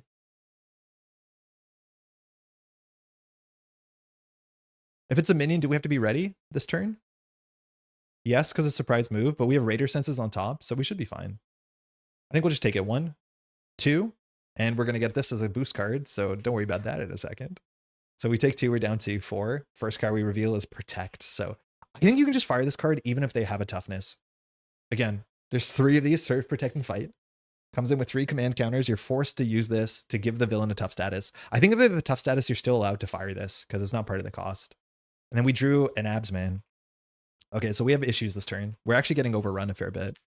So Absman has 6 health as villainous and says when Absman attacks you, tuck the top card and then his stats go up. Ideally, you just knock him out, which will remove 2 threat. My favorite box of all time is Agents of S.H.I.E.L.D. And it's funny because it was a box I was planning to skip. Oh, interesting. I think having 5 extra cards in your hand is a lot for new players. Yep. But like, imagine being a new player on turn 1 and then you have to fire Maya's text and you have to search your whole deck. Like, these are really bad things for new players. Like, a card that has first action says search your whole deck. Like, you have to read every card. I mean, eventually it gets easier, just like everything does. But that's also like a really weird, awkward pain point. Oh, excuse me. Okay, so we want to deal with Absman. We need to do damage. We attack for 3. Just the Radar Sense on his own deals with it. So there's not a big reason to play Surprise Move. And I think Surprise Move seems like such a slam dunk in this deck, but I don't actually think it's that good. So I think we're going to have to go down and recover. So we'll play our Deft Focus finally. We can get a Q Tactility as well to get it ready so that we can recover with Sister Maggie, which will be our whole turn, and I honestly don't mind that. We can confuse Purple Man, no problem. Yeah, this seems good. I'm into this. So we're going to use Depth Focus to put a Radar Sense on Absman. So now when we attack Absman, we do 3 into 3, which will defeat him, which is good. Oh yeah, I guess we do Man Without Fear to take a damage, ow, to put the tactility, because then we can recover for 6, which is worth it. Okay. We'll just go ahead and serve. So we'll put Threat here. We'll protect to give Purple Man a toughness. And then we'll attack. We're attacking for 3. We do 3 more with Radar Sense, which knocks out Absman, which removes 2 threat from here. Again, our deck is so flexible in aggression, and we'll ready ourselves with the tactility. So we're ready. Good. Nice. All right, Psylocke. She's good at taking out the toughnesses. In theory, we should have used Psylocke first. Actually, yeah, sorry, we're going to attack with Psylocke first. These minions don't have guard, but like taking off the toughness, she's really good at it. But in theory, inherently, we're going to give a toughness next round, so we might as well just activate with Psylocke first. Oh, actually, no, we want to keep Psylocke. Yes, no, Psylocke is so good because we still have 1, 2. We still have like, I think 3 vulnerable minions, and when jumping down, we're more likely to get them. So let's just not do anything with Psylocke. If anything, she could thwart. Yeah, oh, we forgot to fire air cover. Oh, too late. I think the resource we would have got out of air cover wasn't that valuable. Actually, no, it would be pretty valuable. We could have played Olaf Action and played Maggie for 0. Okay. Need to remember air cover. It's behind the microphone, but that actually would have been pretty good. Even just healing for 2 would have been reasonable, but less so with Maggie. So Psylocke will thwart for 2. We will jump down. We'll play Sister Maggie, which is her mom. And then we'll just go ahead and recover for 6. We will pass. Yeah, we could have played that a bit better with the air cover. I need to remember this. I'm going to put it up here. So we're in 9 health, which is really good. Again, this is such a luxury card, but when it fires, it fires. Like, you do have good health. For me, the top 3 heroes from new campaigns are Captain Marvel due to economy, Captain America simple, complete, and Wolverine attack, attack, attack. Interesting. Captain America is like really straightforward and very also reliable because he can just ready himself, right? Second air cover. So we definitely wanted to use this one to get rid of it. Electro is here. Nelson, which we could maybe hit a side scheme if we draw into one of our events. Marshall, Raising Hell, and Godslayer. Not a good hand. Drawing the Godslayer after you find the side scheme sucks too. This goes to 1. The villain is scheming for 2 and a card. 5 goes to 6.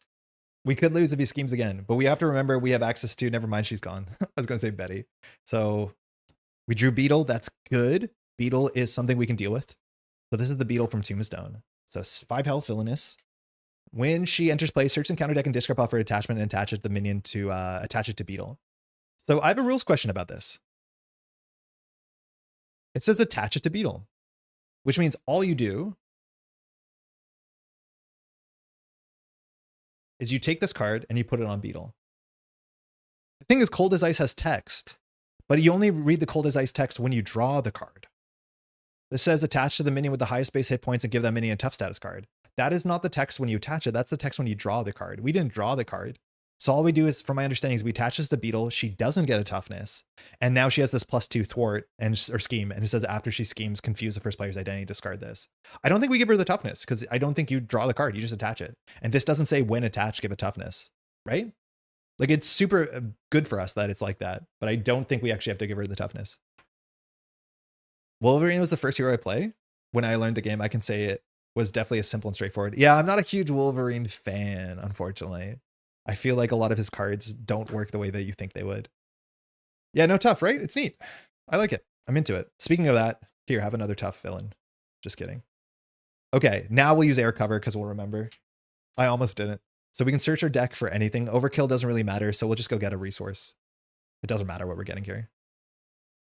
Suppressing fire. Okay. So we have a lot of work to do. Unfortunately, our hand has no thwarting straight up. We can clear focus the senses to get not already, well, sort of already. It doesn't exactly work, but it kind of works. We have to add 2 more threat to the main, so we'll just do it now. Like, we have to do it. So it goes to 8 of 11, which is pretty frightening. But this hand is a really awkward hand because it has no natural thwarting besides Electra. Like, we drew a lot of our greedy setup cards. Unfortunately, Nelson is like not super useful unless we drew into one of our cards, which is like why what's her name is really good. What's her name? Rachel? Karen? Wow, Karen. Because Karen allows you to make sure that you have the alter ego cards coming up. But yeah, we don't have it there.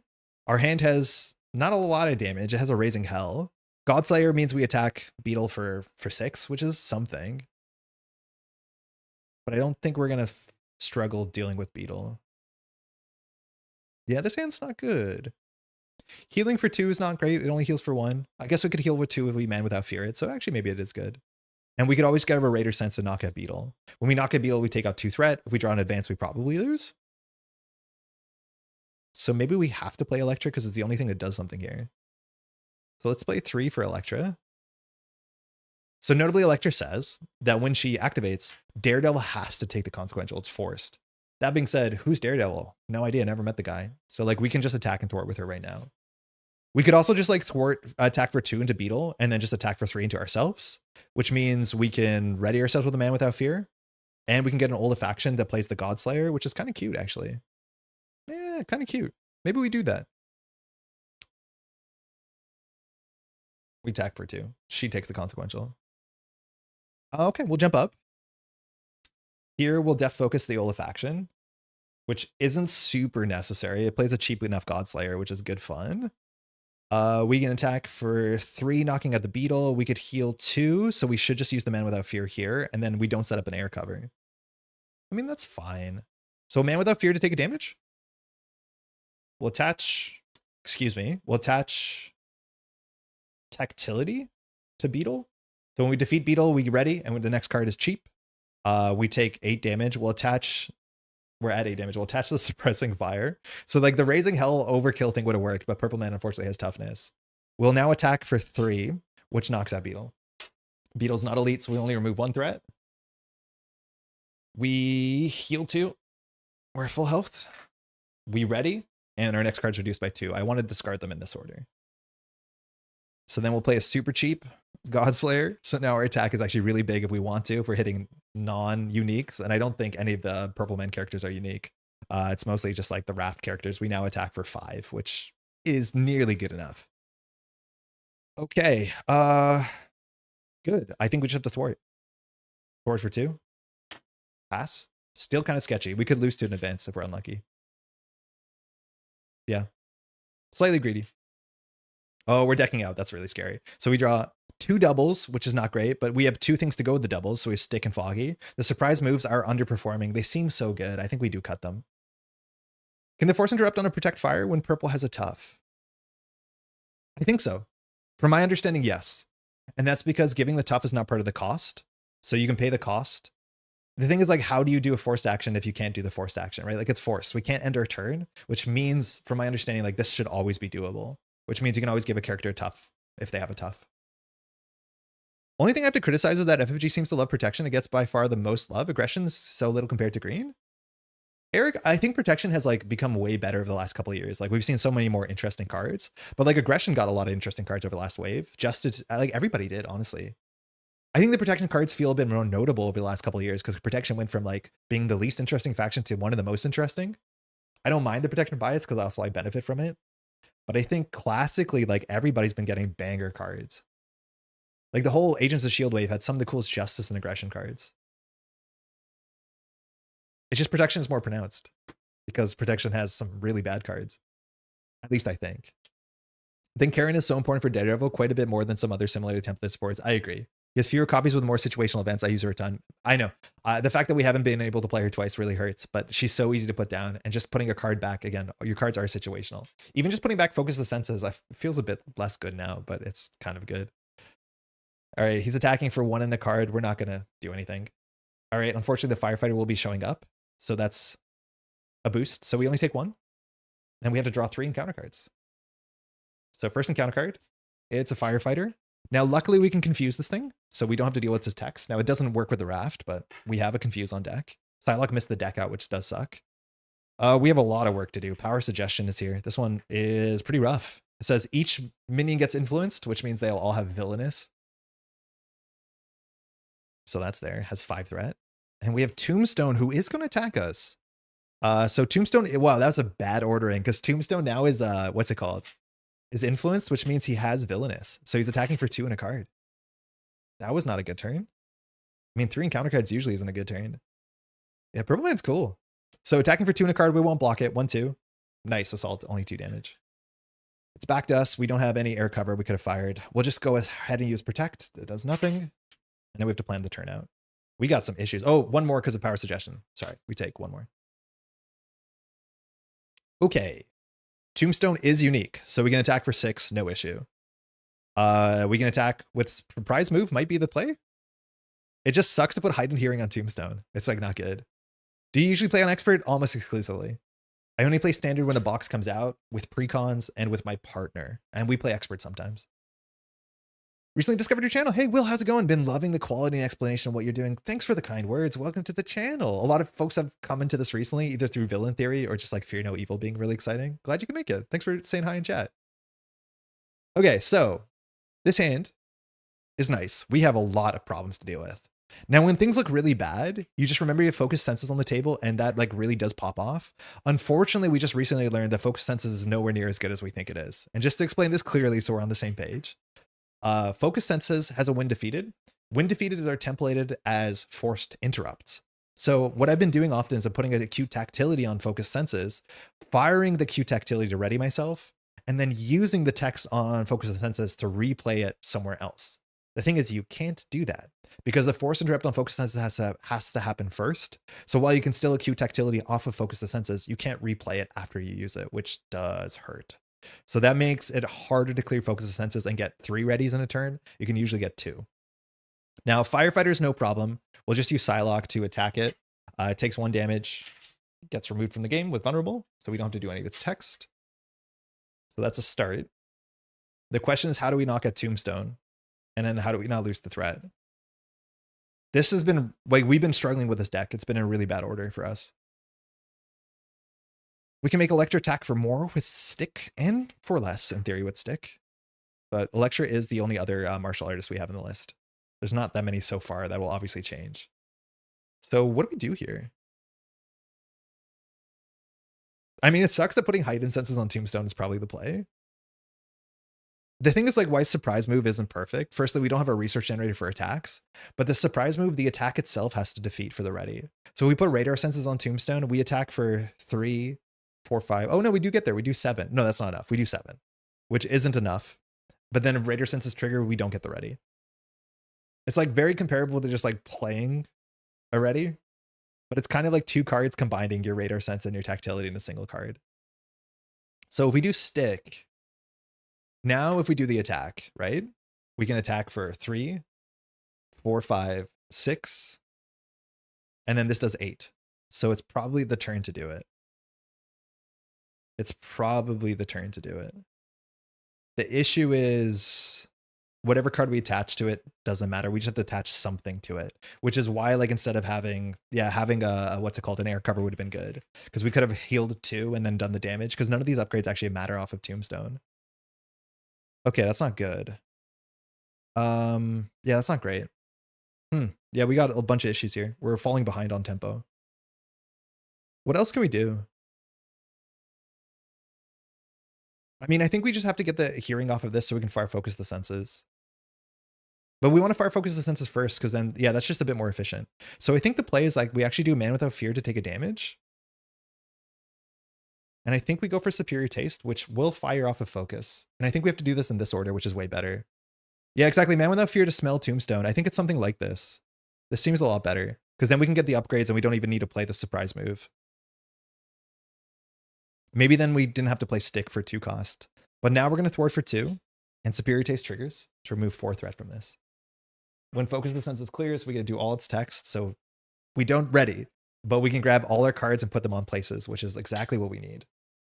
Okay, so things that we put places. We aren't ready. Wait, we're not ready. Wait, we're not ready. Oh, that's bad. Wait, we're not ready. Uh-oh, that's not good. Huh? Wait, being ready was so important there. How are we not ready? This was on the top? This was in the middle? Oh wait, we messed the deck up. But we have to be ready. What did we do? Yeah, we need a ready here. Why did I think we'd ready off of that? Oh God, I can't rewind that. I don't know how to rewind that. Oh, that's bad. That's really bad. We need to be ready because we have to play the surprise move. What did we do? Does anyone remember the order the deck is before we did this stunt? Because like this stunt was not the play. We felt very clever for a second, but like that clearly does not do it for us. This was on the top. I think this was next. And these were at the back. I think it was something like this, but I don't know. On YouTube, you can rewind. If someone can help me out with that, that'd be good. But we need to be ready. Like this is not a play we can take. That's embarrassing. Yeah. You thwarted. I went back and checked. What was the order of the 5 cards? I know Hide and Hearing was on the top. But the thing is, like, we clear focus the senses we can't ready. So we need to clear it after just to set up like Purple Man and deal with the threat.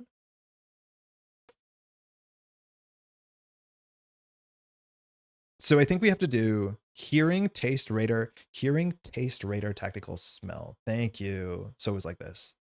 That makes sense. Yeah. Heightened Radar, Acuity, Offication. Wait, we're saying different things. Radar, Acuity? It was Hearing, Taste. There's 2 different answers though. Uh-oh.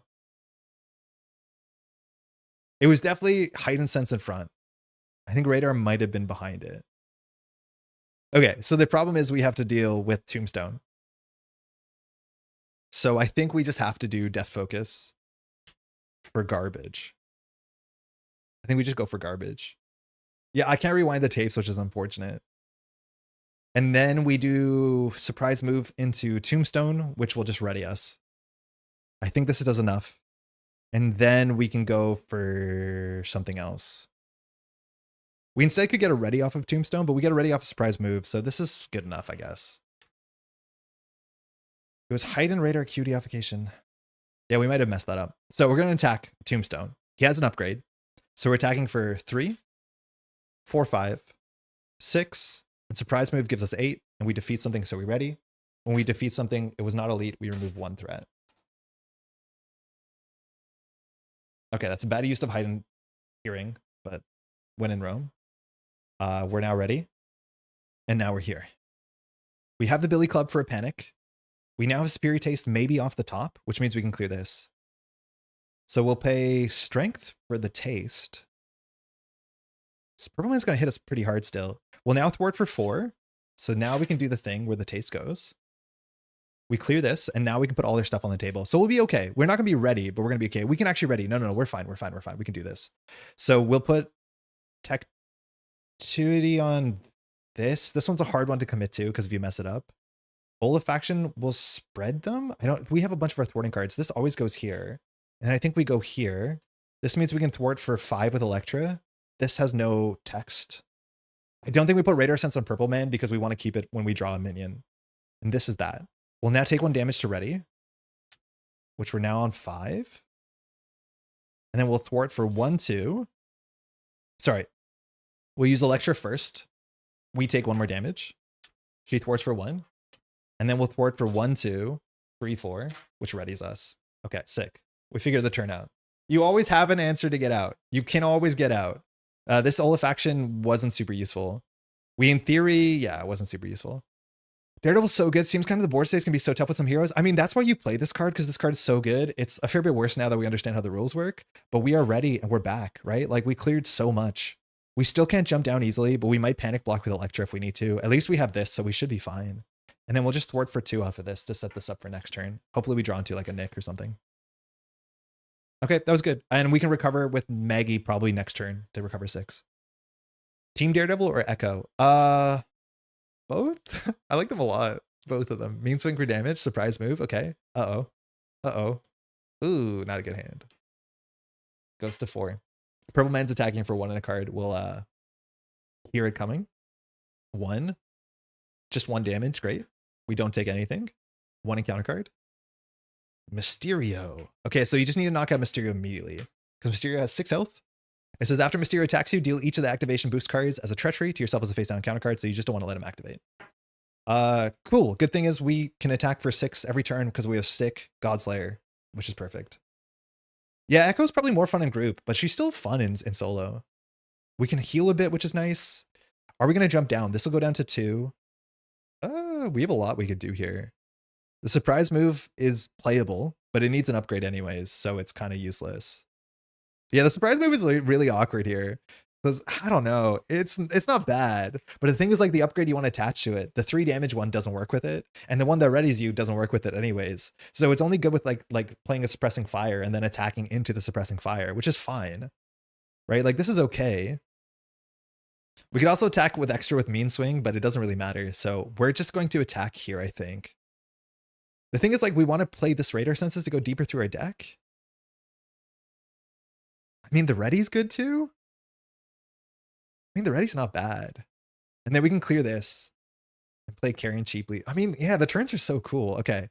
So if we put suppressing fire on this, if we're going to recover, we waste some recovery, so we don't need to, but we need to put an upgrade on him anyways.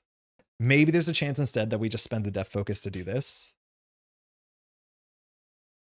Yeah, I like that. Because we don't need the healing if we're jumping down, and I think we can jump down here. Then we'll just do mean swing for surprise move. So this is why overkill's a bit better, because you do some big attacks here. So we're attacking for 3, 4, 5. We'll use stick for 6. We knock out Mysterio. Wait, why do we put the radar sense on it then? Oh, we had to put something on it. So we won't use stick. Oh no, but we need to knock it out ourselves. Yeah, surprise move is awkward. So we knock it out. We remove 2 threat. Radar sense is useless. We just needed an upgrade. I mean, healing would have been fine, but we're going to recover 6 anyways. So it's like kind of a wash. Okay, now we can spend 1 to put the tactility here. We can clear it for 2, which readies us. And our next card is 2 cheaper. We'll just put a Karen for free. Oh, actually, we could have put a Karen down for 1. Yeah, let's put a Karen down for 1 before we do that, because now the card that we draw with Karen, we can use on the enhance soul of action if we draw like a 2-cost card. I'm not sure what it would be, but if it's like any of our supports or upgrades that cost 2, even we have some cheap allies. And with Karen, we can put a 2-cost card back in our deck, so that's pretty good. We also have a Man Without Fear that way I don't think we used really well here. So we want to recover, so we might as well just like Electro can do damage to us, that's no problem. We'll recover, but we have a ready, so we might as well attack for 3 to the toughness. We'll use Man Without Fear to ready ourselves for 1. We'll jump down. We'll use Karen, so we can shuffle a card back in, and then we can draw. We want to shuffle back in. I think like just... It can't shuffle in Psylocke, because it has to be one of your cards. I mean, Foggy, we can technically play, because again, the next card we play is reduced by 2. Wouldn't the senses still fire off the player's side scheme, since the interrupt of them is in defeating side scheme? It's when the last threat is removed? Mike, the hole gets deeper. No. Well, some of them are. Oh, no, you're right. We've been on a roller coaster. It's not when you defeat. It's when the last threat is removed. So the question is, last threat removed. That happens before it's defeated. So we're back. We're so back. I think you're right. I think we're back. Not Godslayer? There's no reason to Godslayer. I mean, I guess we could use Godslayer because then we can use Electro with stick. Yeah, that's better, actually. Let's just use Godslayer. This attack doesn't give us piercing, which if we hit Purple Man, but now we can stick Electro, which is good. Yeah, that's fine. That's a good change. Yeah, you're right. This is not when it's defeated, it's when the last threat removed. So maybe it does work, actually. I'm assuming that happens before when defeated. We were looking for trouble. We'll just throw that out. We'll recover for 6. And Electra will attack for 3 with stick, because she can do that. So we take 1, the villain takes 3, and we'll pass.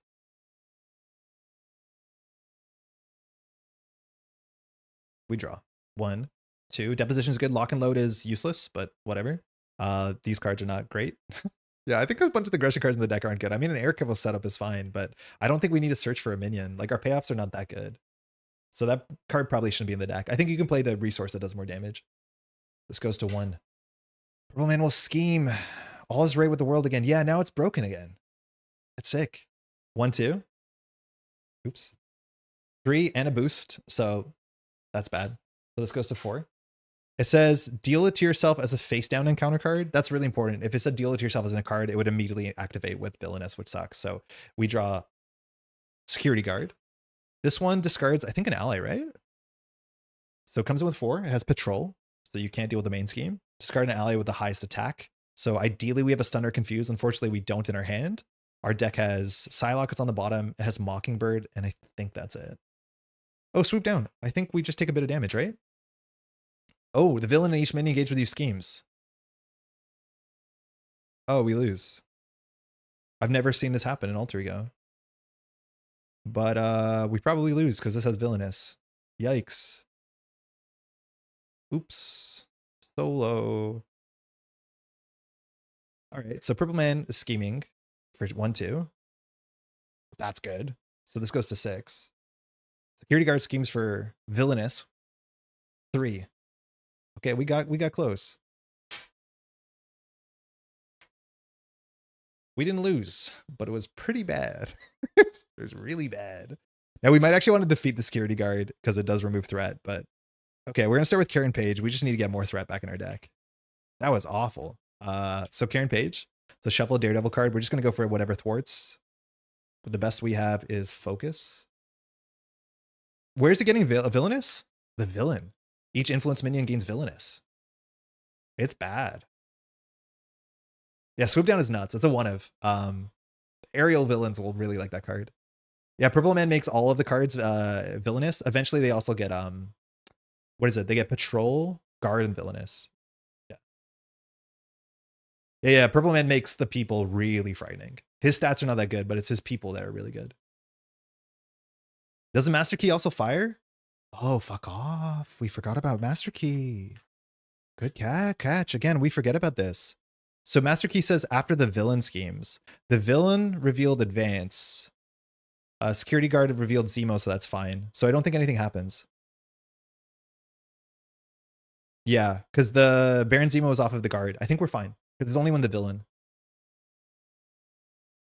I think we're okay. That might be a rewind if we don't have it, but we shuffled in with Karen. We have to draw a card.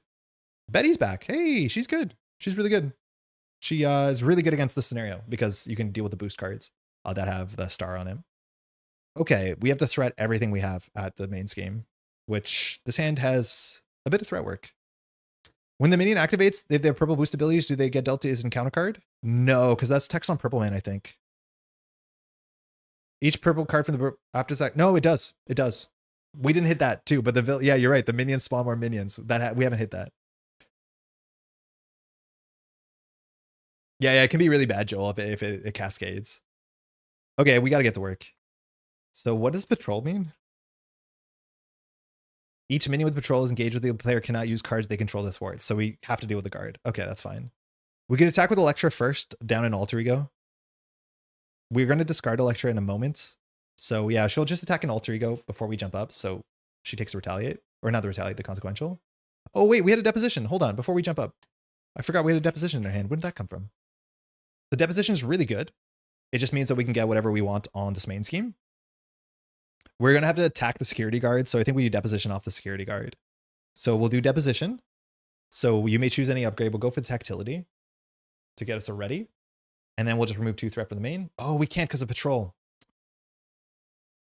Ugh, has patrol. Well, it's not worth it. Okay, so we have to just knock it out the hard way. Fine. Fine, you got us this time. Security guard. I will hop. We'll hop up. Security guard's so strong. It's not unique. It's immune to the sword, which is really good. So that's not great.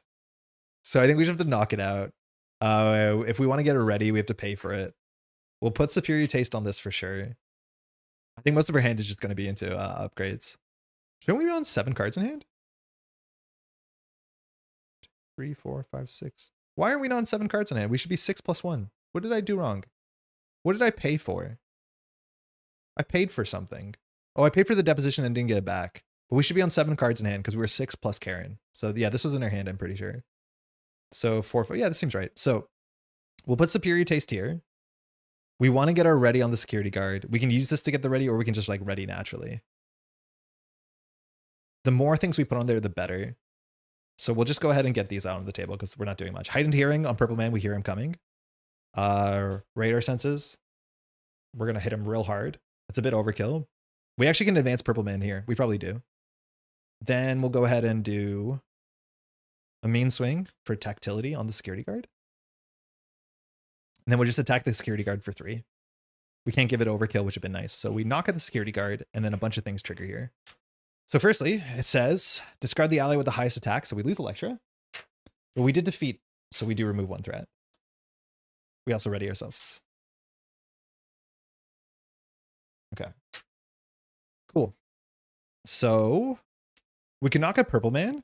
Notably, this main scheme says when a minion is defeated. Also really funny, the minion text, this is added to the minion. It's not on the main scheme. So if you want to play coup de grace, which like this deck definitely wants to consider, you lose that text on the Raft. So it's both good because you knock out huge things, but you lose the threat removal because it's actually on the card itself, which is like a pretty niche interaction. Okay, so we can attack Purple Man, no problem. We can ready off of Purple Man, no problem. We can play Betty cheaply, no problem. I just want to put many things on here though. So I think we'll try and clear this first because this is more likely how we lose. So lock and load, we'll put this here.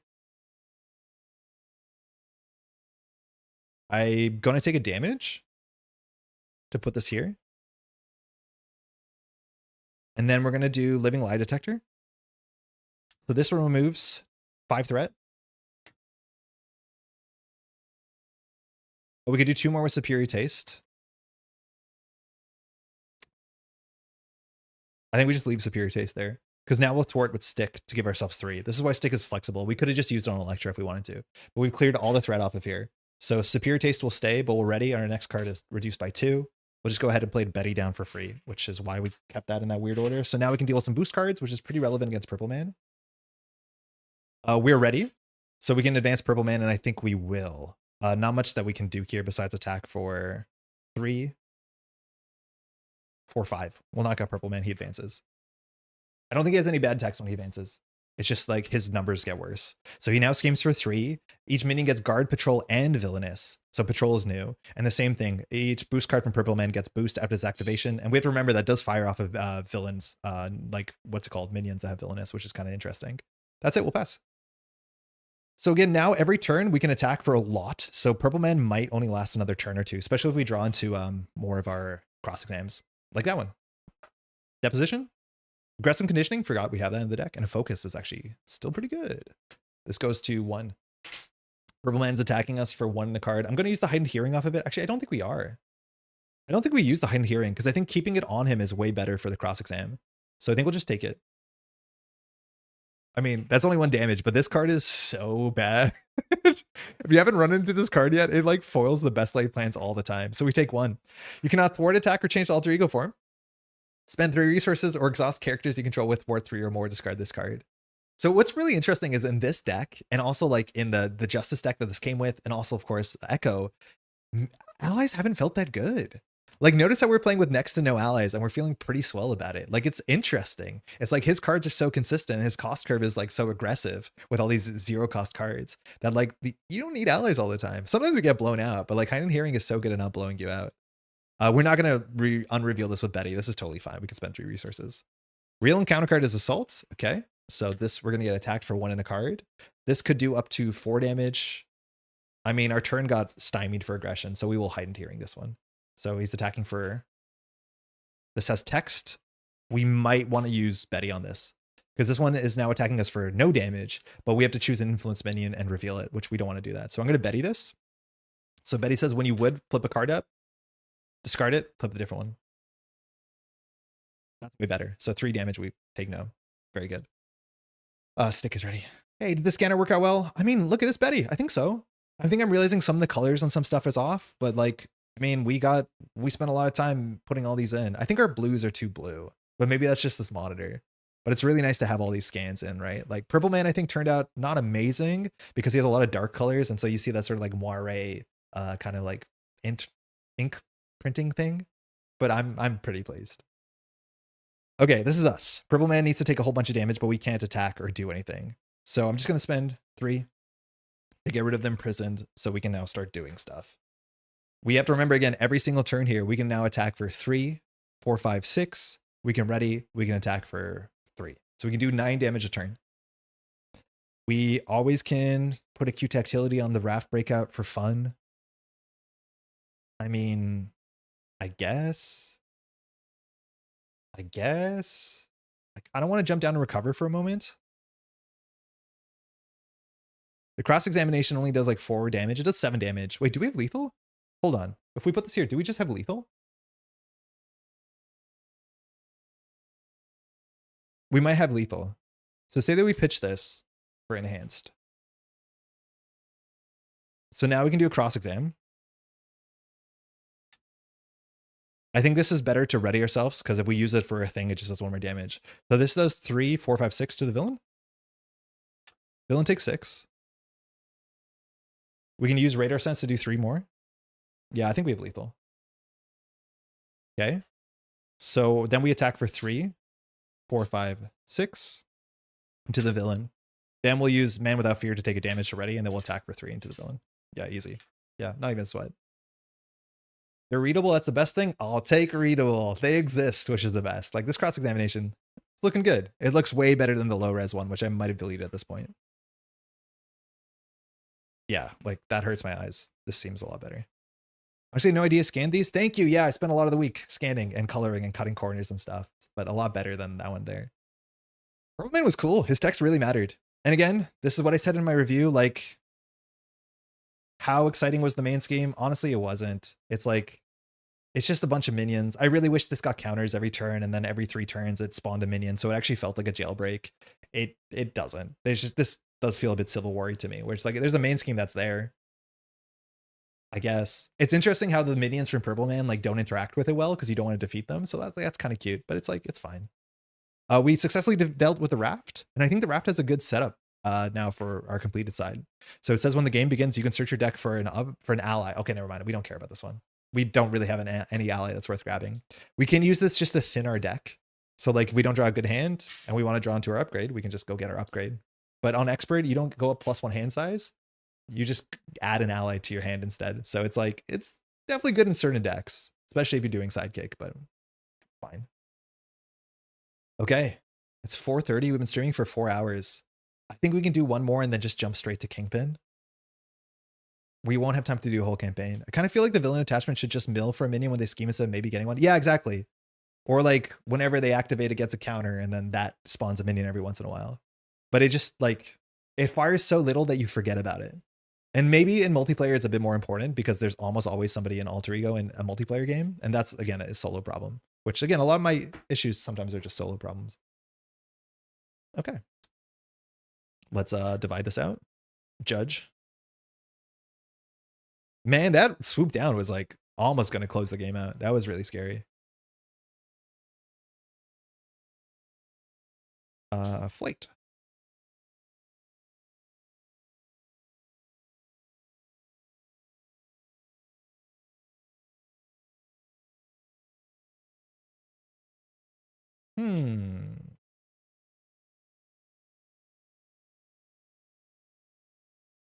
Takes all my brain power to do this at any modicum of speed and accuracy.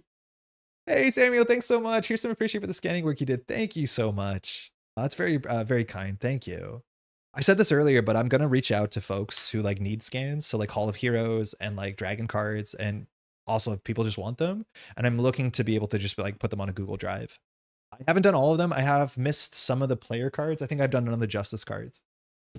But it takes time. But like, I mean, I've used so many scans other people have done and benefited from it greatly. So it's about time, right? Thank you, Samuel. That's very kind. It must be interesting to run a poll to see what the next way to play the game on the community. My perception is true solo, but not sure. I think a lot of people play true solo, but I think my guess is the majority of people who play true solo don't like are isolated because they're isolationists. We're at 5 health. I mean, we could have recovered whatever expert campaign stuff. But I do think a lot of people play this game solo. But I think a lot of people that maybe engage in communities might play in multiplayer because they have a more social lean on things. Maybe not. Okay. So we'll do one more. We have the Getaway, which I don't want to do. I think it has 1 progress on it. We have Protection Racket, which is unfortunately a must do, even though it is not particularly great. And then we have an Art Museum Heist. I think one of these had a thing on it. I think it was this. I'm pretty sure it was this. Because we had, yeah, it has to be something like this. If we're slightly off, it's fine. It's also a recommended modular problem. If they had a modular with a ton of minions in the Raft scenario, the master key would fire more. Yeah, no, the ones that they added in actually have the most. Oh, outside of like adding, yeah, unless they added the tracksuit people, that's the most they could have added in a single thing. Thoughts on leadership Echo with no allies, sidekick, morale boost, and go all out. No allies, but then you're playing sidekick, so I'm not sure. My big thing is like with Echo, you're really incentivized to play traded cards, like attack, defense, and thwart, and leadership doesn't have that. Replaying sidekick or like side by side is already really good. So like you can make that better for sure. You can bring her stats up a bit, but she actually doesn't get any benefit from activating. Usually the characters that can increase their stats are like good with that sort of thing, like X23. But like, I mean, it's probably fine. Those are all independently good cards. I just mean like leadership is probably the one I least want to play in Echo.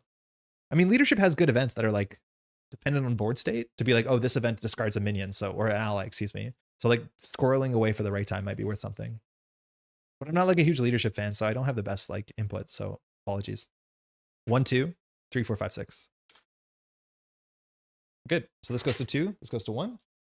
So chat, we are going to the art museum heist, which is a treat because it is my favorite. That means the art museum heist, because we have 2 threat here, we'll start with 4 extra threat on the main. Should have just done this to remember. Why didn't I do that before?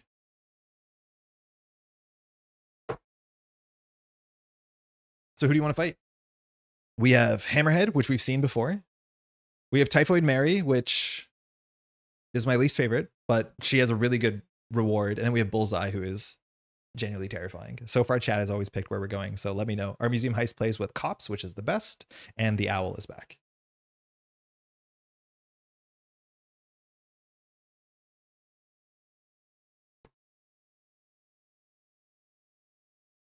New chat was going to say Bullseye immediately. I was like, I don't know why I'm asking. Chat is going to be like Bullseye, Bullseye, Bullseye, Bullseye. Yeah, it's Bullseye. It's Bullseye. I know it's Bullseye. Of course it's Bullseye. Whatever. I guess we're going to die. I mentioned this when we talked about the review of the box, but Bullseye is more interesting in campaign mode because inherently removing things from the game is not something that actually really matters. Because like how often do you deck cycle? I don't care. But when Bullseye removes things from the game, he removes them from the campaign. So it does have real text. The awkward thing is if you remove something from and then you're under deck size, you actually have to go like change your deck, which like, am I prepared to do that? Chat is sadists? I mean, they know why they're here. Okay. So the first thing we do in art museum heist. So villain named Bullseye. He's really scary. So he starts on side 2. He doesn't have a lot of health, but he does have his lace spine. So it kind of does come out of the wash. He says when revealed, you put the lace spine into play. The lace spine just says he cannot take more than 3 damage from a single attack. Extra damage goes here. Once it has more than 6 damage, it flips, and then he doesn't have that text. At least for a bit. He will eventually heal if you use schemes. When Bullseye activates, his boost cards gain ranged, which is fine. We don't have retaliate, but he also gains an extra icon. So he kind of has 3 attack, and a bunch of these cards have multiple attachments or multiple things on them. Let's just look at his cards really quickly. I don't think he has the highest boosts. I don't think. Bullseye has 1.9, so on average 2 boost per card, and a couple of them like shuffle back, so it's a bit interesting. 4 stars as well. Otherwise, we're doing scenario name, art museum heist. So this one has art museum. Oh, that didn't work. Okay, that's wrong. Obviously, we have to just let this play through, but something happened. For the rest of the campaign, yes. It's like not the end of the world. Like if we remove Electro, maybe our deck is better. Like honestly, it sometimes helps you. It's more so losing your personas hurts. Notably, also, he's the same name as our Nemesis. Our Nemesis hasn't shown up yet, but it's interesting that our Nemesis cards actually interact with Bullseye the same way the Kingpin cards for Echo interact with Kingpin. I like that a lot. Art museum heist? Can this not work? There we go. So this one has pretty low boost, 1.2. And now one of these is going to be on the table, and then we have some quick strike minions. Cops is also not a huge boost, but has like really interesting text. Cops is like the best. And then finally we have some owls, which a lot of these, almost all the minions have quick strike, which we have to watch out for because anytime something attacks us and we don't deal with it, it's an issue for us. So scenario name, art museum heist. This is our main scheme. So it says at the beginning of the game, we've attached a random one of these to the villain. If we get the stunning landscape, we'll be very lucky. So 1 to 4. 1. We got Inspiring Pottery. I mean, that's a good starting one. Inspiring Pottery just gives Stalwart, which means the other ones are easier to hold on to. There's not a lot of stalwart and steady in this campaign, which I like. It's only used in ways that I think are much more forgivable. Tuned in was wondering if you had a review. I'll have to watch the VOD later. Yeah, we'll have a timestamp. This is a very early review, so don't like care too much about it, but yeah. Is there a rules justification for Bullseye having his interrupt text rather than an extra boost icon symbol found on other cards? What do you mean? Like, why don't his cards just have an extra boost? So just so this works with modulars, right? It also, like, you don't want to just give him +1 attack, because if he draws multiple boosts, then his like +2 attack. It's like kind of an amplify. But it's basically like he has amplify.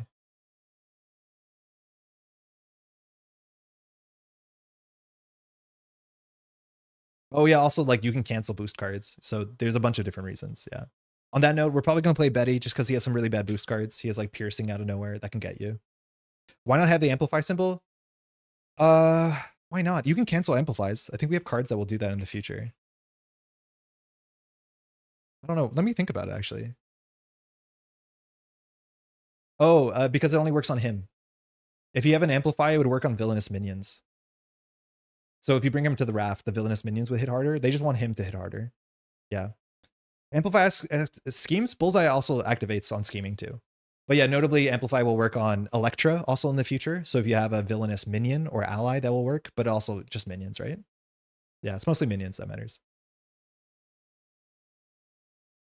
Okay, let's give this a big shuffle and we're off. So we did the thing on the main scheme, which is just attach an art piece. We have to flip this over, and because we have 2 progress, I think we have to add some threat here. So we're on 5 threat. Now this thing just gets 1 threat a turn, but for each art attached to Bullseye, there will be 1 more threat. It's really important we get heightened hearing every turn on Bullseye, because if anybody attacks undefended, the art goes across. That can be useful for us, especially if we get the stunning art, because then we can keep stunning Bullseye as long as he doesn't have the pot. And that's really good, because stunning Bullseye is super impactful. This won't probably matter. We don't have a lot of big damage bursts, so the lace spine probably won't matter. Yeah. Cool. We do want to get the pot off. We want to recover though with Matt, because like Bullseye's a bit unpredictable, so being at 5 health can be just a death sentence. Notably, we're on expert, and so if we fail this, we put a 3rd progress on the thing and we just lose. I mean, that's kind of the issue with expert anyways, because if we went to one of the other ones that only had 1 progress and we lost it, then we had to do a dice roll, and then 1 out of 3 times, actually 2 out of 3 times, we lose it anyways. So like the expert thing where if you fail a scenario, you just put a progress on it is like, I don't think it's that cool. I mean, it gives real like consequences to your actions, and maybe that should be good, but it just means like 1 bad mistake, you fail everything. So like trying to make a thing where it's like, oh, if you fail, it's not over. It's like functionally over if you fail. Unless you go there when there's 0 progress. So like, you might as well have just failed and then restarted. I don't know. It's weird. Okay, I think that's all the setup we have to do, huh? This will get shuffled. We can't see it while we mulligan. We definitely want to get our heightened hearing. We have 2 setup cards, so we're going to choose to start with Betty, because Betty is good at boost cards. And the other thing is we can search our opening hand for an ally, which it's not really text we care about. If we do that, we have to discard. This is our 3rd mission. Yeah, so there's no other upgrades or like things to do. All right, let's go.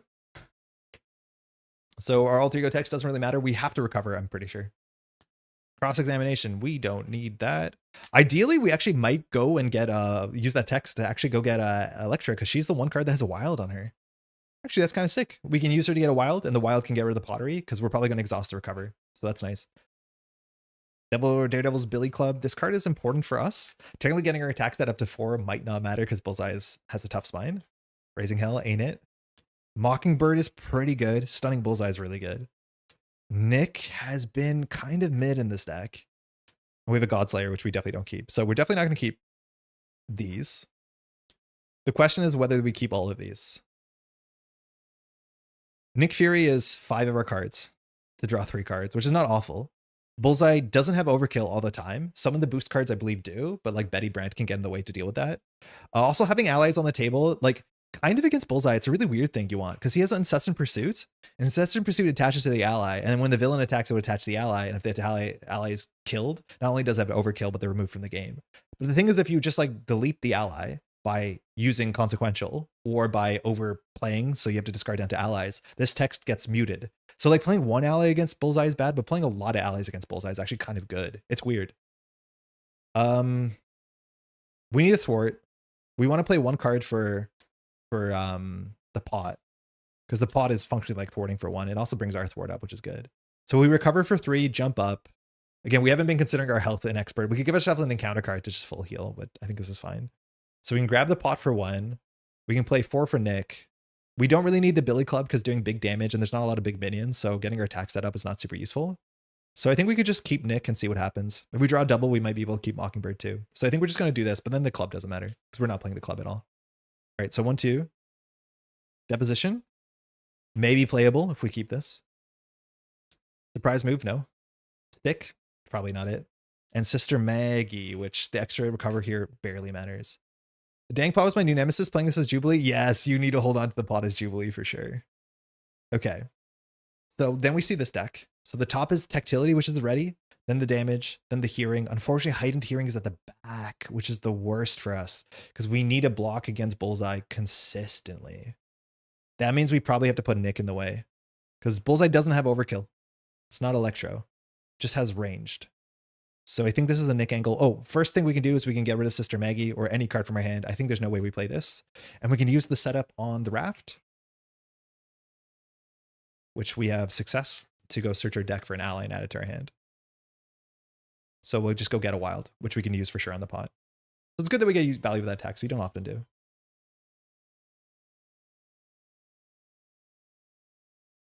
Okay, that's that. Okay, so what are we doing here? We need to do some threat work. Bullseye doesn't scheme for a lot, but he does technically scheme for 2. So I think we just start with Nick and see what happens. So we'll just get rid of these 4. We'll keep Electra. I mean, Mockingbird is good, but we'll play Nick. Nick draws 3. 1, fine. 2, okay. 3. Ooh, Karen's really good here, actually. We have a very smooth cost curve. So Nick always schemes for 2. We can afford to play Karen. And we can play Deposition, play Electra. This is great. We'll play Karen. We definitely want Karen on turn 1. She gives us a lot of consistency. Especially in Alter Ego here. Now we can shovel back one of our cards and then draw a card. So what do we want back? We like... I think the Billy Club is probably the card we want. Again, it doesn't have big breakpoints, but like we don't want big damage against Bullseye. Like just attacking for 3 every turn is good enough. So the club is probably a bit better. Yeah. He doesn't thwart a lot. There's not that much thwart. You just need to be blocking every turn. So this turn we probably have to exhaust the block, or at least Nick will. So we still draw a card, which is good, because then we can Deposition. We can go use Deposition to get the Heightened Hearing, which is super clutch. And then we can Electro for the pot. Like really good turn, actually. And we can still recover. Perfect. We don't want that. So we'll play the Deposition, which is only an Alter Ego. And this is perfect that we can sort this out. So it says you may choose an upgrade. So we'll put a Heightened Hearing on Bullseye. So if he double activates, we hear him coming. And then we'll just remove 2 threat from this. We'll recover for 3. We'll hop up and we'll discard Electra to take the pot. Inspiring Pottery. Inspiring Pottery. Got it. So it's attached to us. We get +1 thwart. And we get Stalwart. Nice. Good turn. Really good setup. Actually, really good setup.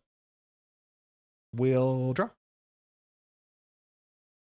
Genius. Marked. Ugh. Foggy. Fine. Oh, please no. Oh god, that's bad. These doubles are a bit weird. I mean, ultimately, like they can just become these superpowers, but this goes to 2. So Bullseye is activating for 2 and a card, and it has another thing. We're gonna block. If we don't block, the heist goes off. So 1, 2, 3, 4 off Tug of War. Tug of War is a good card. Nick gets knocked. 1 encounter card. Cop. Nice. Love Cop. So Cop is scary because if Cop hits us, it's an undefended attack if we don't defend. And if we don't defend, we lose the Inspiring Pottery, which is expensive to get back. So either way we exhaust. If we exhaust against the Cop, we don't take damage. If we exhaust to get the pot, like we did the same thing. We might be able to jump down this turn. I think we just defend and jump down because then Foggy clears our issues. And then the Cop will deal with Bullseye, which again, Cop is just the coolest. So we'll defend for 2. So we take no damage. And notably, Art Museum Heist says that if we get attacked without defending, it takes our thing away. So we kind of keep it. Pretty good. Okay, so not much to do here. We can set up the Tactility. So we're definitely going to play Foggy for 2. Confusing would be kind of nice, but I'm not too scared about Bullseye thwarting. We'll play Focus because it's nice to have on the table. And then I think we'll just play...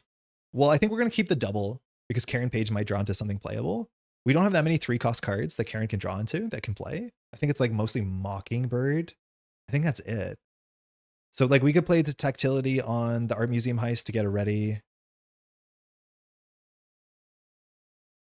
I think we can just get this on the table. So we'll play this to put this here to get the ready. I think this does work, but we'd rather clear this fast. And then we'll jump down to Alter Ego.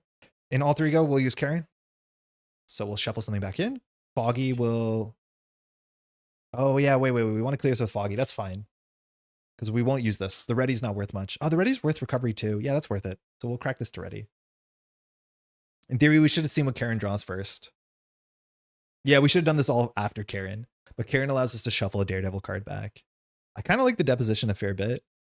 I don't want damage. Sister Maggie's not really necessary right now. And the damage doesn't scale great against the spine. I remember during the previews, you mentioned being concerned about Daredevil would feel like Doctor Strange. How did the two compare? Daredevil, you have to fight for your work. I think that's the big thing people didn't like about Doctor Strange, is that because his cards did absurd damage and had stun or confuse, you spend a lot of the game not playing the game. But with Daredevil, these cards require you to interact, so they're way more interesting. Also, the order of them is interesting because it's both flexible and inflexible. Oh, we draw our Man Without Fear when it gets bought. Can you use your sense if Foggy clears the scheme? Do the personas count as you doing it? No. They specifically don't. It depends on what the persona is, but Foggy is a support. So we can't... Oh no, we can't do that. Sorry, we can't ready. Foggy is a support. Supports are not you. And this says when you clear. So we can't do it. Yeah, that's the one thing is Foggy says you can't clear it. So also Foggy can't do Focus the Senses because Focus the Senses says it has to be Matt Murdock or Daredevil. So Foggy is good, but not absurd. That's a good catch, actually. So we are exhausted. This is still here. Which means I will put it here instead because Foggy had this covered. All right, Karen draws a card. It's a Nelson and Murdoch. I mean, that's a good setup. Oh, sleeve is ripped. Easy fix. That's an old card.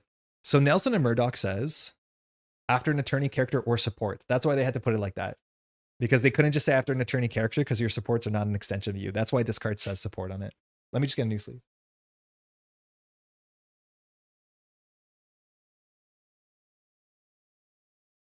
Okay, good turn. The cop won't scheme. The cop will attack Bullseye, which is good. This is going to be possible to clear if we draw a cross exam. And then we can do like a bunch of cool stuff. We have a really good attorney setup already. Like our backline is surprisingly good. Normally we have good cards here, but we have actually the backline, which is sick. Sightlock's here. Nice. Lie detector means we should be able to clear that and fire it. Bug. Lock and load.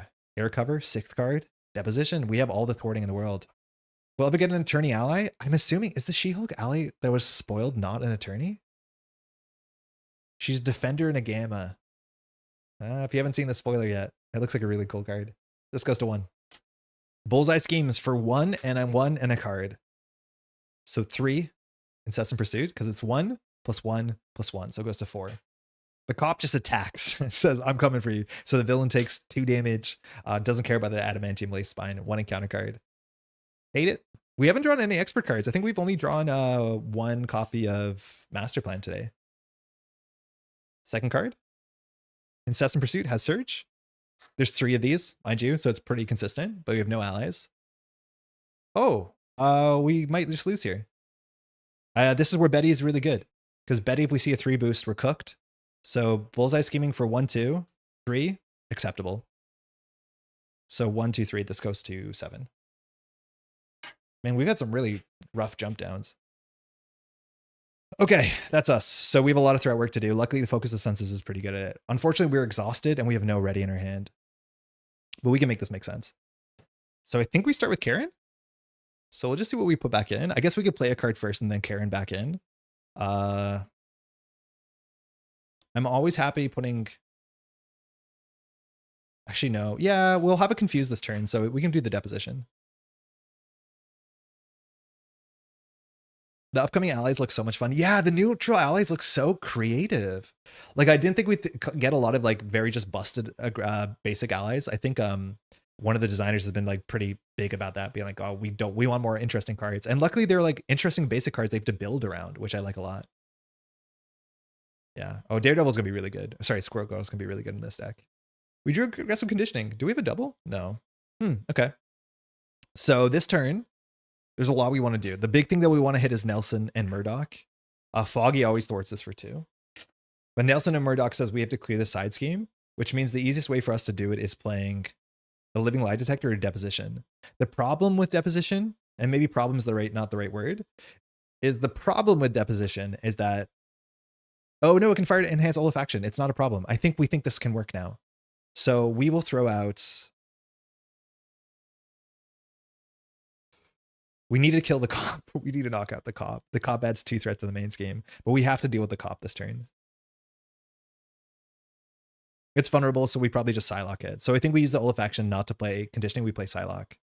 So I think Bug is fine because we can make Bug pursued and then we can get rid of Bug.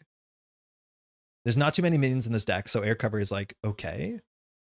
But let's plan this out. We have 6 cards. So we want to do deposition for sure. Then we can play Psylock for 2. It leaves us with 1 card. We'll figure it out. Okay, so we play the deposition.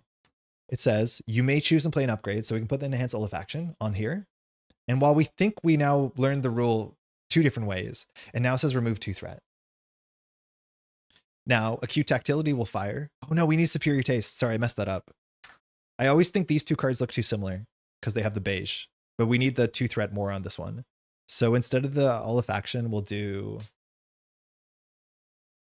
superior taste. Yeah, we need to clear this. The other option is playing another living lie detector, but then we didn't spend 2 resources. So, okay, so now we thwart and we clear this. So what I think we now understand is with acute tactility, it says, not when defeated, it's when the last threat is removed. So it should trigger now, so we are ready. Then we clear focus the senses, so we can just dump all our cards on the table, which is pretty dang good. So I think we're now doing it right again. I think we had it right, then we got it wrong, and we have it right again. So we can put things on the table. So the cop, we need to figure out how to do 3 damage. Not super easy. We can, in theory, get rid of lock and load. And then get our Billy Club or the Godslayer. The Godslayer does not help with the cop. So we could always like radar sense the cop. This always goes here. I think this goes here. And then the olfaction probably goes here. We have, yeah, that's good actually. That works. That's really good for us.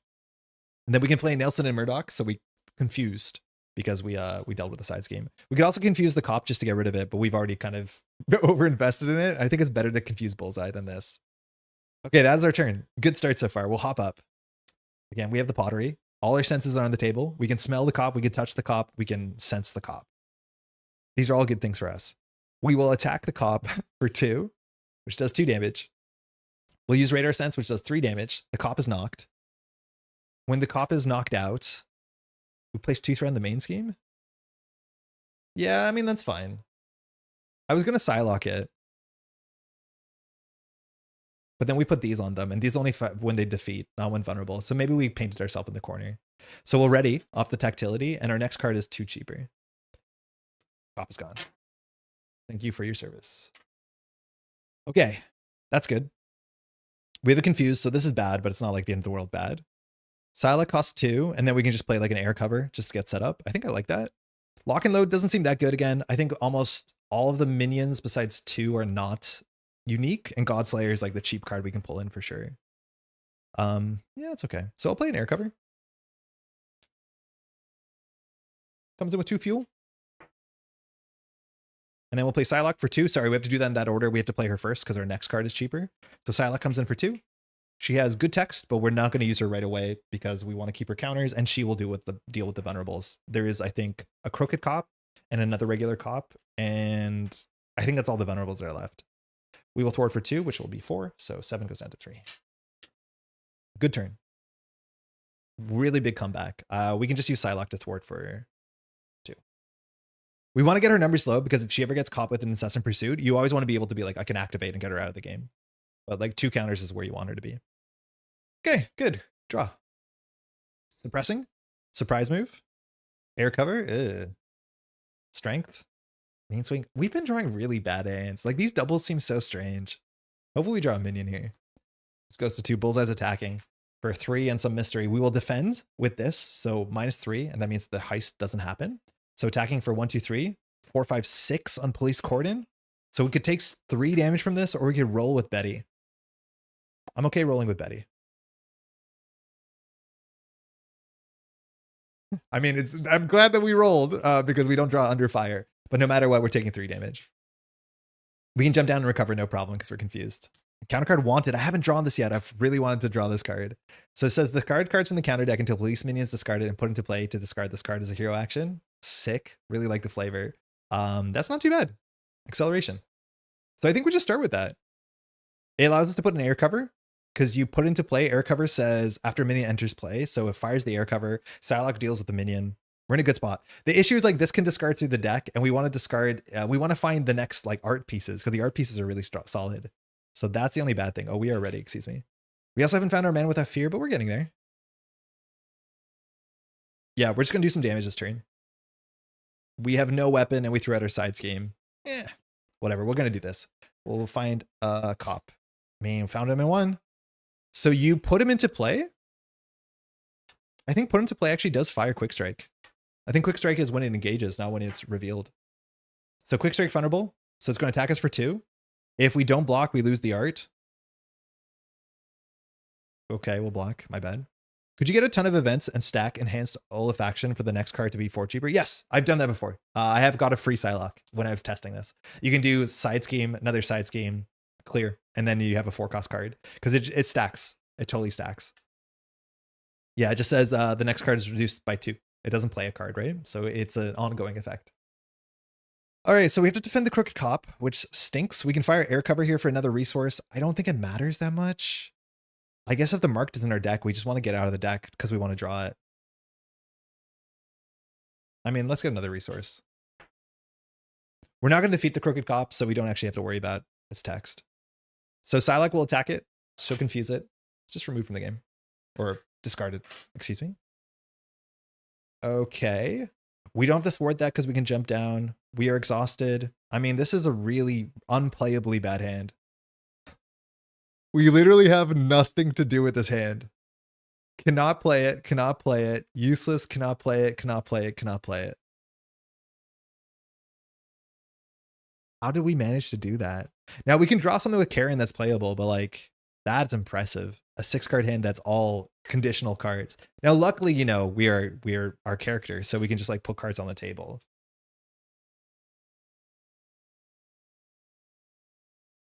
Like we can do that, but it's really funny how bad this is. So we can shuffle back Electra and maybe play her if we keep these 3. The heightened hearing is the most important one, but we won't need it when we jump down. We'll jump down. We'll do Karen. So maybe we'll go for Electra just because we can play her off the rip. I think we still have 1 deposition in the deck. She's the one playable card here.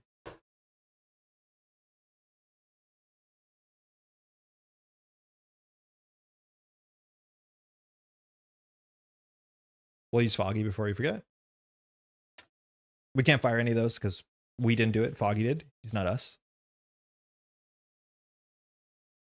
Oh, Death Focus. Sick. I'm into it. So we'll just play Death Focus. I don't think we'll hold the double. Let's look at the bottom of our deck to see if there's anything worth a double, but Death Focus is really good. I think the other card with the double that we want to play is the Man Without Fear. So we have Electra, we have Marshall, we have Man Without Fear. That's enough cards to consider holding this strength. Like the floor is good enough, and with Karen we'll have 7 cards, so we'll hopefully find something good. Okay. There's only 1 more vulnerable character in the whole deck, so we don't have to be precious with Psylocke. 1, 2, perfect. 3, I'm absurdly good. 4, 5, 6, and we'll get a 7th in a second. This goes to 1. Confused? 1 encounter card. Raise the stakes. Love this card. Very scary card. It says when Bullseye attacks, give him an additional boost card. So he does attack for like 2. He attacks for 4, functionally 2 boosts. If this attack defeats a friendly character, remove that character and this card from the game. Otherwise, it just goes back into the counter deck. So you can't stop it, and you can't discard this because it doesn't have a hero action or interrupt or anything like that. So that means next turn we have to do heightened hearing and we have to defend. So we're probably going to heal right now because there's nothing else on the table we can do besides setting up and doing big attacks. So it's good. This is not bad. Speaking of healing, I think we're going to start with Karen. Mind you, Betty is ready. We're going to use Karen just to shuffle back in. I think we're going to look for Sister Maggie if we have it. Yeah. Mind you, what I just did there, you can't do. You can't rearrange your discard pile. For most decks, it doesn't matter. Have you seen Spider-Man? Nazim, no, it just came out last night, no? Planning to see it with my partner. We meant to see it on Wednesday, but it didn't line up. I've heard good things. It's not Nazim, is it? It's Naz Megani. How's it going? I mean, that's sick. So we can just set up our hand. We have nothing else to do. Foggy. Ports 2. We'll play Sister Maggie. We have all the personas this deck has, besides Stick. So Sister Maggie just allows us to really, really heal. So we'll recover for 6. We go up to 10. We definitely want to play 2 for the Man Without Fear, 1 for the Billy Club. We are fully kitted out. So we have 3 attack. The Man Without Fear gives us a cheap ready. We can't use it right now because it's only in hero mode. We have the club, so we attack for 3, which is perfect against Bullseye. We haven't done any damage really, just the copted damage, but like we set up really backwards. We found our supports, not our like actual proactive cards for hero mode. We will flip up. We'll def focus to put the heightened hearing here. I mean, I think we do it. We'll take a damage with the Man Without Fear. So we're just going to ready ourselves.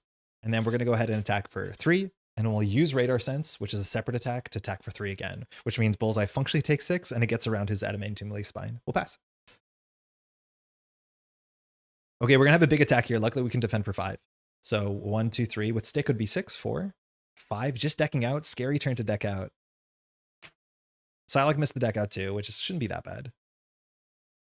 We definitely want another piece of art. Another piece of art would be sick, because then we can do the juggle. Because currently this has not been the most exciting art museum heist. Okay, so this goes to 1. Bullseye's attacking, and with Raise the Stakes, it's with 2 cards. So he's attacking for 1, 2, and then 2 boosts. We can always cancel one of these with Betty, but we're going to defend ourselves, and we're going to do heightened, so we're defending for 5. If we get attacked again, we might lose a piece of art, but it's not the end of the world. So he's attacking for 1, 2, 3, 4, 5, 6. We take 1 damage. That's perfect. That's really good.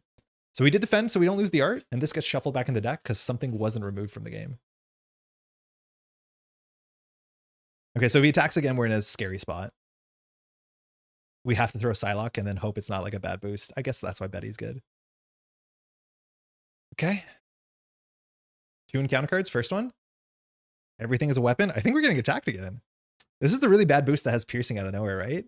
So choose either Bullseye activates against you or remove an ally you control from the game. So if Psylocke gets removed from the game, she gets removed from the campaign. So I think Bullseye activates against us. So Bullseye's attacking for 1, 2, 3, and a boost. We'll put Psylocke in the way regardless. 1, 2, 3. She's knocked. Notably, his text does not remove her from the game. You need to find text that actually does that. Sensorily overload. Okay. We don't have a confuse, so jumping down is a bit hard. We don't have a side scheme to get the confuse. So jumping down is going to be just a bit tricky, but we definitely could. So this just does us damage if we play our senses, which we kind of want to. No dead cards in Daredevil as Wasp and Val cries in the corner. I mean, it's a later design, but he's like really consistent. Okay, so we ready. We can get rid of 2 of these, get a cheap card. Martial Prowess, our attack events haven't been amazing. We can attack for 3, which again, we just need to defeat Bullseye. If we attack for 5, it doesn't really matter much. We need to recover, which means we need to consider jumping down. We will Death Focus to play the Radar Sense. We always just kind of play a card. I think jumping down is relatively safe. We've seen 2 advances, I think, so far. Yeah. Oh, we take a damage, mind you. We don't mind taking damage because we have Sister Maggie, so like taking 4 damage is fine here. We recover for a lot. Well, Man Without Fear to take a damage to ready ourselves. Okay, so we could clear this, but like Foggy clears it, so that's fine. We don't trigger these, but I don't think we need those that much. So then I think we're just going to do a big attack here. How are we going to use our hand? We want to play Endurance because it's more health. We could consider playing Martial Prowess, just have a resource generator to like close the game out. I mean, that's good enough. Yeah, that's fine. So we'll attack for 3 to the villain. We'll do 3 more with the Radar Senses. So down to 2. Okay. Oh, we need to recover. What are we doing?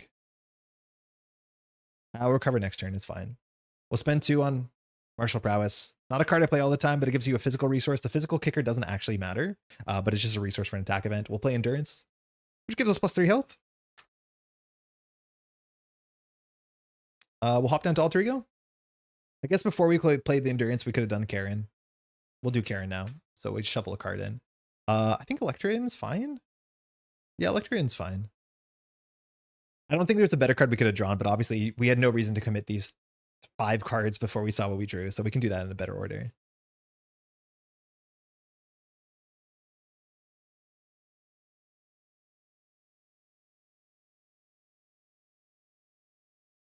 That's fine. We wouldn't have played it. We'll discard this. We will use Foggy and we'll pass. So we'll see how much thwarting happens. Again, Betty makes you a bit resilient to big boosts on extra activations. 1, Lock and Load is really good.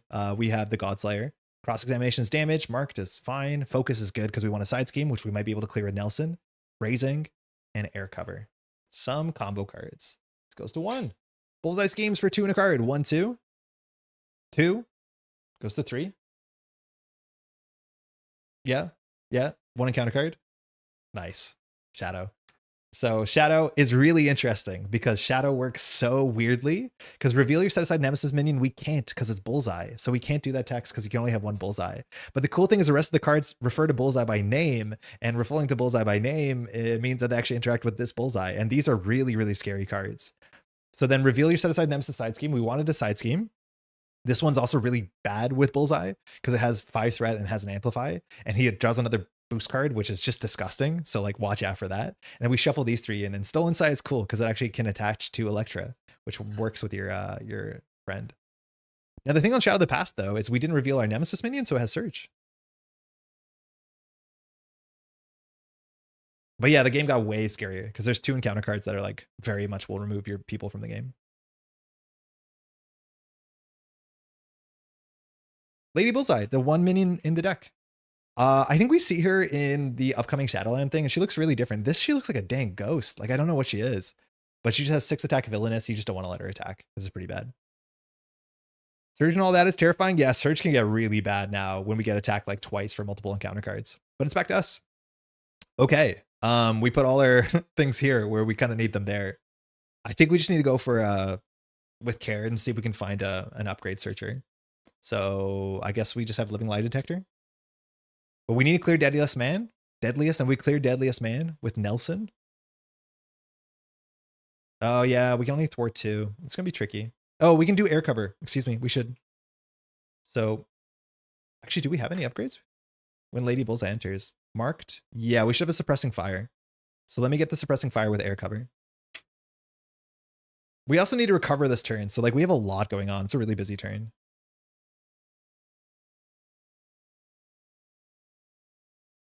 Okay, so we still draw a card with Karen.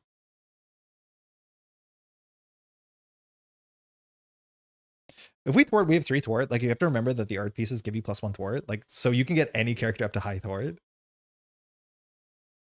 Aggressive conditioning. Okay. So we got to plan this out. We probably want to recover. If we cover, it's good. We need to clear this for sure. It's easy for us to clear this ready and then clear that.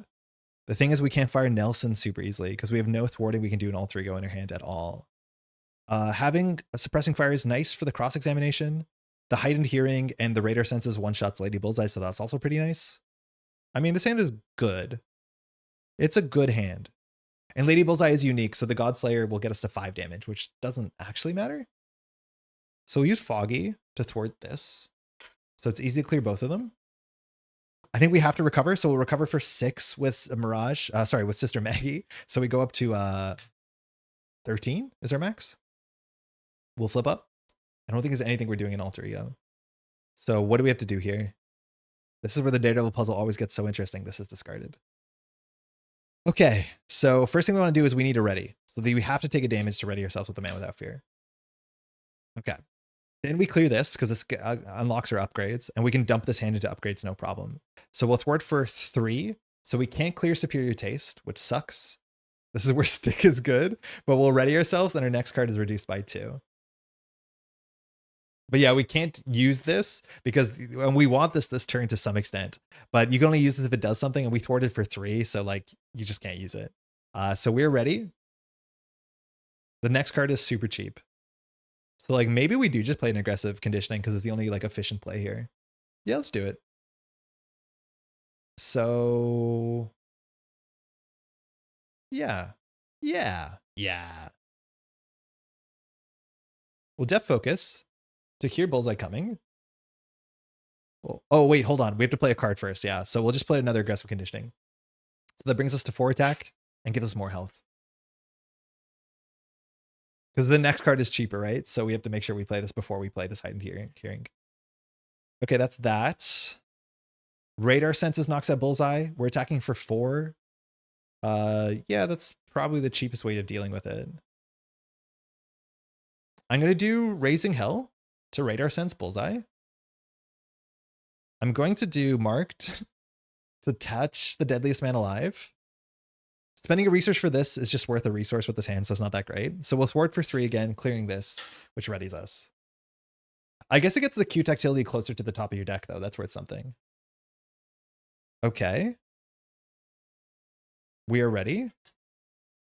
With this hand, we could cross-examine Lady Bullseye, which will do 6 damage, which is good enough. So we'll just use the Martial Prowess to play the cross-examination. So this is going to do 3 damage, plus 1 damage, and then Radar Senses knocks her out. If we wanted to, we can attach an upgrade to her first. We could attach the Suppressing Fire to heal 1. We just need to do the math whether the rest of her hand is actually useful. I mean, we have 3 of these, so probably... Focus of the Senses is like always good. The next weapon is less good against Bullseye. Healing 1 doesn't seem super important. So I will play Focus for 4. And then we'll just pitch these 2 to attach both of these so we're ready to deal with the next turn. And then we'll just attack for 4 into Bullseye. Bullseye takes 3. One of them goes onto his spine. Oh, he advances. Oh. Oh, I didn't see that coming.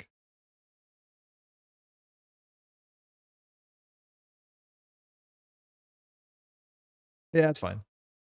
It might not be a good time to do this. I didn't realize he was that hurt. Because when he advances, he actually adds a side scheme. It's Deranged Bloodlust and Reveal It. Oh, man. One of the things at the bottom. So Deranged Bloodlust is the sort of card I want. He now attacks for 3, but he has an Amplify. He still has the same tax, so he gets ranged and he gets an extra boost. And Deranged Bloodlust comes in with extra threat equal to how late in the game it is. So Deranged Bloodlust here comes in with...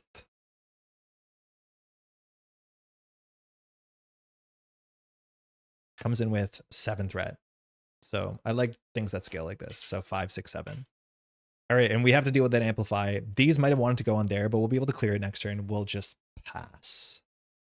Okay, so a bit of a scary turn here, but not too bad. Again, we have 15 health, and we have no allies. Personas can get attacked. That's the only bad thing. And worst case, if we lose the Pottery, like we don't have to sweat it. We draw 5. Lie Detector, looking for trouble. Haven't played one yet today. Probably shouldn't be in the deck. Energy, Angela, Cross-Examination. We can do some big damage. Now, Bullseye's not good at taking big damage, so we have to work on it a bit, but this goes to 1.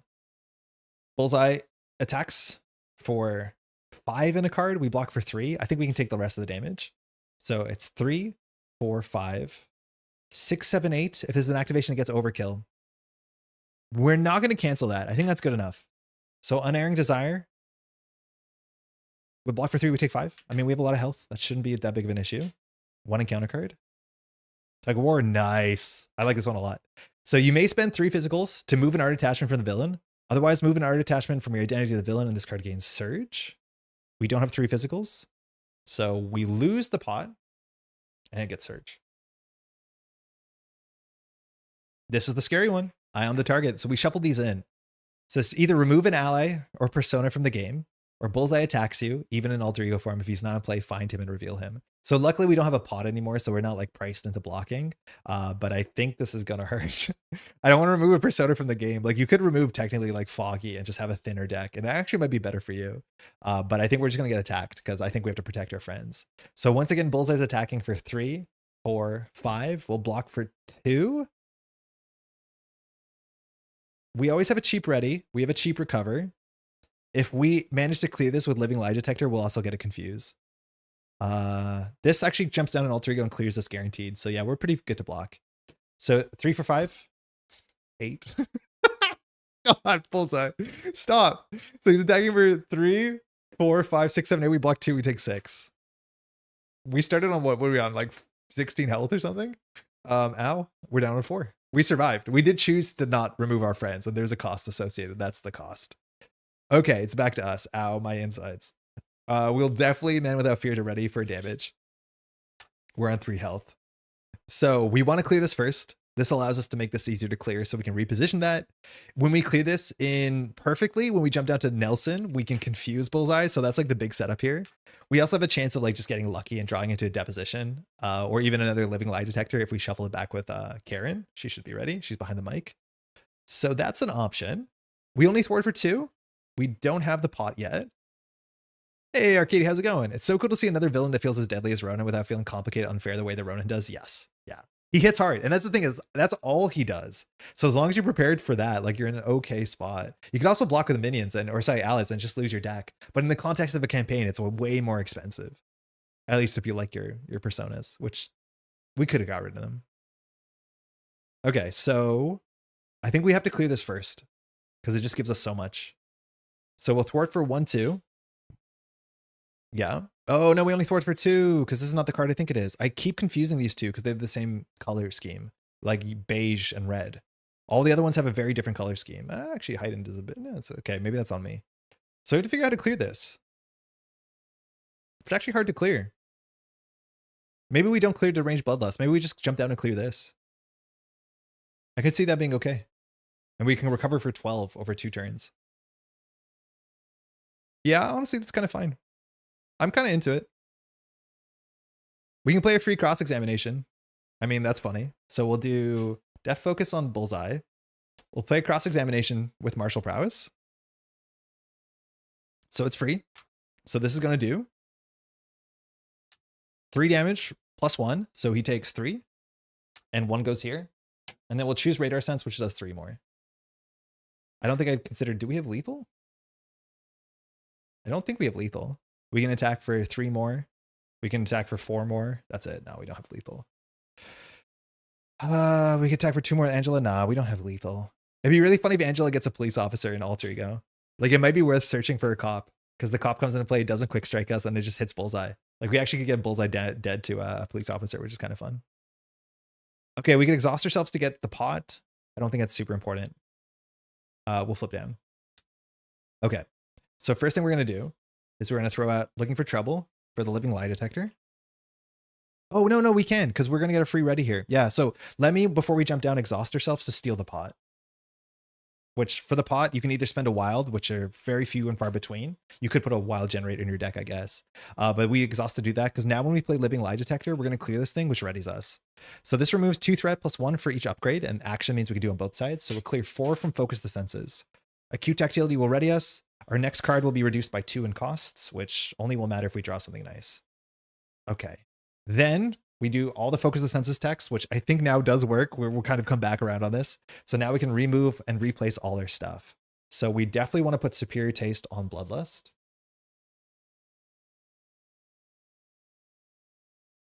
We want to put Heightened Hearing on Bullseye. We want to put the Radar Sense on Bullseye, which will give us lethal next turn. And then these, I guess, it doesn't really matter where we put them. There's actually a chance that's better to put them on Bullseye, but the thing is, like, Bullseye is really good into our cards that scale with the amount of upgrades because his spine helps them. So I think we'll just do that and call that a day. We'll use Karen. So we're going to shuffle back in. I think we're just going to shuffle in back the lie detector because the lie detector will move 7 and we can clear deranged right now. We also now can fire Nelson, which is important because we did do the thing that we wanted to do, which is exactly clear a side scheme. Oh, this one's not exact. I think this one's exact. I've been playing like this one's exact and it's not. So we get it confused. Wasn't it that you don't get to play the sense attached to Focus the Senses when it's defeated? That's what we thought for a second. And then we continued reading it. And I think we've come back around to it. Because notably, Enhanced Olefaction is not a when defeated. It actually is a sooner interrupt. Because it doesn't say when you defeat. It says when you remove the last threat.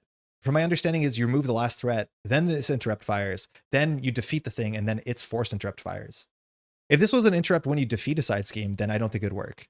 But because it's worded in the way that it works off of a main scheme, I think it should work. We've come back around to it. Chat has been really helpful. Hey, Phantom Flip, are you liking the new box? I've had to play everything on Expert just to make it slightly challenging in my opinion. Yeah, so I couldn't tell because I was playing the box on Expert against like Solo Protection, Echo, and then with Daredevil, and they're both good, but none of these decks seem like absurdly broken.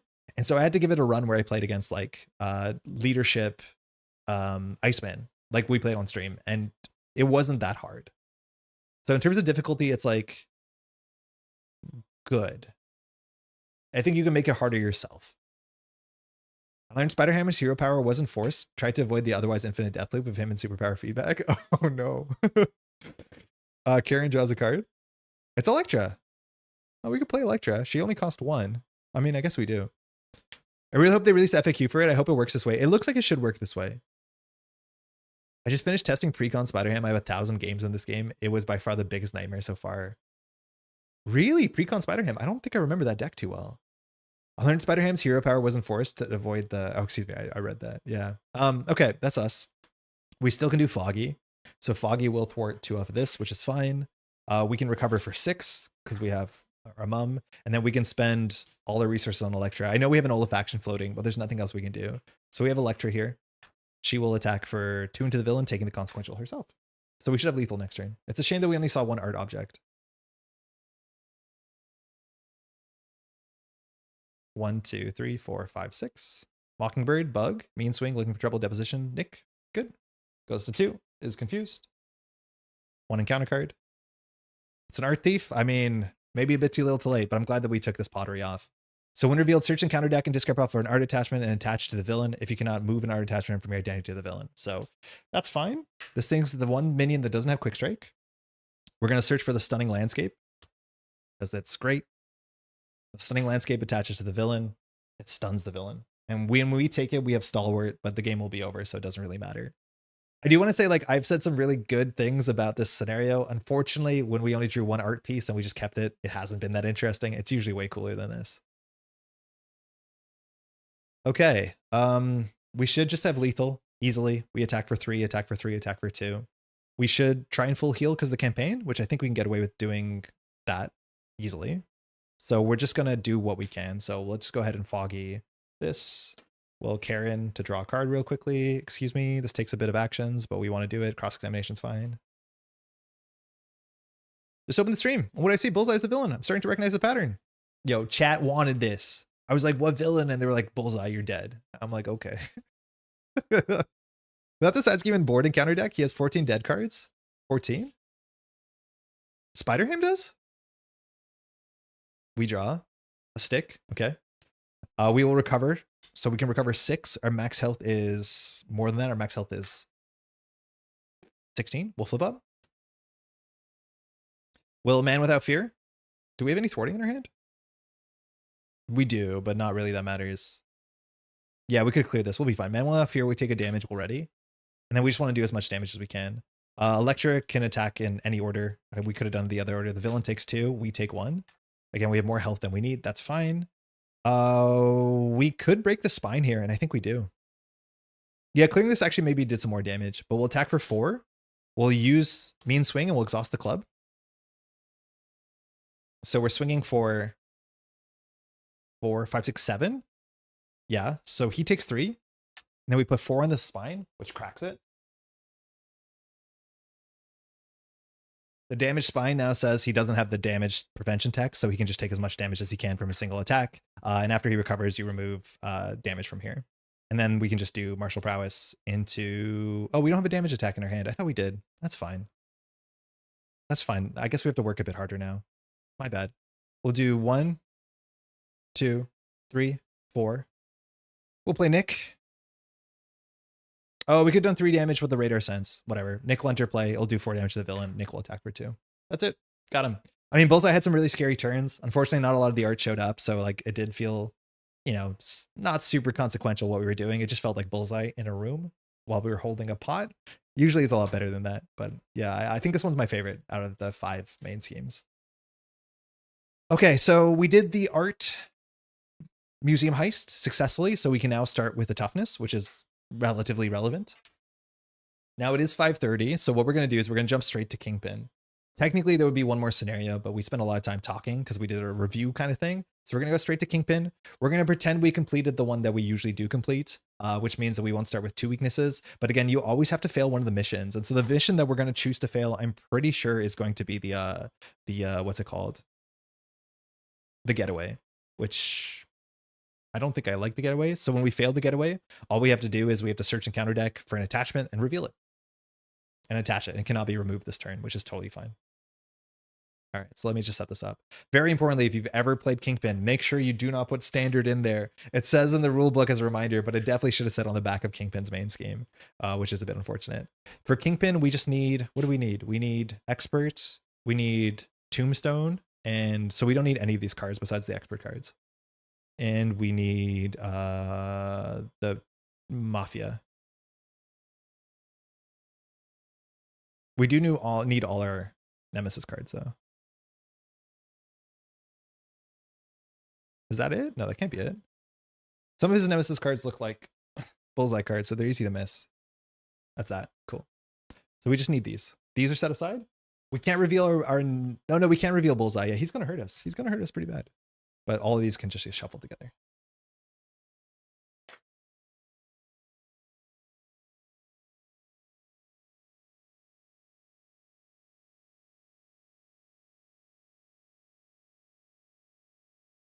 Okay. Where's the big guy? Here he is. So this one was really difficult the first couple times I played it. And I think my big advice would be, depending on your deck, right, is you don't have to hit the button. The button is really hard to hit. If you know the button, you know what the button is. We're also going to have to take 3 damage immediately when the game starts. You'll see in a second, but we'll start at only 7 health. So you'll see why that is in a second. Stalwart will be here. Stun will be here. Now in the campaign, because we have 4 rewards, and mind you, we did cheese one of them. Oh, wait, where's exhaustion? Yeah, we're going to have 4 of the rewards. The last reward, I mean, I think it means we can search our deck for an upgrade, which is pretty good. There you go. But we'll show you Kingpin. Okay, so we're on expert. So we have Kingpin, B1, villain, name, Kingpin. We start on stage 2. So he has a massive 25 health, but notably, or sorry, 28 health on expert, but you cannot attack him. He cannot be dealt damage or have upgrades attached. The players must garner public support to face him directly. So the other Kingpin's removed from the game. We have public support. Public support's a really cool card. It becomes more interesting in once you flip it, but until now, oh sorry, don't look at that side, I guess. Until then, it's on this side of the table, and it says after a minion is defeated, you're forced to put a support counter here.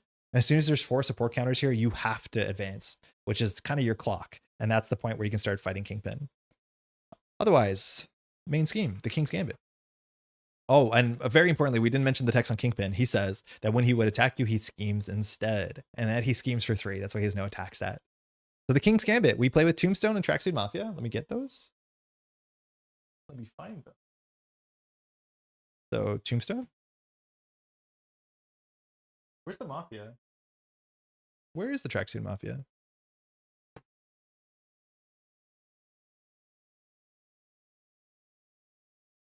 Oh, it got away from us.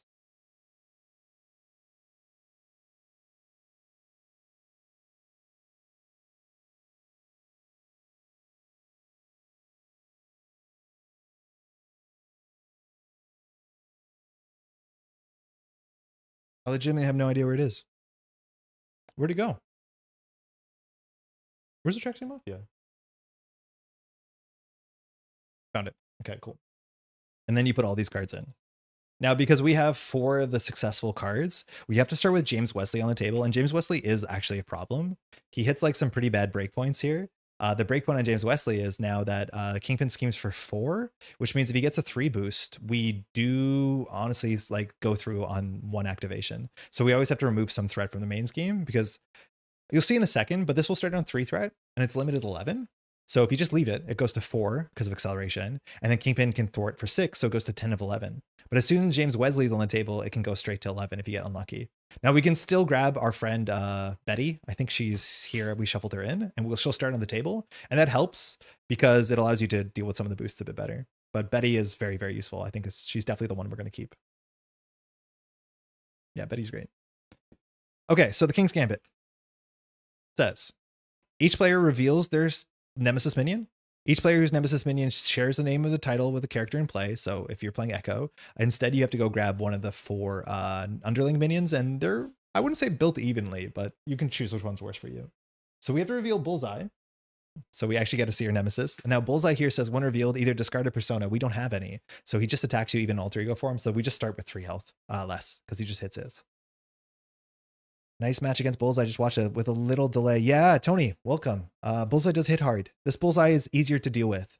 The other thing that we have, because we have 3 completed, I think, is that Bullseye starts with a toughness. So we ideally want to knock out Bullseye. We do start with a toughness ourselves, so we don't actually have to. Oh no, yeah. So the ordering here is actually really tricky. You have to look into it, because I do think you do the setup of this before you do your setup, which means if I'm pretty sure Bullseye hits us, and then we get to do the text on completing the art museum heist, so then we get a toughness.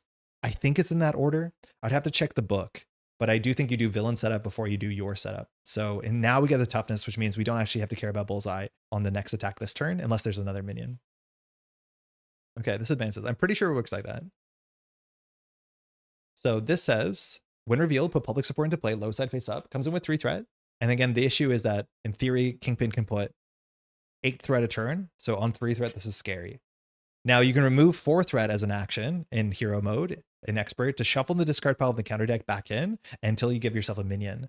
The issue with this deck is that it's really inconsistent in the difficulty between the different minions. Because on one side you have Kingpin, and Kingpin comes with 4 big minions that are like 6 health and villainous and have other text. And then you have Tombstone, who is again quick strike 8 health, as much as he doesn't attack for that much, and Beetle. But then you also have the Tracksuit Mafia that just has a bunch of these like little guys that have 3 attack. Or sorry, 3 health, 2 attack. So it's really up to you to get lucky on this. Sometimes it's a disaster. And I know the more I've hit the button, the more I've just lost Kingpin on stage 1. Your setup says after mulligans, doesn't it? Seems like you'd be right. Yeah, I think it's after mulligans. This deck is also not super big, but again, very importantly, there's no standard in here. So unless your Nemesis set itself, which your Nemesis cards also get involved in the game, can put threat on the main scheme, you have an idea of how much Kingpin can scheme for, which is very rare for standard. Usually for standard, you're playing around advance at all times. This is not the case. Okay, not a big deck.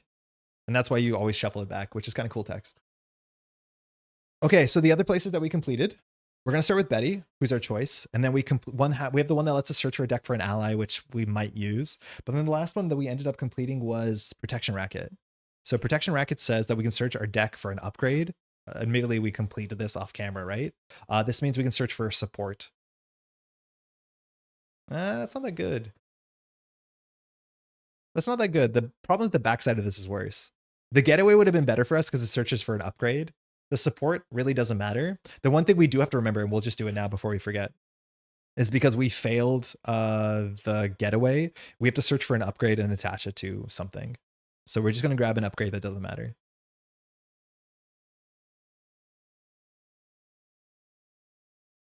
We can't discard it, but it doesn't mean that it can't get discarded. So we're just going to attach Cold as Ice. Again, if you ask us, we failed this one, and when we failed this one, we have to attach an upgrade. So it's attached to Bullseye. Bullseye technically schemes for 3, but there's no card that makes Bullseye scheme. So we're fine. Imagine going to Kingpin's blind on expert campaign as Daredevil and only having 3 health from the last scenario. Yeah, oh my God, actually, I think you're hard locked. Because I think the ability to heal yourself happens after the setup. But yeah, if you go into this with 3 health, I think you hard lock the scenario. Because I think the book says you can take an encounter card to full heal, but I think it's like one of the last things in the setup order. So yeah, you can hard lock the campaign. That's fascinating. Whoa. That sucks. All right, we're Matt, and we can shuffle this and we're off. So all we have to do is take at least 1 threat off of this. Luckily, we're good at it. We don't often try to get rid of James Wesley because he's kind of too difficult. He's very expensive. You have to get rid of a thwarting card, and then you have a thwarting issue. So it's the sort of thing that you want to do if you want to find the King's Gambit, fire the King's Gambit button, because you're able to deal with minions. We can search for a support and an ally. None of those really help us with minions. The toughness is good against Bullseye, but the big thing we want to do is like set up aggression, set up our air covers, and try and deal with Bullseye. At least with the toughness, we don't have to deal with him right away. From my experience in solo, so much of the scenario is kind of defined by like how bad your first encounter card is. Because if you draw 2 big characters that you can't deal with either of them, you're just kind of in a bad spot. Because then you have to deal with threat and multiple big minions. So like minions as soon as possible. So we'll deal with Bullseye. And again, every time we defeat something, a counter goes on public support. When it hits 4 counters, we have to advance, and then we actually end up in a fight with Kingpin.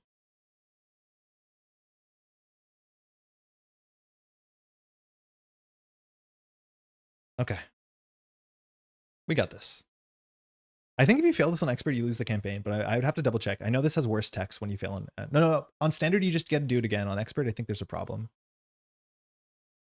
All right, let's mulligan. Again, after we mulligan, we can search for, what's it called? And support, which shouldn't matter. I guess we could get Karen if her hand is not perfect. And then we can search for an ally. And then we have to discard cards, so we don't actually go up hand size. Raising Hell. Interesting. Now, this is not as good, anywhere near as good as cross-examination in the early game, especially because we don't have aerial. Mockingbird, the villain is Stalwart, so like stunned or confused doesn't really matter. But like there's a couple of vulnerable enemies. There's some really big vulnerable enemies in the deck, like the Mafioso. I mean, Angel is interesting because you can definitely play her to go find a minion. She searches the 10 and she puts them into play. She doesn't reveal them. Like Angel is actually an interesting start because she can block and she will help us deal with minions. She might actually be worth something. Nick. I mean, Nick is really good. Nick is the one ally I think we would search for in our opening. Living Lie Detector, probably not worth it. Death Focus, really, really good. Those red sleeves look really nice for the Sense deck. Thank you. Yeah, I really like having separate sleeves for cards that don't get shuffled into the deck, so I don't accidentally discard them in the wrong deck. Okay, so we don't keep this. We don't keep this. I think there's a chance we could do this. The problem is if like we don't find a double, we can't play Nick because Death Focus is one of our best cards. So like we could hedge and play Angela. Angela looks for the top 10, so it's not necessary that we'll get a terrible ally. Like we could just get a little tracksuit bro, which is fine. So I think this is a good hedge. Mockingbird's too expensive, and then we don't need Living Lie Detector or any of this. We do have to thwart one ourselves off of that, so we'll find out. No. No. Double? No. Okay. Weird hand. Oh no, we can still play Nick and Death Focus. Sorry, math is hard. Yeah, Andy, I got there. No worries. All right, we shuffle this. I guess I already shuffled it, so hold on. I'll shuffle and flip. We have smell, taste, sense, hearing, tactility. Heightened hearing is like not incredibly important in this scenario because Kingpin doesn't hit you, but it's not bad to put it on like a big minion, and if you can't defeat the minion. The best one we have is Radar Sense, which is 3 down, which is fine. Nothing in Alter Ego. Oh, actually, no, we can search for a support. The thing is, if we search for a support, then we're in a bad spot. But we're allowed to search for an ally, and we're allowed to search for a support here. I think we can just do that to thin our deck, right? So like we'll get rid of air cover. Like I just want to get our deck thinner. So we'll take out the cards we're not excited to play to find a Nelson and Murdoch. There's not a lot of side schemes. And then is there any ally we want to get out of the deck just to thin the deck? I mean, I don't care for Electro that much.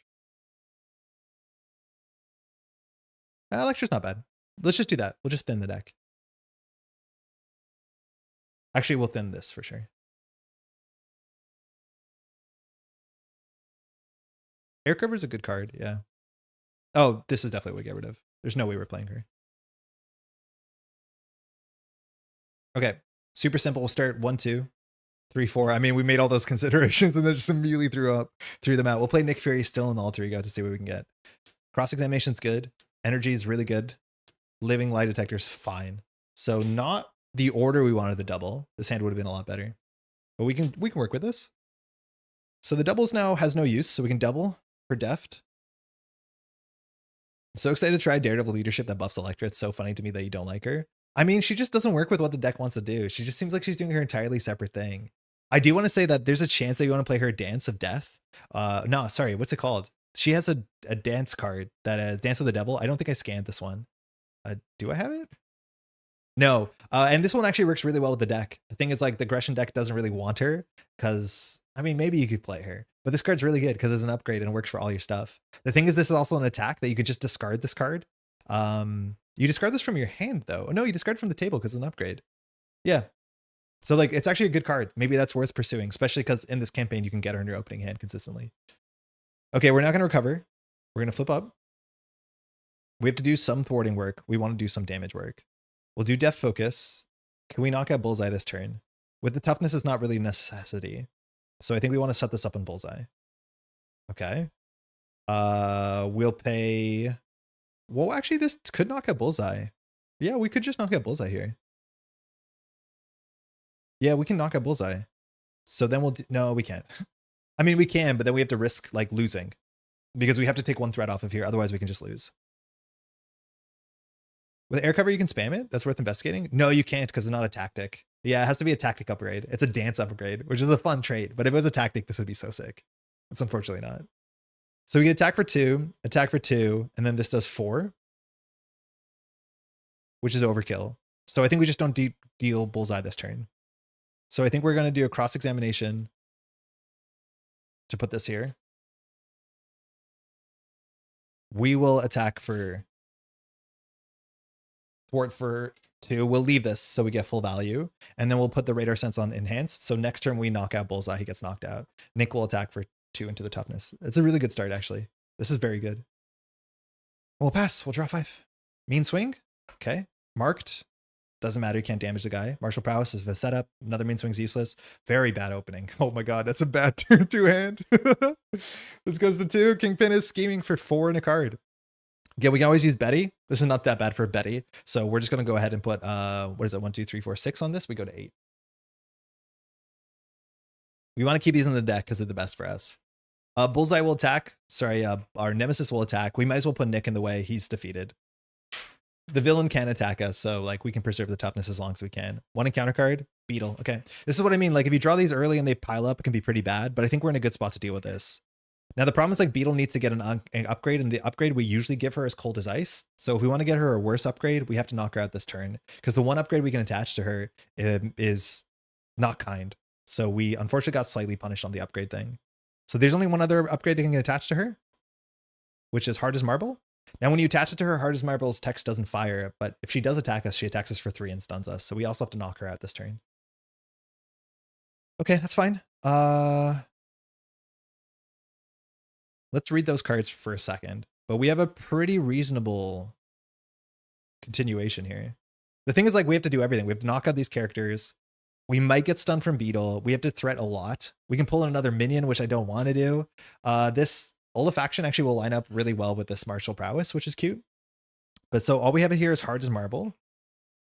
Hard as Marble says, attach the minion with the highest base hit points. We don't read that text. After the attached minion attacks, stun the attacked character and discard Hard as Marble. And she attacks for 3 with Villainous. So like, she's maybe a bigger problem than Bullseye on this turn. The issue is like we have to do everything, right? And we don't have a cheap ready here. Unless we knock out Bullseye. So I think we have to knock out Bullseye. So rough. Again, our openings are the hardest part for this villain. So we'll do a mean swing. We'll put a heightened hearing on, I think, Beetle. And then we'll do Death Focus to put a acute tactility on Bullseye. We'll attack into Bullseye. So we attack for 2. We'll make it do 5 damage, which knocks out Bullseye. That puts 1 counter on public support. Mind you, Bullseye will be coming back for sure. There's a lot of encounter cards that reveal him. So he's knocked out. We ready, and we get -2. And we'll put the ready first because it's more valuable. With the ready, I think we'll just play a martial prowess early. I mean, it's the cheapest thing. It might not be right. There's actually a chance that we just want to knock out Beetle this turn. Oh yeah, we can knock out Beetle, actually, no problem. Ooh, we can do so much this turn. Daredevil. Laughs in Daredevil. We'll put a radar sense. We'll put acute tactility. Oh no, Daredevil, no. We're ready. We'll attack for 5 into Beetle, knocking her out. We get this. This heightened hearing is useless, but you can't attach things to Kingpin. Oh, upgrades? Yeah, you can't attach things to Kingpin. We're ready. She gets knocked. It's hard to put the Olefaction on here. I think we wanted to do it though. We'll thwart for 4 for sure. The problem is like 4 is still sketchy because 4 is exactly the point where he can win. Because it goes to 5, he schemes for 6, 7, 8, 9. We need a 2 booster less, which is not very guaranteed. So I think here we are priced into hitting the button, which means we should have hit the button before we thwarted. Well, we have to do the button because we can just lose here. So we're going to hit the button. We're going to remove all the threat. We're going to shuffle. Oh, that goes in the wrong deck. And they'll go for there. You put your sense. Yeah, I caught it. Big red sleeve. He still messes it up. So this minion, whatever it is, hopefully it's not abysmal. We have the toughness, so like we can just do this last action and not care. I guess Tombstone has quick strike, which will be a bit annoying, but it's fine. The cool thing also is like if this minion is like just a little guy who thwarts for 1, we can jump down to alter ego if it's just like a lucky guy. But again, there's a lot of variance in this because the difference between getting the mafioso versus getting the tracksuit guy versus getting your nemesis is huge. Or like any of the underlings are so scary. They have villainous, like they scheme for 4. You can't jump down. So like there is a lot of variance to this. All right, so we discard until we find a minion. Vanessa, the clown. Okay, it's good to see the clown. So the clown is 6 health and teamwork. After the clown schemes, give him a face down boost card after. And when teamwork, the new one schemes. So he's probably going to scheme for like 2. That means if we jump down, Kingpin goes for 3, 4. 5, 6, 7, 8, 9, 10, 11. So we could just lose if we jump down. So we won't jump down. It's just really weird where like the villain doesn't care if you jump down or not. I think that's interesting. We'll smell the clown coming. At least that will trade for a toughness and we'll pass. So we're staying afloat. Cross-examination, that does 4 damage. Sister Maggie's here. Air cover. Surprise move. That's pretty good. Endurance, not bad. So goes to 1. Kingpin schemes for 4 and a card. 7. Okay, so we can use Betty here and assume that we'll get a better card. Betty is better later, but we have a card that when we draw our minion, or sorry, nemesis, we can just discard a support. So you want to be a bit aggressive with Betty while you can. So I'll discard this and reveal instead a wild boost. It's a bag of tricks. It's cool to see Jack O'Hare or whatever his name is. So set this character a random card from your boost, from your nemesis set. I don't know if I have this. Do I have this? Nemesis set, nemesis Daredevil? Do I have this? Okay. So a average boost is actually not that bad. It's brought lower by Bullseye actually having high icons. So what is this for? Why is this happening? Oh, Kingpin scheming for 4. 5. After this activation, reveal this card. Oh shit, that's bad. That's really bad. It has an amplify and everybody's villainous. Okay, so that was awful. Wait, that shouldn't be in here. That's not part of our nemesis set. That's an actual Bullseye card. Wait, what card are we missing? Something's wrong here. That was going to be terrible. So there's a nemesis card we're missing? Which nemesis card are we missing?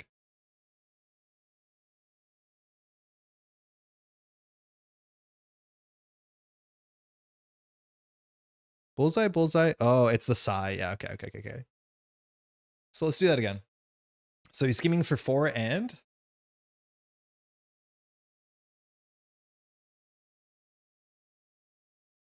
5, 6. Okay, so slightly better. This is now in the deck, which says remove an ally persona you support from the game or Bullseye attacks you if you not reveal him, and then when you reveal him, he attacks you. So that's good to know that's in there, and we'll be shuffling the deck a fair bit. So yeah, that means he schemes for 3, 4, 5, 6. This goes to 7. Right? 3, 4, 5, 6. Yeah, it goes to 7. The clown now attacks us. The clown is attacking us for 1 villainous. 2, if his activation is attack against overkill, it's fine. We lose the toughness. After the clown schemes, not real text. Hopefully we don't get teamwork. I'm telling you, it just keeps coming back. If your nemesis minion is not in play, oh, these are out too. Find it and reveal it if you cannot. So he's back. This is at least the 4 minions we need, but like, oh my god. So you reveal him. He was the next card. Thank you for the entertainment as I entered day 3 of implementing In the Groove. Oh my god. I'm sorry, Lucy. Hopefully it's not too bad. We reveal this. Isn't it face down?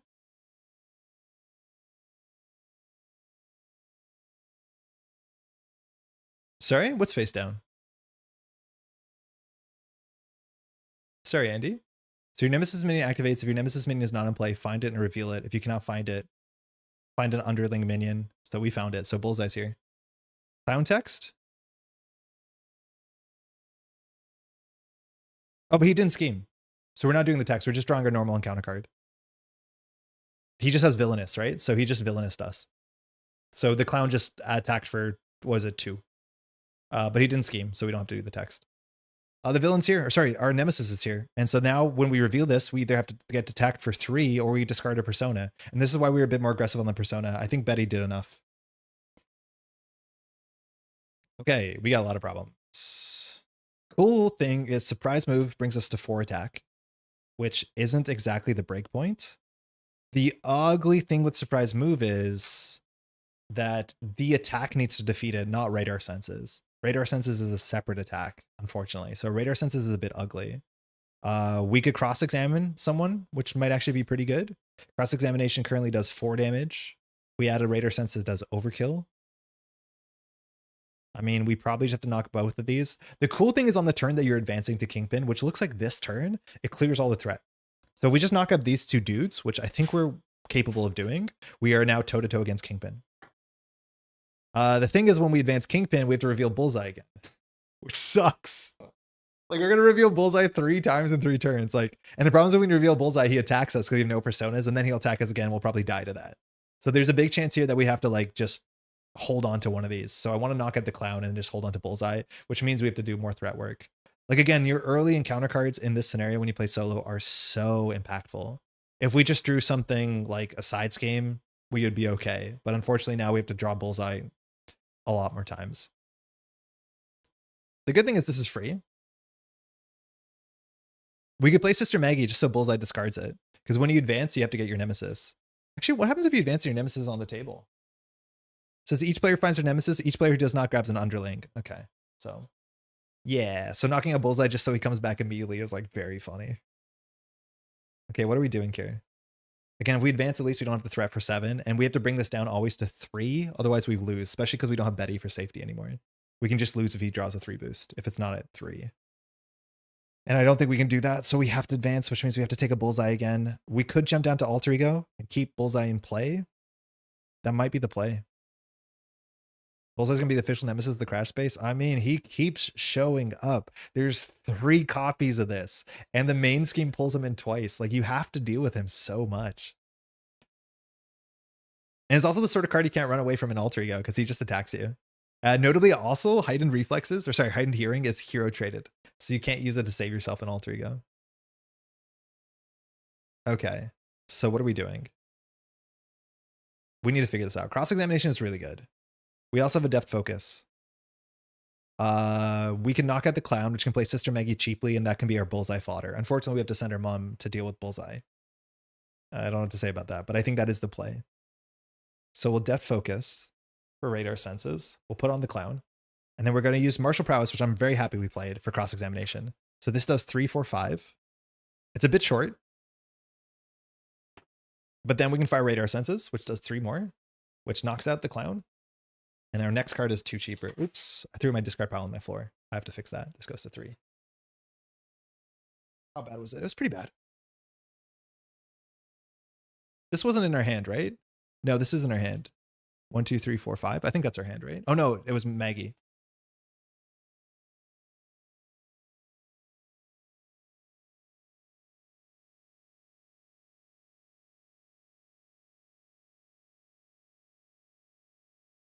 This must be Nutty playing Venom with his 4 Nemesis minions. Oh my god, that must be bad. There's some really bad ones, right? Like, I remember Omega Red being like one of my least favorite Nemesis. Retaliate 1 steady, 8 health. Jesus, that's bad. Obviously playing Dark Phoenix sounds like a nightmare. Like, imagine you have to reveal this multiple times. Steady, toughness, villain, 12 health. Like, this scenario is going to be unplayable for certain characters. It has to be defeating Kingpin with Valkyrie. Valkyrie actually would be good in this scenario because Valkyrie wants to defeat minions. Like, Valkyrie is not the worst pick. Her nemesis, though, is terrible, so never mind. I take that back entirely. Never mind, that's awful. Okay, so now we have Bullseye. We can just heightened hearing Bullseye and chill, but then we lose to threat. So surprise move means we attack for 4. I mean, I don't think we can do it. I don't think we can knock out Bullseye. I think we're going to lose the threat.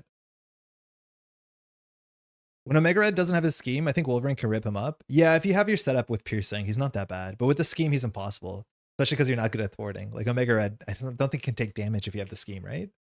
I think it's on the scheme. It says Omega Red cannot take damage. Okay, so the issue is this goes to 8. He schemes for 9, 10, 11, 12. We guaranteed lose. We can go grab another minion. The thing is, like, we want to do that before we put the clown back into the deck. So we could do that before we do the clown, because drawing the clown again is probably not good. We can heightened hearing on Bullseye to not deal with him. We can set up Sister Maggie. We can play the air cover. The air cover will draw a card when we put a minion to play. We put this. But even if we remove 4 threat from this, this goes down to 3, which is not guaranteed that we win. Because if this goes down to 3, he adds 4, 5, 6, 7, 8, and then gets a 3 boost, we lose. So we'd have to thwart for 2 as well. But if we do this play, we're not putting a heightened hearing on Bullseye. So again, like, we have to get really lucky that we don't draw a terrible minion. Because we're going to have to search for a minion here. The other option is not to play Sister Maggie and instead just use it to heightened hearing. He can't be defeated with carbonadium synthesizer. He can take damage though. Oh, okay. So there's a slight difference. Yeah, he just will still be alive. But yeah, I know that if you can't deal with the side scheme, you can't deal with him. Okay. The other options we could try and knock out Bullseye. The issues are Raider Sense is 4 cards down, which we could do it. We actually could just spend all our hand on Bullseye. But then he immediately comes back and hits us. We're 1 card short. Like if we played Sister Maggie, we can get to 3 cards, but 3 cards is not enough. But like we have to just deal with Bullseye twice, and we're gonna attack twice and Kingpin. No, I think we're cooked. Because when we defeat Bullseye, we advance. Kingpin will hit us for 3. We can take no boost cards if we want to. Bullseye will attack us for 3, and then Bullseye will attack us for 3. So we're likely dead. Yeah, I mean, we're 3 hands in, and we don't have enough room to maneuver around this. So maybe we pivot to doing as much threat as we can. If we do as much threat as we can, we might be okay. The problem is like, obviously this hand doesn't threat really good. We could threat this down to 3 and just get lucky, because we could thwart for 2+2. And we could just get lucky. I mean, getting lucky is not the worst thing.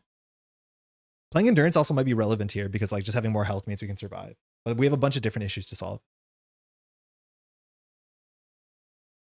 I like the idea of playing Sister Maggie because that dodges a Bullseye attack, and she's free right now because we have a pending Olefaction. But then we could put this on Bullseye, put this on Tactility, put this on Superior Taste. I mean, that's pretty good.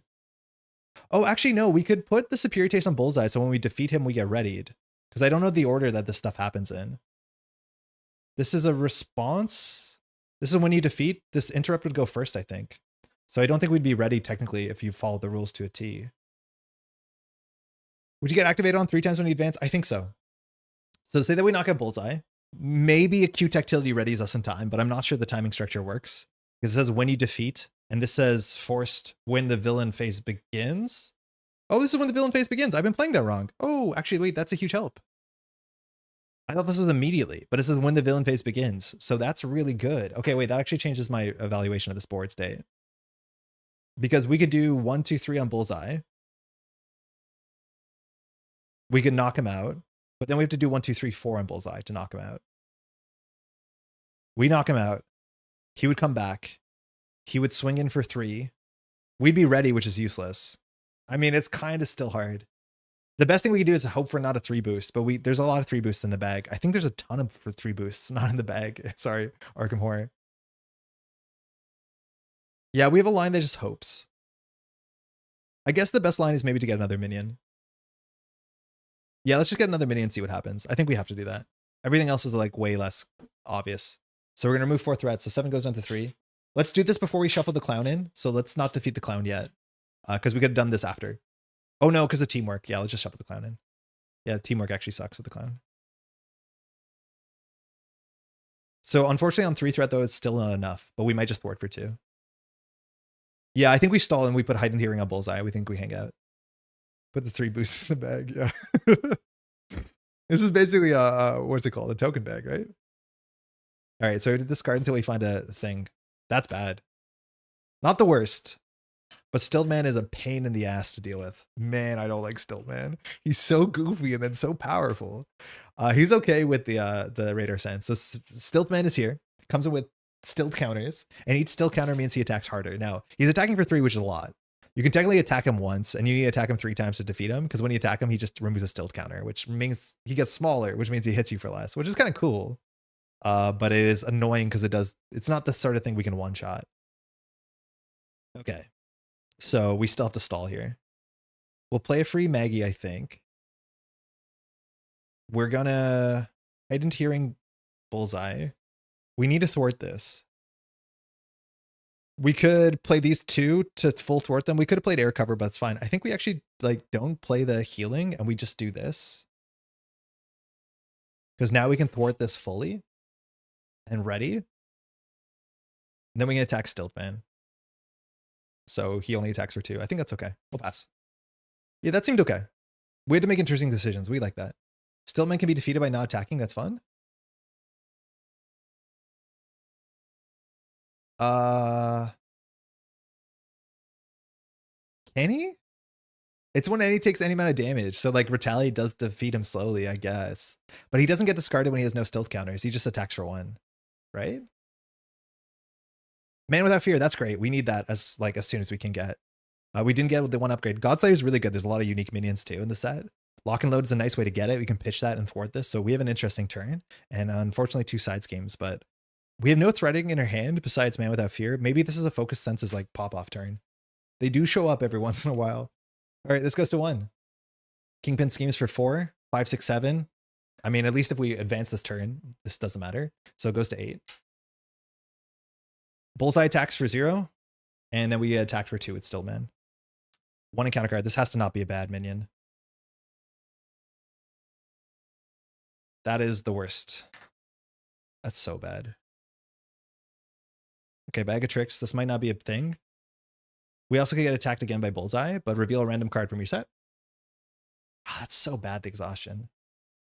Yeah, Coup de Grace would work. Coup de Grace is really good. It actually might be worth playing in the set because there's a lot of big health stuff. It's not amazing in a lot of the other scenarios because the problem is like when you defeat the thing, it does trigger your upgrades, I guess. Yeah, it's okay. So we'll roll a die 1, 2 on left. That's a bad one. Eye on the target. So it says, remove an ally or persona you control from the game, or Bullseye attacks you. If he's not in play, find him and reveal him. So there's 2 of these in the deck now, I think. So either we can get attacked for 3 and we're exhausted, which will put us on 2 health, which we cannot recover. So we have to remove Sister Maggie from the game. She's not coming back. That was our defense against Bullseye. But now the problem is we're exhausted, so we concede. No, we have Man Without Fear. We have to not concede. We have to be brave. We have to be brave. Yeah. Yeah. We're brave maxing. 1, 2. I honestly have a lot of fear though. I'm really scared. It's the Man Without Fear. So we have to take a damage to ready ourselves. Not arguable. And now we have to knock out Bullseye. And then just hope we don't lose. We're probably going to lose because we get attacked by Kingpin, Bullseye, Stiltman. Maybe the play is jump down to Alter Ego. Actually, maybe a reasonable play. We're 1 resource short of clearing Focus the Senses for a mega turn. Kingpin's getting carried by Bullseye. I mean, that's his plan. He's doing crime stuff. He's like sending his goons out. So we attack Bullseye, gets knocked out. We can reduce the cost of the next card, so we pay 1 for 1. We don't ready though. The ready is 2 cards down. So tricky. I think no matter what, we have to do this. So we attack for 2, we attack for 5. This gets support cleared. And so now when the villain phase begins, we're going to be okay, kind of, sort of. Actually, the order matters because this might be in a different spot. Probably not likely. So we're here. Yeah, Kingpin is scary. The thing is, like, it's very front-loaded, which, again, I don't love that. So what can we do? We can play Focus the Senses. We can put Olefaction on it. Superior Taste is coming up. We can clear it. But I think we just have to get, like, straight lucky here. We know Kingpin's going to scheme for 4. Then this is going to go up to 5, 6, 7. I think we have mathematically lost on the table. We are short. Which means the only thing we can do is not jump down. But if we don't jump down, we get attacked for Kingpin for 3. We get attacked for Stiltman for 2. And we get attacked for Bullseye for 3 twice. So we don't jump down, we lose. We have to jump down. Because like the problem is we're going to reveal. As soon as this advances, we reveal our Nemesis. And our Nemesis attacks us twice. Even if you're an alter ego, it'll attack us once. Kingpin Stalwart. He is Stalwart now. When he flips, he becomes steady. But yeah, he starts Stalwart while he's in his like crime spree. But yeah, I think we just lose to the table. I think just drawing another minion here was too much for us. Especially this one that requires like 4 different attacks. Do we have a play that like we can't ready? The tactility is too low. The Olefaction, in theory, we could have paid 1 to get the Olefaction. That could have played the Superior Taste, but that doesn't matter. I mean, this is the best we have, but I'm pretty sure we mathematically have lost. So we'll discard this to smell the senses. And we'll jump down. It's the best we have. Okay, so we draw 6. This doesn't have it. Deposition, surprise move, looking for trouble, foggy, deposition. So not a lot of damage, but now public support fires. It says, When the villain phase begins, if there are at least 4 counters, flip Kingpin and advance the main scheme, then flip this card. So when we flip this card, it has good text. We'll get to it in a second. But we flip this and advance it, which now says endgame, which is a problem. So main scheme advances. We're here. So when revealed, each player finds their nemesis minion and reveals it. Each player who did not finds an underling in expert mode. You also have to get organized crime. I forgot about that. So we unfortunately have to reveal Bullseye one more time. Bullseye says when revealed, discard a persona. We don't have one. We did try and play one for this. So he attacks us. We go down to 1 health. Okay. So you get the side scheme. The side scheme is cool. The side scheme just says they all have +1 health. I don't think it has a hazard. No, organized crime just says they all have +2 hit points.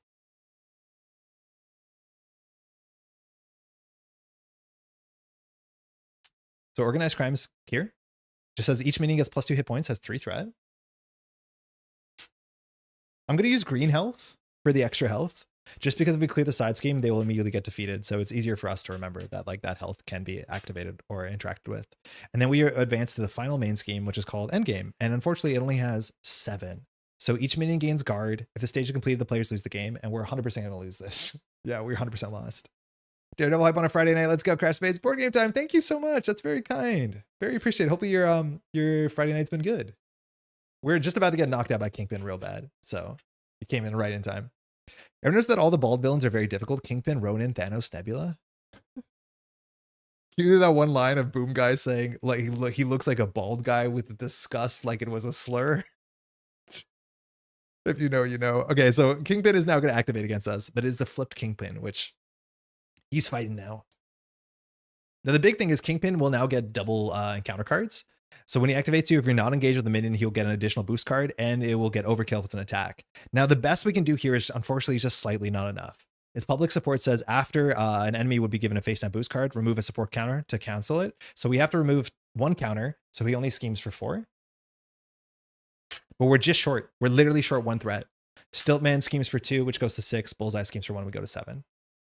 That's all we had to get through. Is we're 1 threat short. If we're able to attack Stiltman one more time, but I don't think we're allowed to on last turn. Against Stiltman was just slightly too much. We would draw 1 encounter card. We would have lost to this too. If your nemesis minion and play it activates, I mean, it only schemes for 1. So even if we were at 6, that would have been heartbreaking. It goes to 8. And then we have to win off of this table. Are you liking Daredevil? He's really cool. He's very fun. He's very flexible. It looks like you can do anything. I honestly think this aggression deck isn't it. And there's a lot of cards that just like aren't worth anything. Like looking for trouble shouldn't be in the deck. We could definitely make some changes to this deck to fight. I think the big issue too is like the cards that look like they're good aren't that good. Like surprise move just isn't that good. Because it's really awkward because the attack has to defeat the thing. And like you already want to put your upgrades on it. And the problem is that the upgrades you attach to minions are things like acute tactility, which means you need to defeat it anyways, which readies you. So it's like, that doesn't make a lot of sense. And then the other one you want to play is Radar Sense. The thing is like Radar Sense does 3 damage, means the surprise move doesn't defeat it. So it also doesn't work. It's like this card is a pitfall. It looks like it's good, but it's not, which is good that we're learning that. Yeah, so that's strange. It's like really weird. I think it's going to get so much more interesting once we see all the martial art payoffs, because like doing exact damage, and that's going to be like a really fun loop. Now, if I'm not mistaken, this is like the worst text. Expert campaign rules.